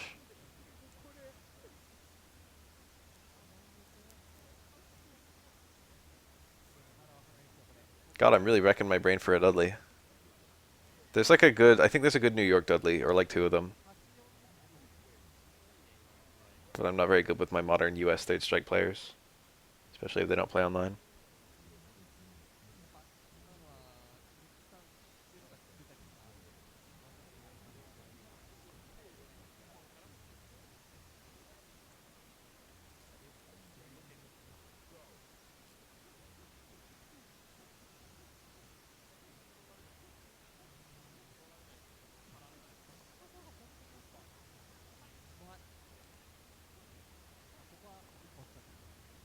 I used to play Exodus a little bit, and I did okay, but he usually won.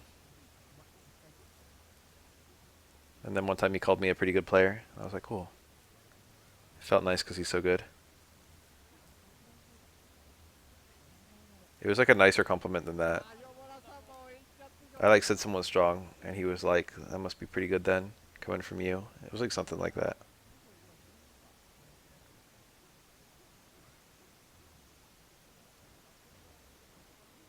It was some version of, oh, there's the 2 down roundhouses. It was some version of like in your no slouch yourself kind of thing.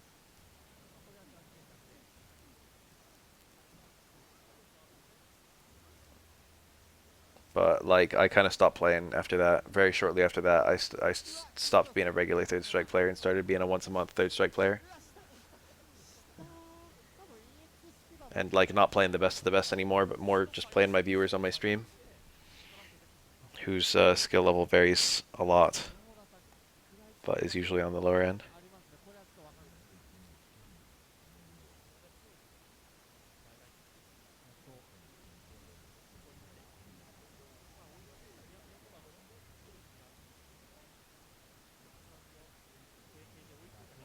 So like, you know, I've fallen out of practice in third strike. I started playing third strike in 2007, I think. It was either 2006 or 2007. It was after the game was already dead.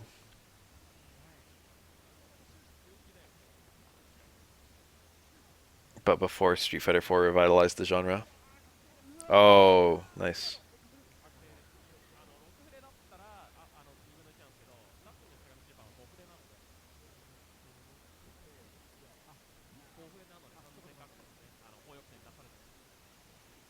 Nice. High connect, needed something fast on landing.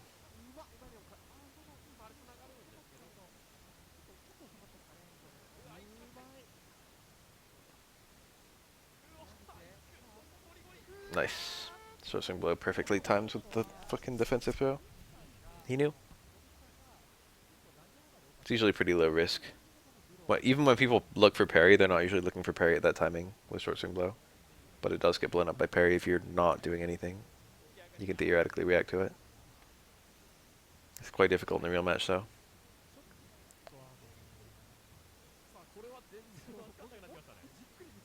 Dudley's quite hard, so calling him perfect for new players is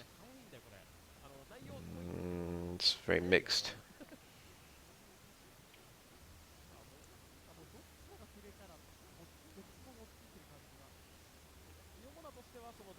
Nice. Whiffing normals post KO does not build meter. What you do post KO does not matter.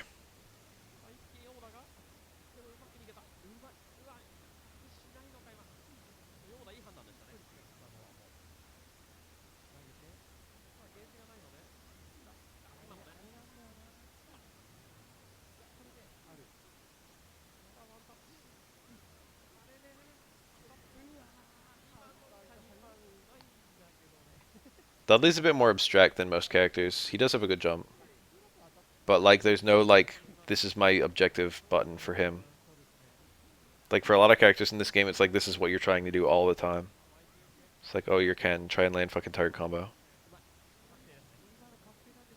Or Dudley is probably 5-5. It's hard to say, though. Dudley is very free to SA2 from Oro. Nice. Stand hard kick is a good button. It's a nice counter poke. You can throw it out in a lot of neutral. But I feel like there's no single thing Dudley can do to make a game plan. His game plan is complex. There's a lot of things going on. Nice. Wow. Wake up fucking stand roundhouse to counter down roundhouse. That's weird.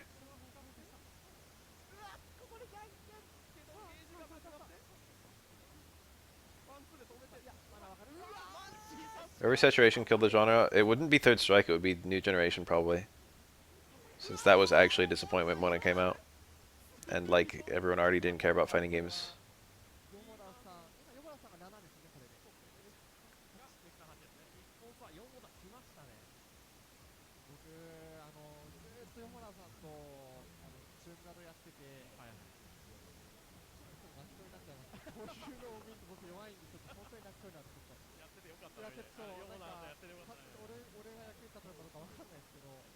A lot of people have rose-tinted glasses for Second Impact now. But I feel like a lot of things about Street Fighter 3 that people hate, Second Impact does even worse. Where it's like whiffing normals to build meter and then like just fishing for like single hit super confirms. It's like half the cast does that in that game. And damage is even higher. People complain, people say, oh, like Chun Li's not in that game, therefore it's not ruined. But the cancerous characters of Second Impact are like really cancerous too. And most people don't play Chun Li in Third Strike, to be honest. Chun Li's not a super common character to run into in Third Strike footage. She's actually, I mean, she's like decently common in tournament settings, especially because she goes far in tournaments. But casually, Chun Li is probably the character I run into like the third or fourth least. She's very uncommon for people to play. Especially to play well. Most players casually think Chun Li is kind of unfun. Or like blame her for ruining the game. So a lot of people don't bother trying to learn her. But obviously if you're trying to win tournaments, she's quite an effective character for that. But even tournament footage of this game, there's not that many Chun Li's. She's like probably the single most common character. But it's not like by a crazy margin. It's not like every match is Chun Li. It'll be like 1 in 5 matches is Chun Li. Which is still a lot, but you know.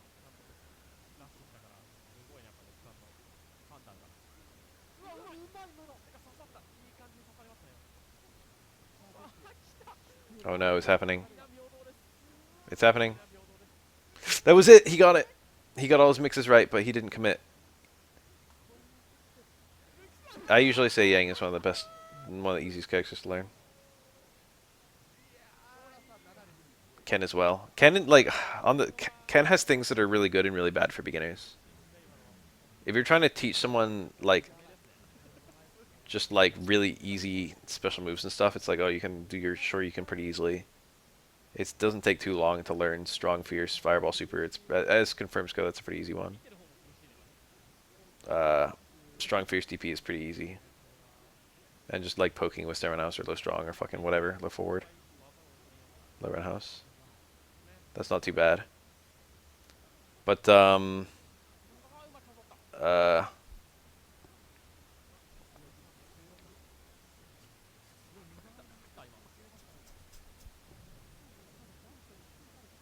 when you start talking about things like low strong super or back forward super, that starts getting a lot harder for new players.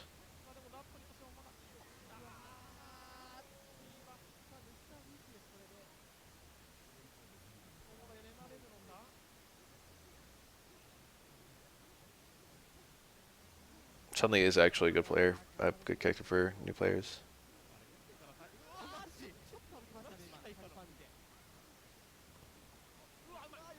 Doing single hit confirms is like a big part of canon that's very difficult.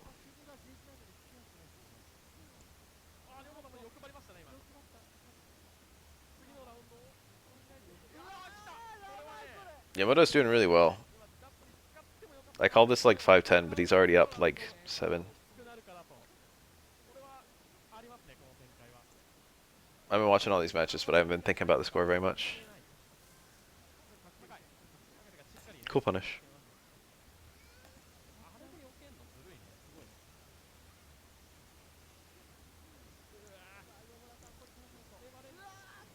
Oh, this is looking dire. But she's on a meter. No, it's dire. It's over. This is 100% over. This is like unwinnable. Even if he lands 2 supers, I still feel like it's for Chun Li. Yeah, you'd maybe parried that. There was nothing.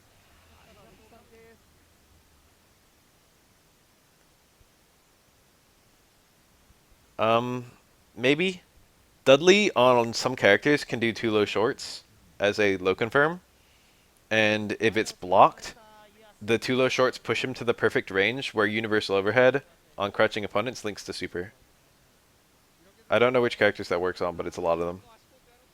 So like low short on block, using instant overhead as a salvage tech is like surprisingly great because you get the perfect spacing.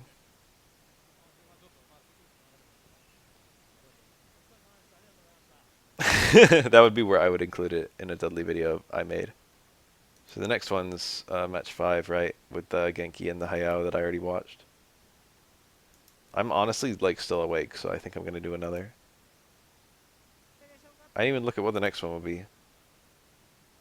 Oh, those are the oh, it's Kuni versus Tominaga.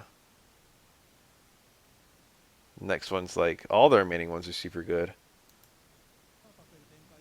Kuni versus Tominaga is supposed to be like the best one of the whole night. And best one of the night, what I mean by that is best one of the year because it's supposed to be the god match.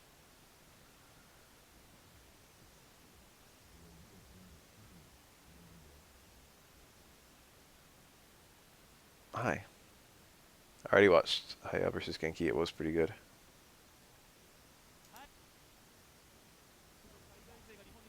Alright, here we are.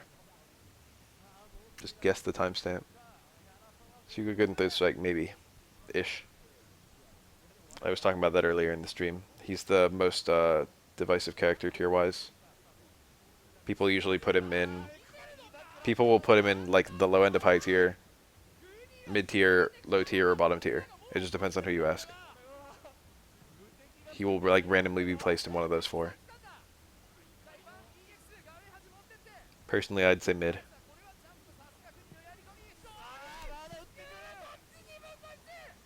Yeah, look at it.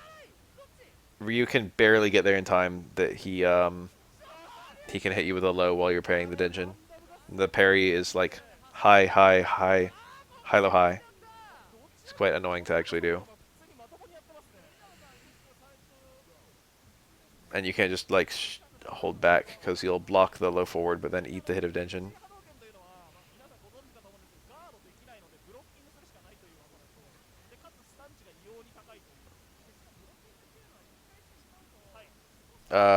I would say Street Fighter 4 is probably the best designed Ryu. But this Ryu has some things that are interesting. And so I can see people liking this one a lot too. Also, Alpha has a really good Ryu. Alpha 2 and Alpha 3. But maybe especially Alpha 3, in my humble opinion. I would say the only game where Ryu is not fun is maybe SF5, and he's still kind of fun in that game. But in all of the Street Fighters, he's super cool. This is not live. But I would say that Ryu probably has the best design in Street Fighter 4. Oh yeah, was that EX Chop Super? I like looked away for a sec, I think that's what it was. And the EX Chop was parried and he just supered anyway.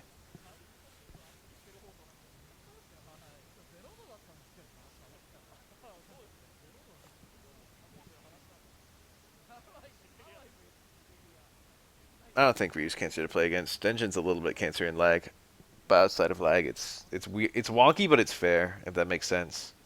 With Denjin, you're more trying to avoid the setups, but there is a bit of Yomi that goes into waking up into Denjin successfully too, because sometimes people release right away, sometimes they delay it.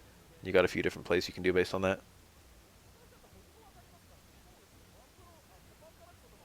I feel like Ryu's one of the least random characters when it comes to playing him in neutral. He only starts being random once Denjin's in the mix. But I've got a lot of experience. So if you don't have a lot of experience, he might feel very random to you. He just said this is Kuni. Cross Tekken Ryu is not especially interesting. I did forget about it though. He kind of doesn't really get to play Cross Tekken that much, you know what I mean? He doesn't really exploit the mechanics super hard. He does get the wall bounce, that's fun. Nice. I don't think there was any Denjin timing that was going to work there. The fucking taunt! Ryu's taunt is... This is like one matchup where Ryu's taunt is actually important. I think if Ryu manages to get 2 taunts off, the touch of Dizzy doesn't work on him at all. Oh, big. This is huge, because he's got a block string into super now.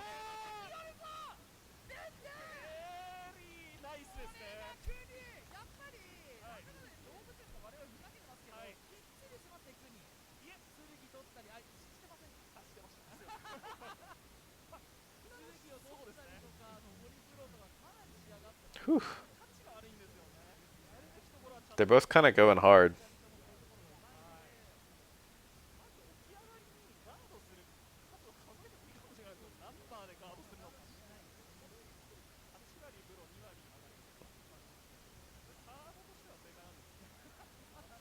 I know it was probably their B team when they made the donkey kick animation, because it was added so long after the game was already kind of finished.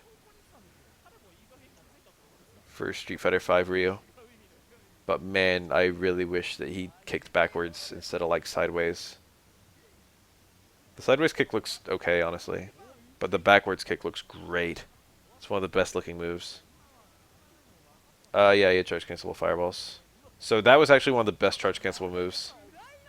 In terms of like the actual utility of charge canceling.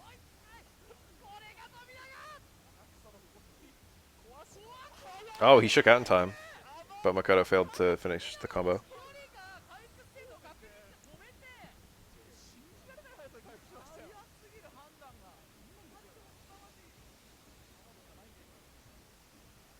Most charge cancelable moves, doing the charge cancel in neutral had like no use whatsoever. But Ryu, you could use it to kind of delay fireballs, and that was kind of cool.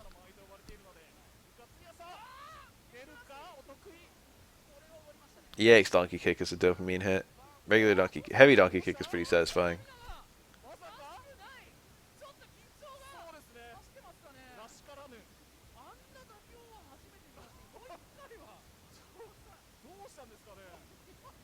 I like SF5 a lot. It depends on what character you play, I feel. There are a lot of characters that just feel super good in SF5. But like if you're not a Rashid main, you know. Oh. He didn't do the Denjin cancel. And then he got smacked. That was a really good punish by Tominaga.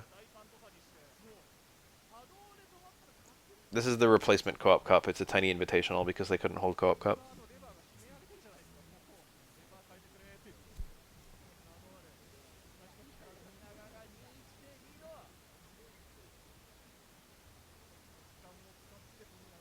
A lot of the new characters designed for SF5 are super neat, I feel.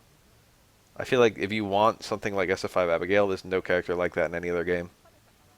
And, you know, there's a lot of people who I think would love SF5 Abigail.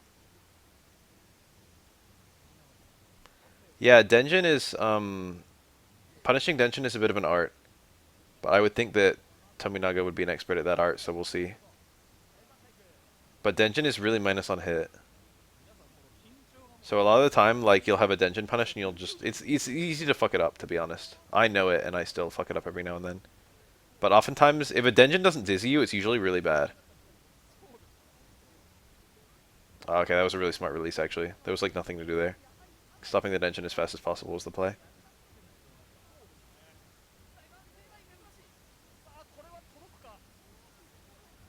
That's too far, isn't it? Have you actually worked? I didn't think that worked from that far out. I think there's a dead zone, and that was past the dead zone. Normally she has to be like kind of close to the corner, but like if she can do the heavy one and the opponent's in a specific spot, there's like a bunch of room where it works on like if Makoto's like here. Can you guys see my mouse? I don't know. Then like the opponent can be here and they can be there, but they can't be here, but then they can be here. I think there's like a little dead zone. And Ryu is past the dead zone.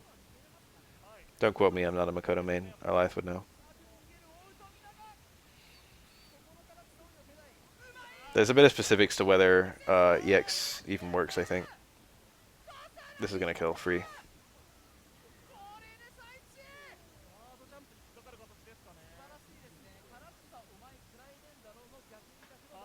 In SF5, a lot of attacks have been rendered unsafe.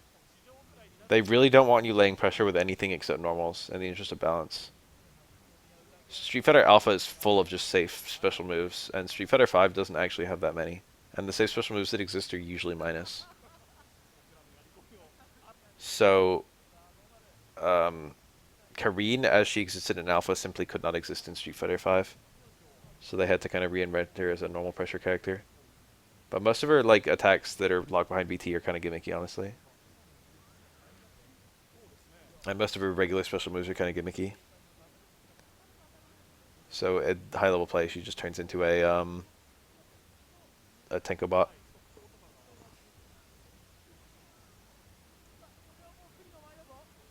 That was unsafe. That was smart. Oh, she shook out again. Zeku has this weird, awkward scenario where he's an alternate version of a much more popular character. And it's weird that Zeku even made it when Guy didn't. But I think that it's likely that if we get another Street Fighter game, Guy will probably make it and then take some things from Zeku. Probably not the stance swap. I don't see Guy getting that. But I can see Guy getting a Zeku version of his Demon Flip. So instead of just being elbow drop and grab, he gets like the dive kick too.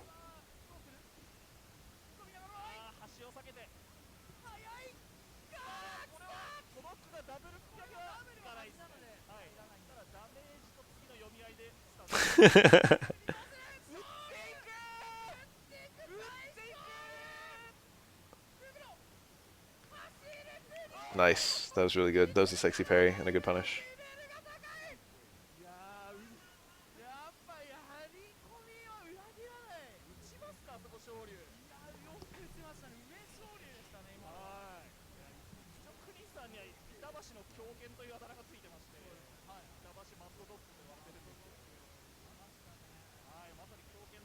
This is a slugfest. I think you shouldn't attribute any one person to the balance of Street Fighter, but invert that so it makes sense.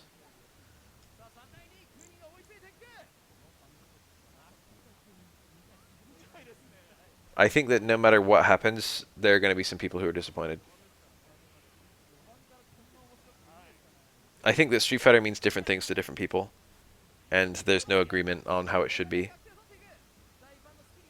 And that's especially true now that some people prefer 4, some people prefer 5, some people prefer 3, some people prefer Alpha, and some people prefer 2. You cannot appease all these people. You can't even appease most of them. The best thing they can do is just come up with something new that like kind of captures good parts of each.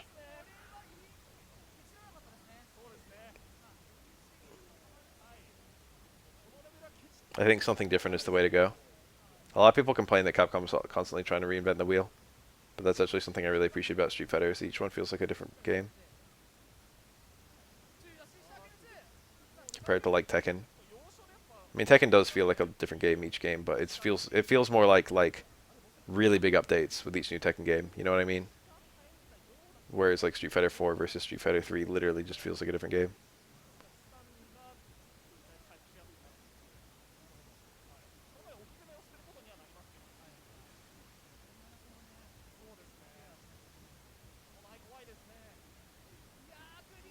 Nice.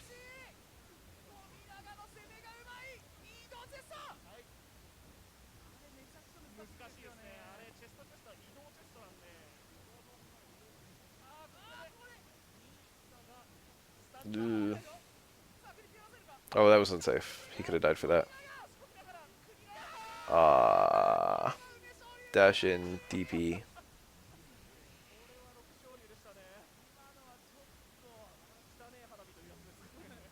They need a good hook for SF6. There needs to be a mechanic with a lot of implications. It needs to be something that most people would be kind of down with. Good internal consistency. Focus had a bit of that. V-Trigger also had a bit of that, but both of them had things that rubbed people the wrong way. A common complaint with Focus was that not all characters exploited it to the same degree. Some characters got like DPF ADC, which was crazy. Some characters had no focus abuse at all, which was very uncrazy.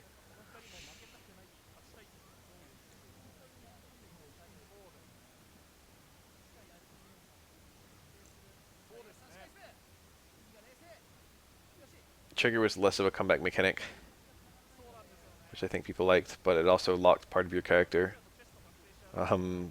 behind being low HP or whatever. It took basic things and locked them behind an install, which was, I think, the mistake. No character's basic tool should have been locked behind an install. Or like something that was a basic tool in a previous game, I should say. Because no character's basic tool is locked behind an install. Yeah, I prefer Trigger to Ultra free. Personally. It's like not even a contest for me. Most Ultras were pretty simplistic. They just had like a single combo that you were looking for. And maybe some of them had neutral application. Like some of the more interesting ones were just basically V-triggers. Like Rose Ultra 2 and Jury Ultra 1.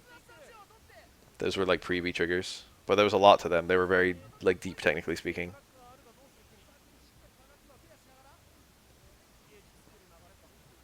Remember with Sagat, remember how little faith there was in the game design of Sagat? Everyone was saying like, oh, they're gonna lock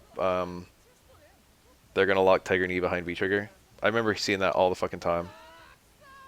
What they did with Sagat was probably the most graceful solution they could have done, if somewhat lazy. But they gave him two things he'd never had before. I shouldn't say never had because he got Tiger Cannon. He's had that before technically. But like, Tiger Cannon is a special move. And then this fucking advancing knee as a special move. And this charge up guard breaking kick as a special move. Those are all like, those are not part of Sagat's basic kit. So the fact that they were locked behind trigger is really not, it didn't rub anyone the wrong way, you know what I mean? They didn't take something of Sagat's and hide it behind trigger. They gave him entirely new things for trigger.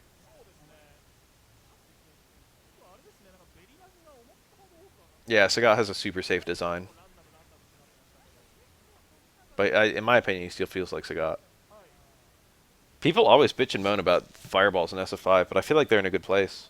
They're definitely risky. But I feel like people who say that fireballs don't work in Street Fighter 5 never fight a good Ryu or a good Sagat. No one complains about Guile's fucking fireballs. They're just like, oh yeah, well, fireballs don't work in Street Fighter 5 except Guile. But honestly, like a good Ryu throws a shitload of fireballs. It's not like fireballs don't work for him. The right amount of fireballs for Ryu is a lot. Ooh, you could have punished that. What is this? I'm getting an ad. I'm getting 2 ads.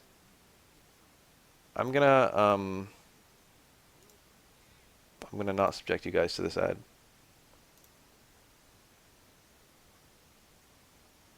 It's fucking The Office.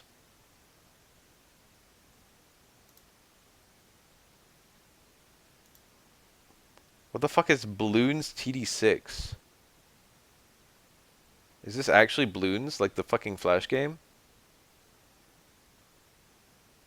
Explain this, Plump.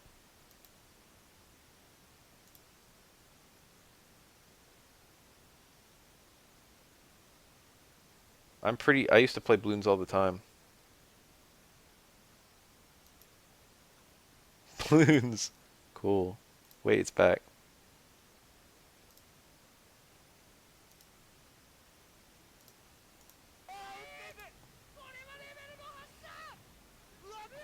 I played Bloons Tower Defense, the first one, when it came out. Whoa! That whole round.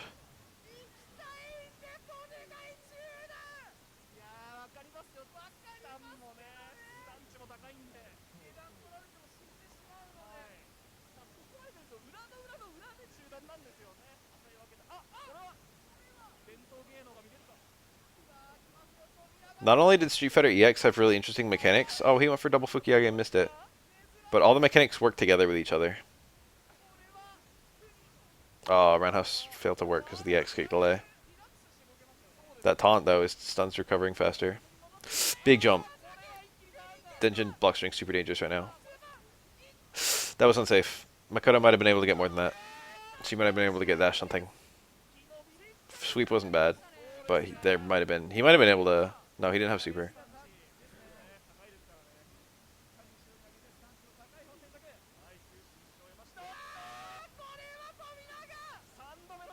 Is this dead? Is this actually dead? Ah, Tommy. You hate to see it. He's supposed to be the best in the world at those.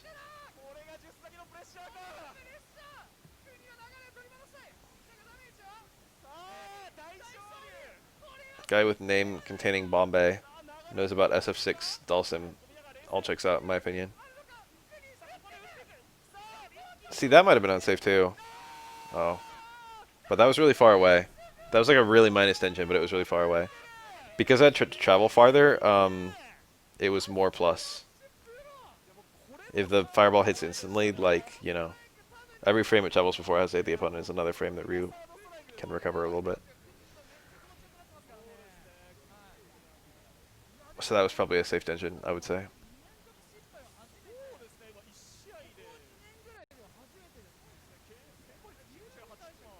Anyway, I was going to say Street Fighter EX had really interesting, unique mechanics, and they all fit together. I'm hoping for something like that in SF6.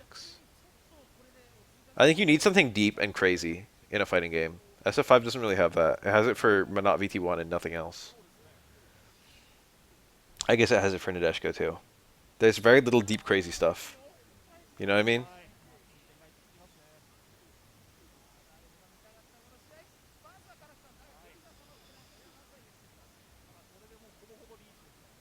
You know my favorite dash in fighting games? Is dashes where you can cancel them on any frame. So you can just do micro dash stuff. Mortal Kombat 11 has that. Running in King of Fighters also works like that. I love forward dashes with no commitment. I think that's super fun. Street Fighter has classically had dashes with commitment.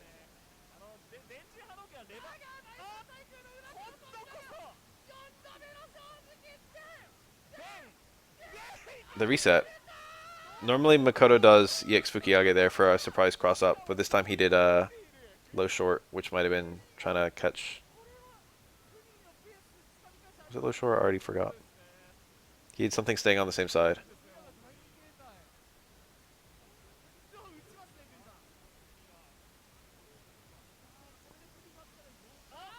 Oh, GG. MK11 was a shit show at launch. Now it's super good in my opinion.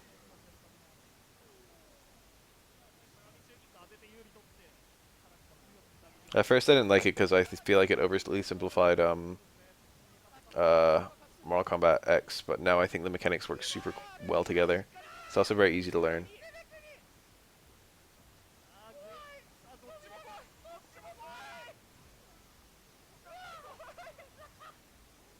Ugh.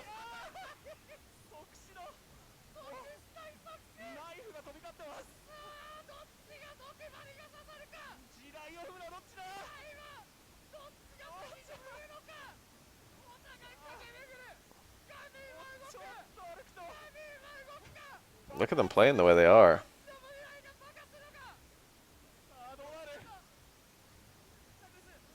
Oh, I was going to point to Street Fighter EX's Excel mode as being a pretty crazy deep mechanic, but also not really being broken. There were just things about it that made sure it wasn't broken. Like, it's not very good in neutral. It's overly committal in neutral, I should say. You'll burn the bar for sure, but whether you'll get anything out of it. What the fuck? EX Tatsu in neutral and it caught her.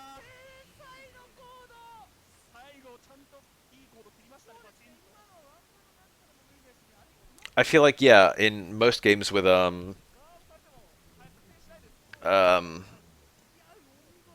custom combo, your neutral becomes crazy too. But in EX, it kind of neuters your mix-up options more than anything else. It's very different. So you just kind of wait for it to end.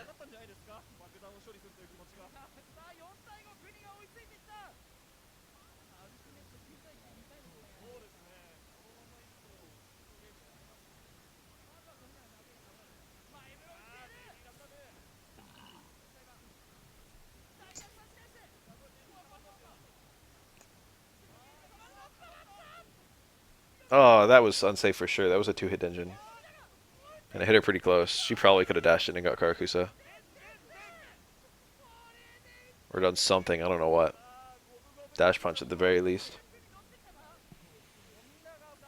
Maybe Tommy really doesn't know the punishes for Denshin. Or maybe I'm just making shit up. See, I don't know if Aura could dash strong. I don't know. I'd have to lab it myself. So I don't know. There's a decent chance Tommy doesn't know. It's a possibility that Tommy doesn't know. Be more accurate.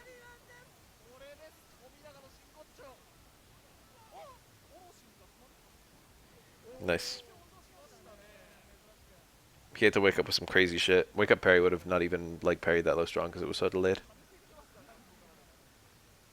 So it's probably parry into block.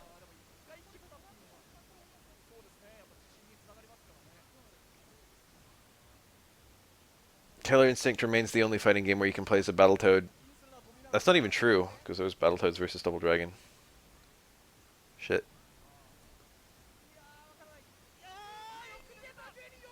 Was that a fighting game or was that a beat 'em up? I never played it. I only played Battletoads on NES and Battletoads on arcade. Cool. No, that was such a shit punish. He thought he had a jump in. He did have a jump in, but he had to like back up after Makoto started the super. He jumped too late. He had to already be further away.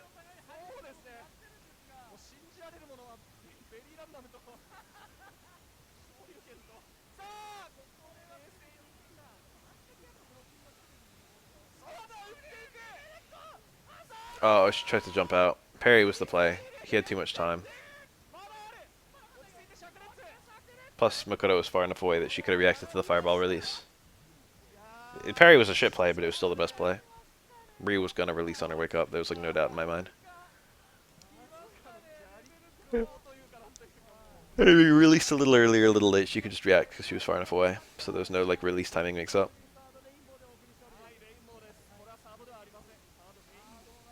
I normally hate licensed characters in video games, in fighting games, but I will make an exception for a Battletoad. A big one.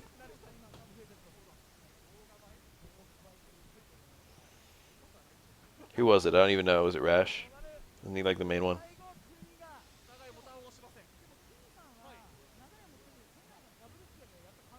I think one of them's named like Zit or Zitz. And then one of them is Rash and one of them's Pimple, right? I think those are the Battletoads. I always thought there was 4, but there's 3.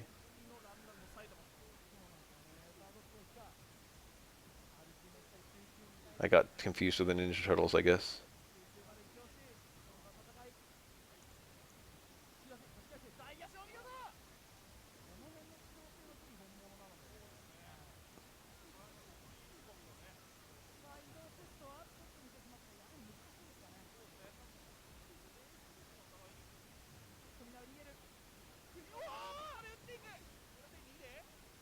So always get hit by Denshin and then like walk back slightly. Even if they're not unsafe, he could maybe use the... He could maybe start his offense, but also he might just be trying to like run away. But realistically speaking, in third strike, your best way of not getting dizzy is beating up your opponent. Not even joking.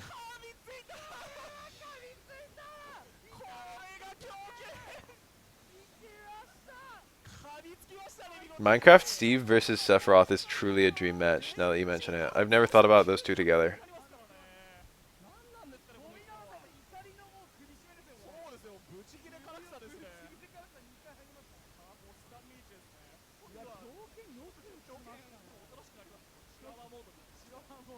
I love that fucking picture of the Simpsons where they're recruiting, they're choosing their baseball teams.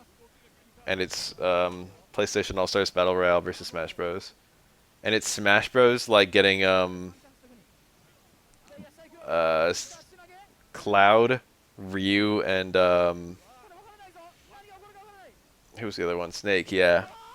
It's like, what the fuck? Those would have been the 3 best possible characters for All-Stars.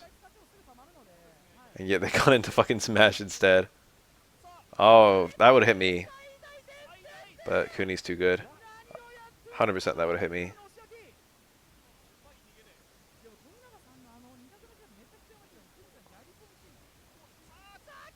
Actually, I like the high parry on reset, so I might have blocked that while trying to parry.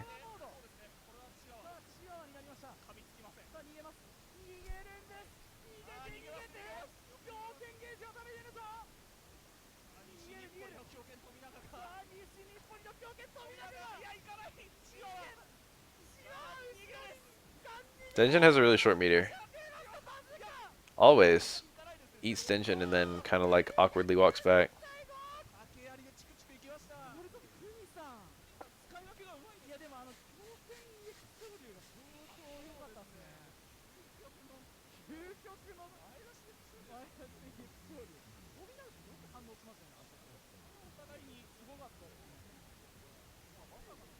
For me, it's DLC Wave 3, where they add Minecraft Villager. What DLC wave are we even on for Smash? Do they have waves or are they just adding characters?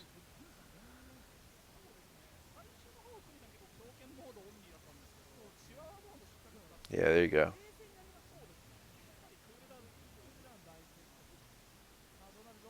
They've like honestly added most of the good characters I think they could add. It's like hard to think of like a character that would be good at this point.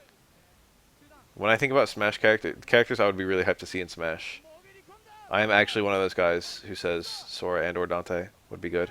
But after that it gets really difficult. Doom Guy and Crash. Sure. Doom Guy would never make it into Smash. Surprised Snake made it. Doom Guy has no hope.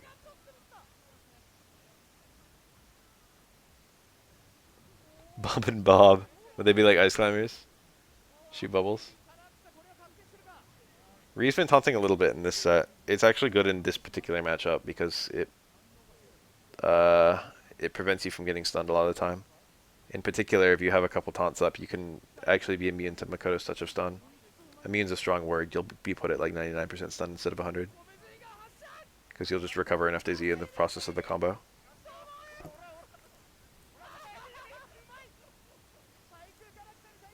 Didn't even mash it. Complete faith.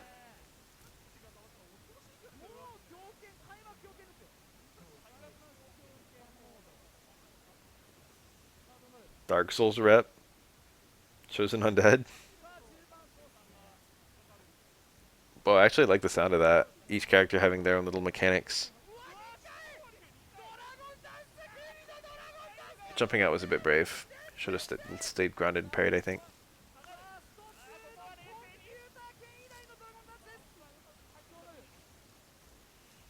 One of my friends once pointed out to me that we, the player, can only see Oro's penis for 1 frame when he sweeps, but what about the opponent? What about, like, Ryu? Oh, that's gonna not even combo, yeah. That's the downside of EX Chop Super. Is if the EX Chop works. There's no confirm anywhere in it, so if the EX Chop works, the Super just goes nowhere. Also, someone can high block to kill it too, so it's got multiple avenues of failure.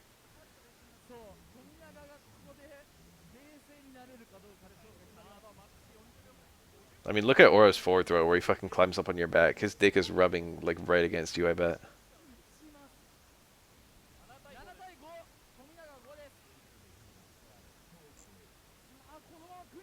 Oro's standing light kick, he just kind of puts his foot up. You can probably see straight up there.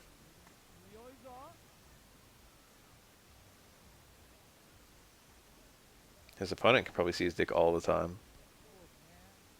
Stay medium kick. That lifts the toga thing too. What do you call the thing he's wearing? I don't want to call it a gi. It's like fucking rags. It's a bit hard to say whether Oro's a perv. He does something a little bit questionably pervy. But he's not really pervy about it. Ibuki's story battle is to, like, fight Oro as part of her exam, and he thinks that she's trying to ask him out on a date. But I seem to recall he's not like super excited by the prospect or anything. He's just like, huh?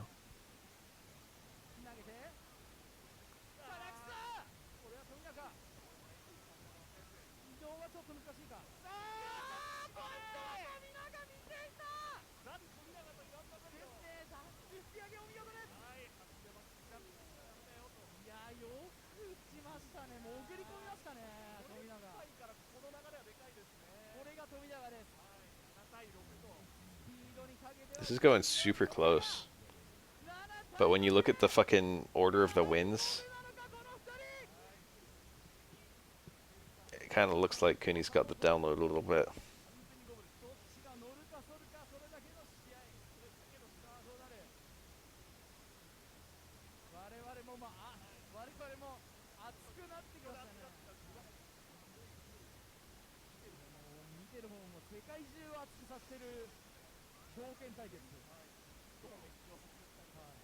Oh, that low strong counter poke. They both low strongs. Reeves was better timed as a counter poke.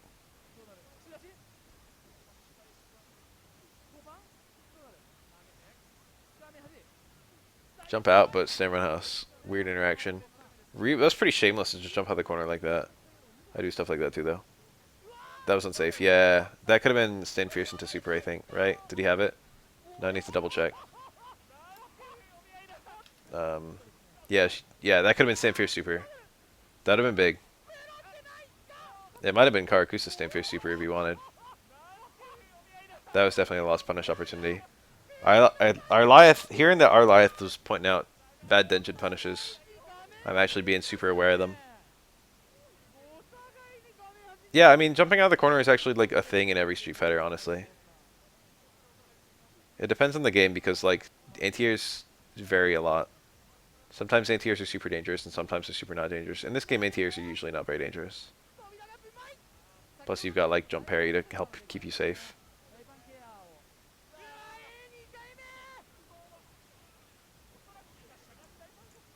The trick is that if they're close enough to threaten a mix-up, they're usually so close that they can't easily prevent jump away. And this game has super jumps too, to make it even that much better. A lot of characters can sail over your head.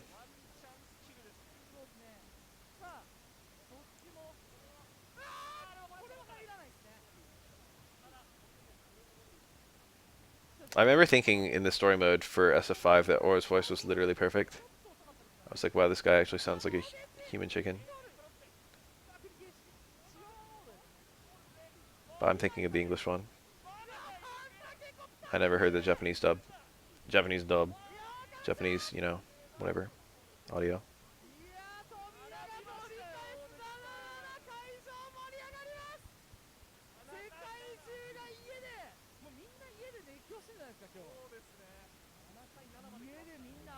Tominaga's at 8, isn't he? I feel like match 13. I feel like we just finished match 14. There we go. 1, 2, 3, 4, 5, 6, 7. No, he's at 7.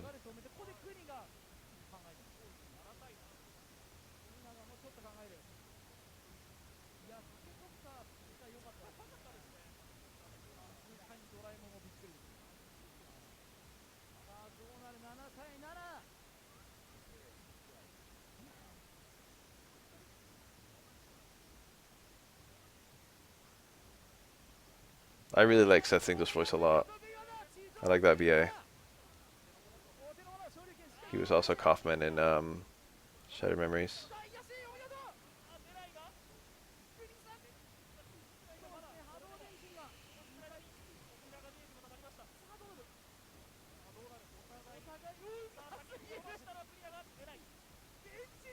That was a bit awkward.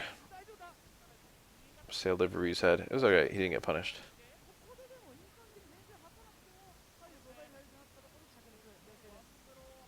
I like how everyone in Tekken is just wearing Universal Translator in their ear. There were a couple that were really weird that I remember having pointed out to me. And I was just like, you know, that is kind of strange. Like, Xiaoyu speaks to, Xiaoyu theoretically speaks Chinese fluently. But she talks to Wang Jinrei in Tekken 5, and he speaks to her in Chinese, she replies in Japanese. Or like something like that. It's like, oh, that's kind of weird.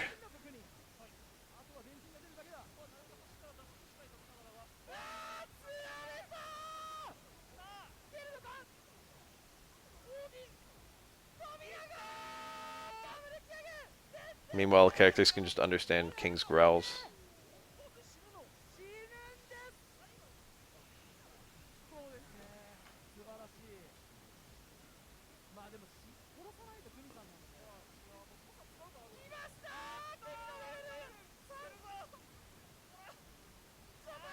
Ah, that's a funny punish. Some characters have to kind of... Some characters have really interesting punishes to a Tatsu going over your head.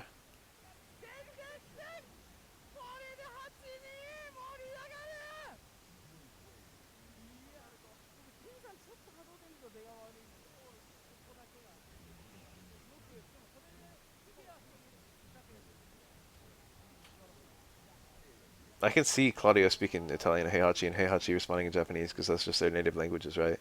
It's just weird with Xiaoyu and Wang Jinrei because it's like, why would she be speaking Japanese to him when she's a Chinese person? He's a Chinese person who's speaking Chinese to her.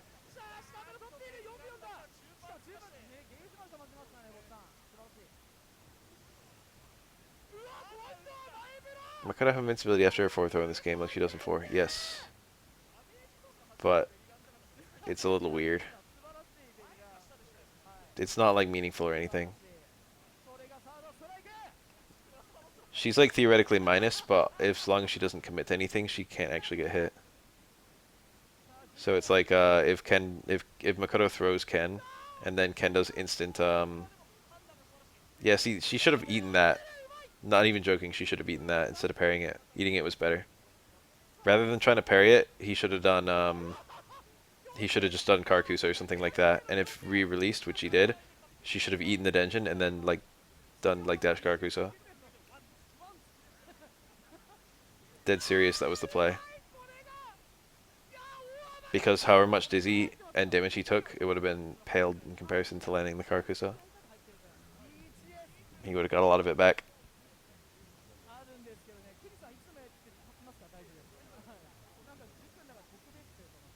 Anyway, I was going to say if Makoto neutral throws Ken, Ken can reversal super in the first hit of Ken super whiffs, but I think only the first hit.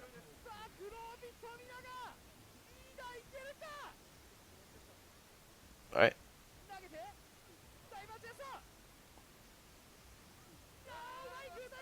Nice. The dizzy bar.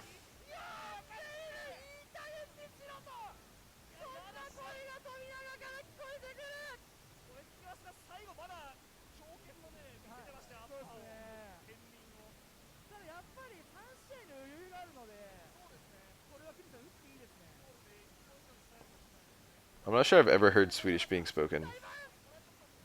Oh yeah, that was smart by he could have just released while she was midair, and that was like a fine play, but she was liable to parry it.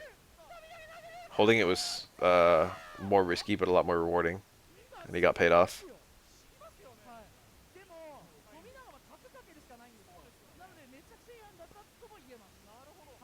Tominaga has really fast mashing, honestly. Kuni's playing like a god, but also Tomi's dropping some stupid stuff. His Karakusa combos have been all over the place, and his responses to Denjin haven't been that great.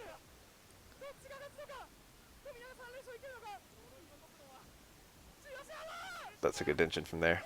Yeah, that was like the best possible reply from Makoto. That Denjin had like a low success rate, but 0 risk. So I guess it was a wasted meter more than anything else.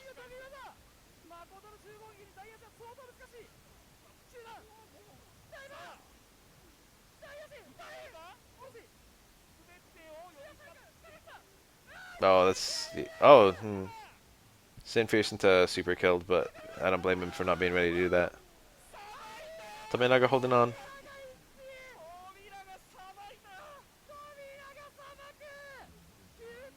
Don't die, Tomi.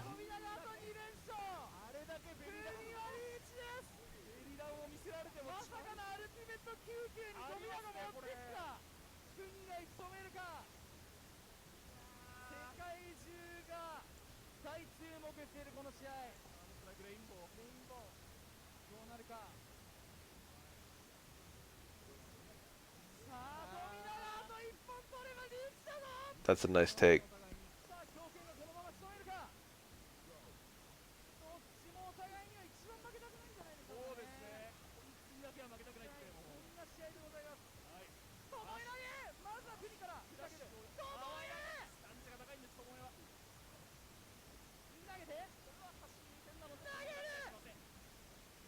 The car throw, look at it. Kuni's playing this counter-poking game pretty clean this round.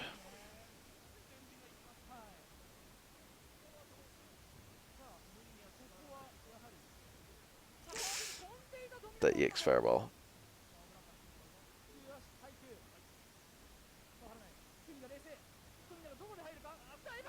I don't like that tension. There was like not many ways that could work. That was one of many. That was like not a super hard parry either.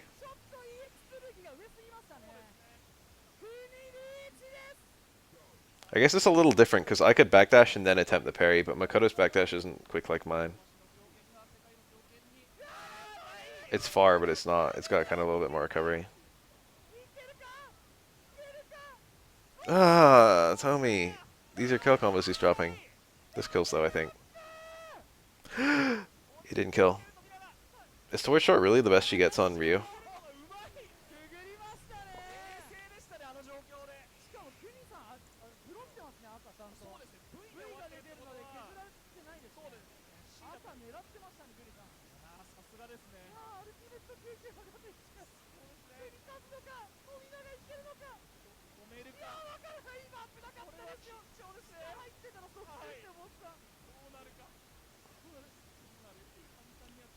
I just want to see the touch of stun.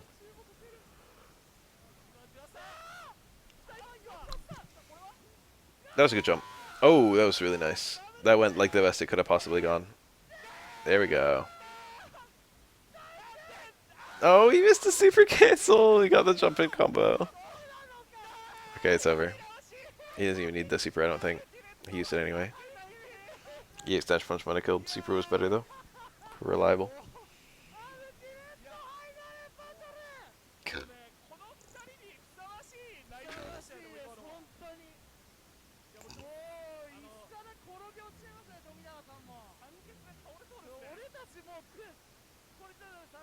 Tommy's been fucking around executionally this whole set. Is he really just out of practice? Is this what a year of not playing will do to you? Makoto is usually regarded to be number 4 in the game, but honestly, by matchup, she's pretty close to Ken. And they've had similar amounts of success in tournament, but Ken is more played, so I guess you could say he has more success. Ken is probably marginally better against the other top tiers, so technically speaking, Ken is probably a smidge better. But the general consensus is Yawn and Chun Li are sharing the top spot, and then Ken and Makoto are just below.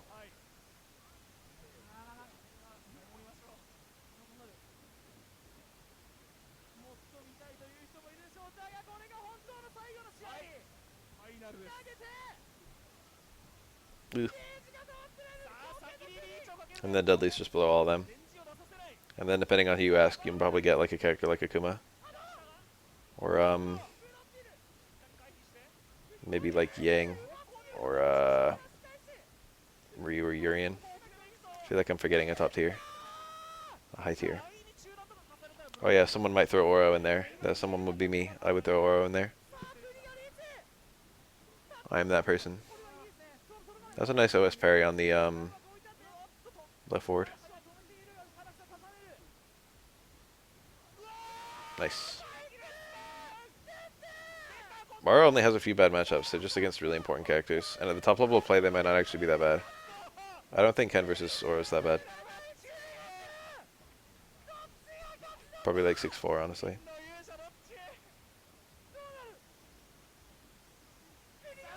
I have a sneaking suspicion that Oro Yawn is like 6'4" too. Oro Chun Li is really bad though.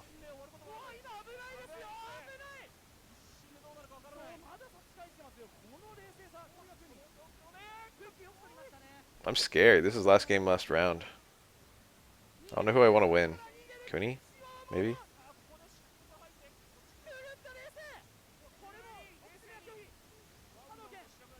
Regular ass Hadokens.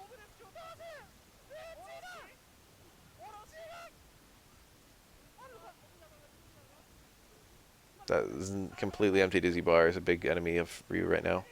That was it. He had it. That was such a good fucking jump-in opportunity. And he just fucking choked it all. Yeah, GG. If that wasn't jump strong, if that was like an actual good jumping combo, that could have fucking ended it. Because he has Denjin too. So if he got like fucking jump fierce, low forward, hard Tatsu. Or jump roundhouse, low forward, hard Tatsu. And then he had like a meaty Denjin set up that would have stunned, and then she would be dead. That was just such a choke right at the end. Why was it jump strong?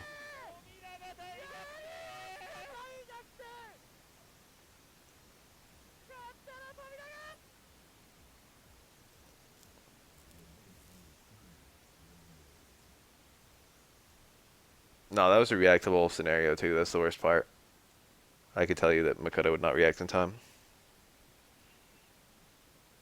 2 a.m. How much of this is left?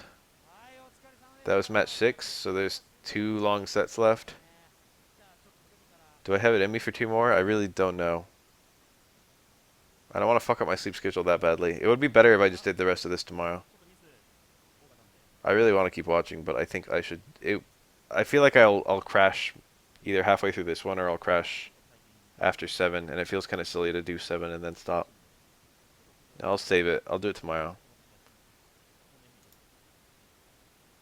It's been fun, guys.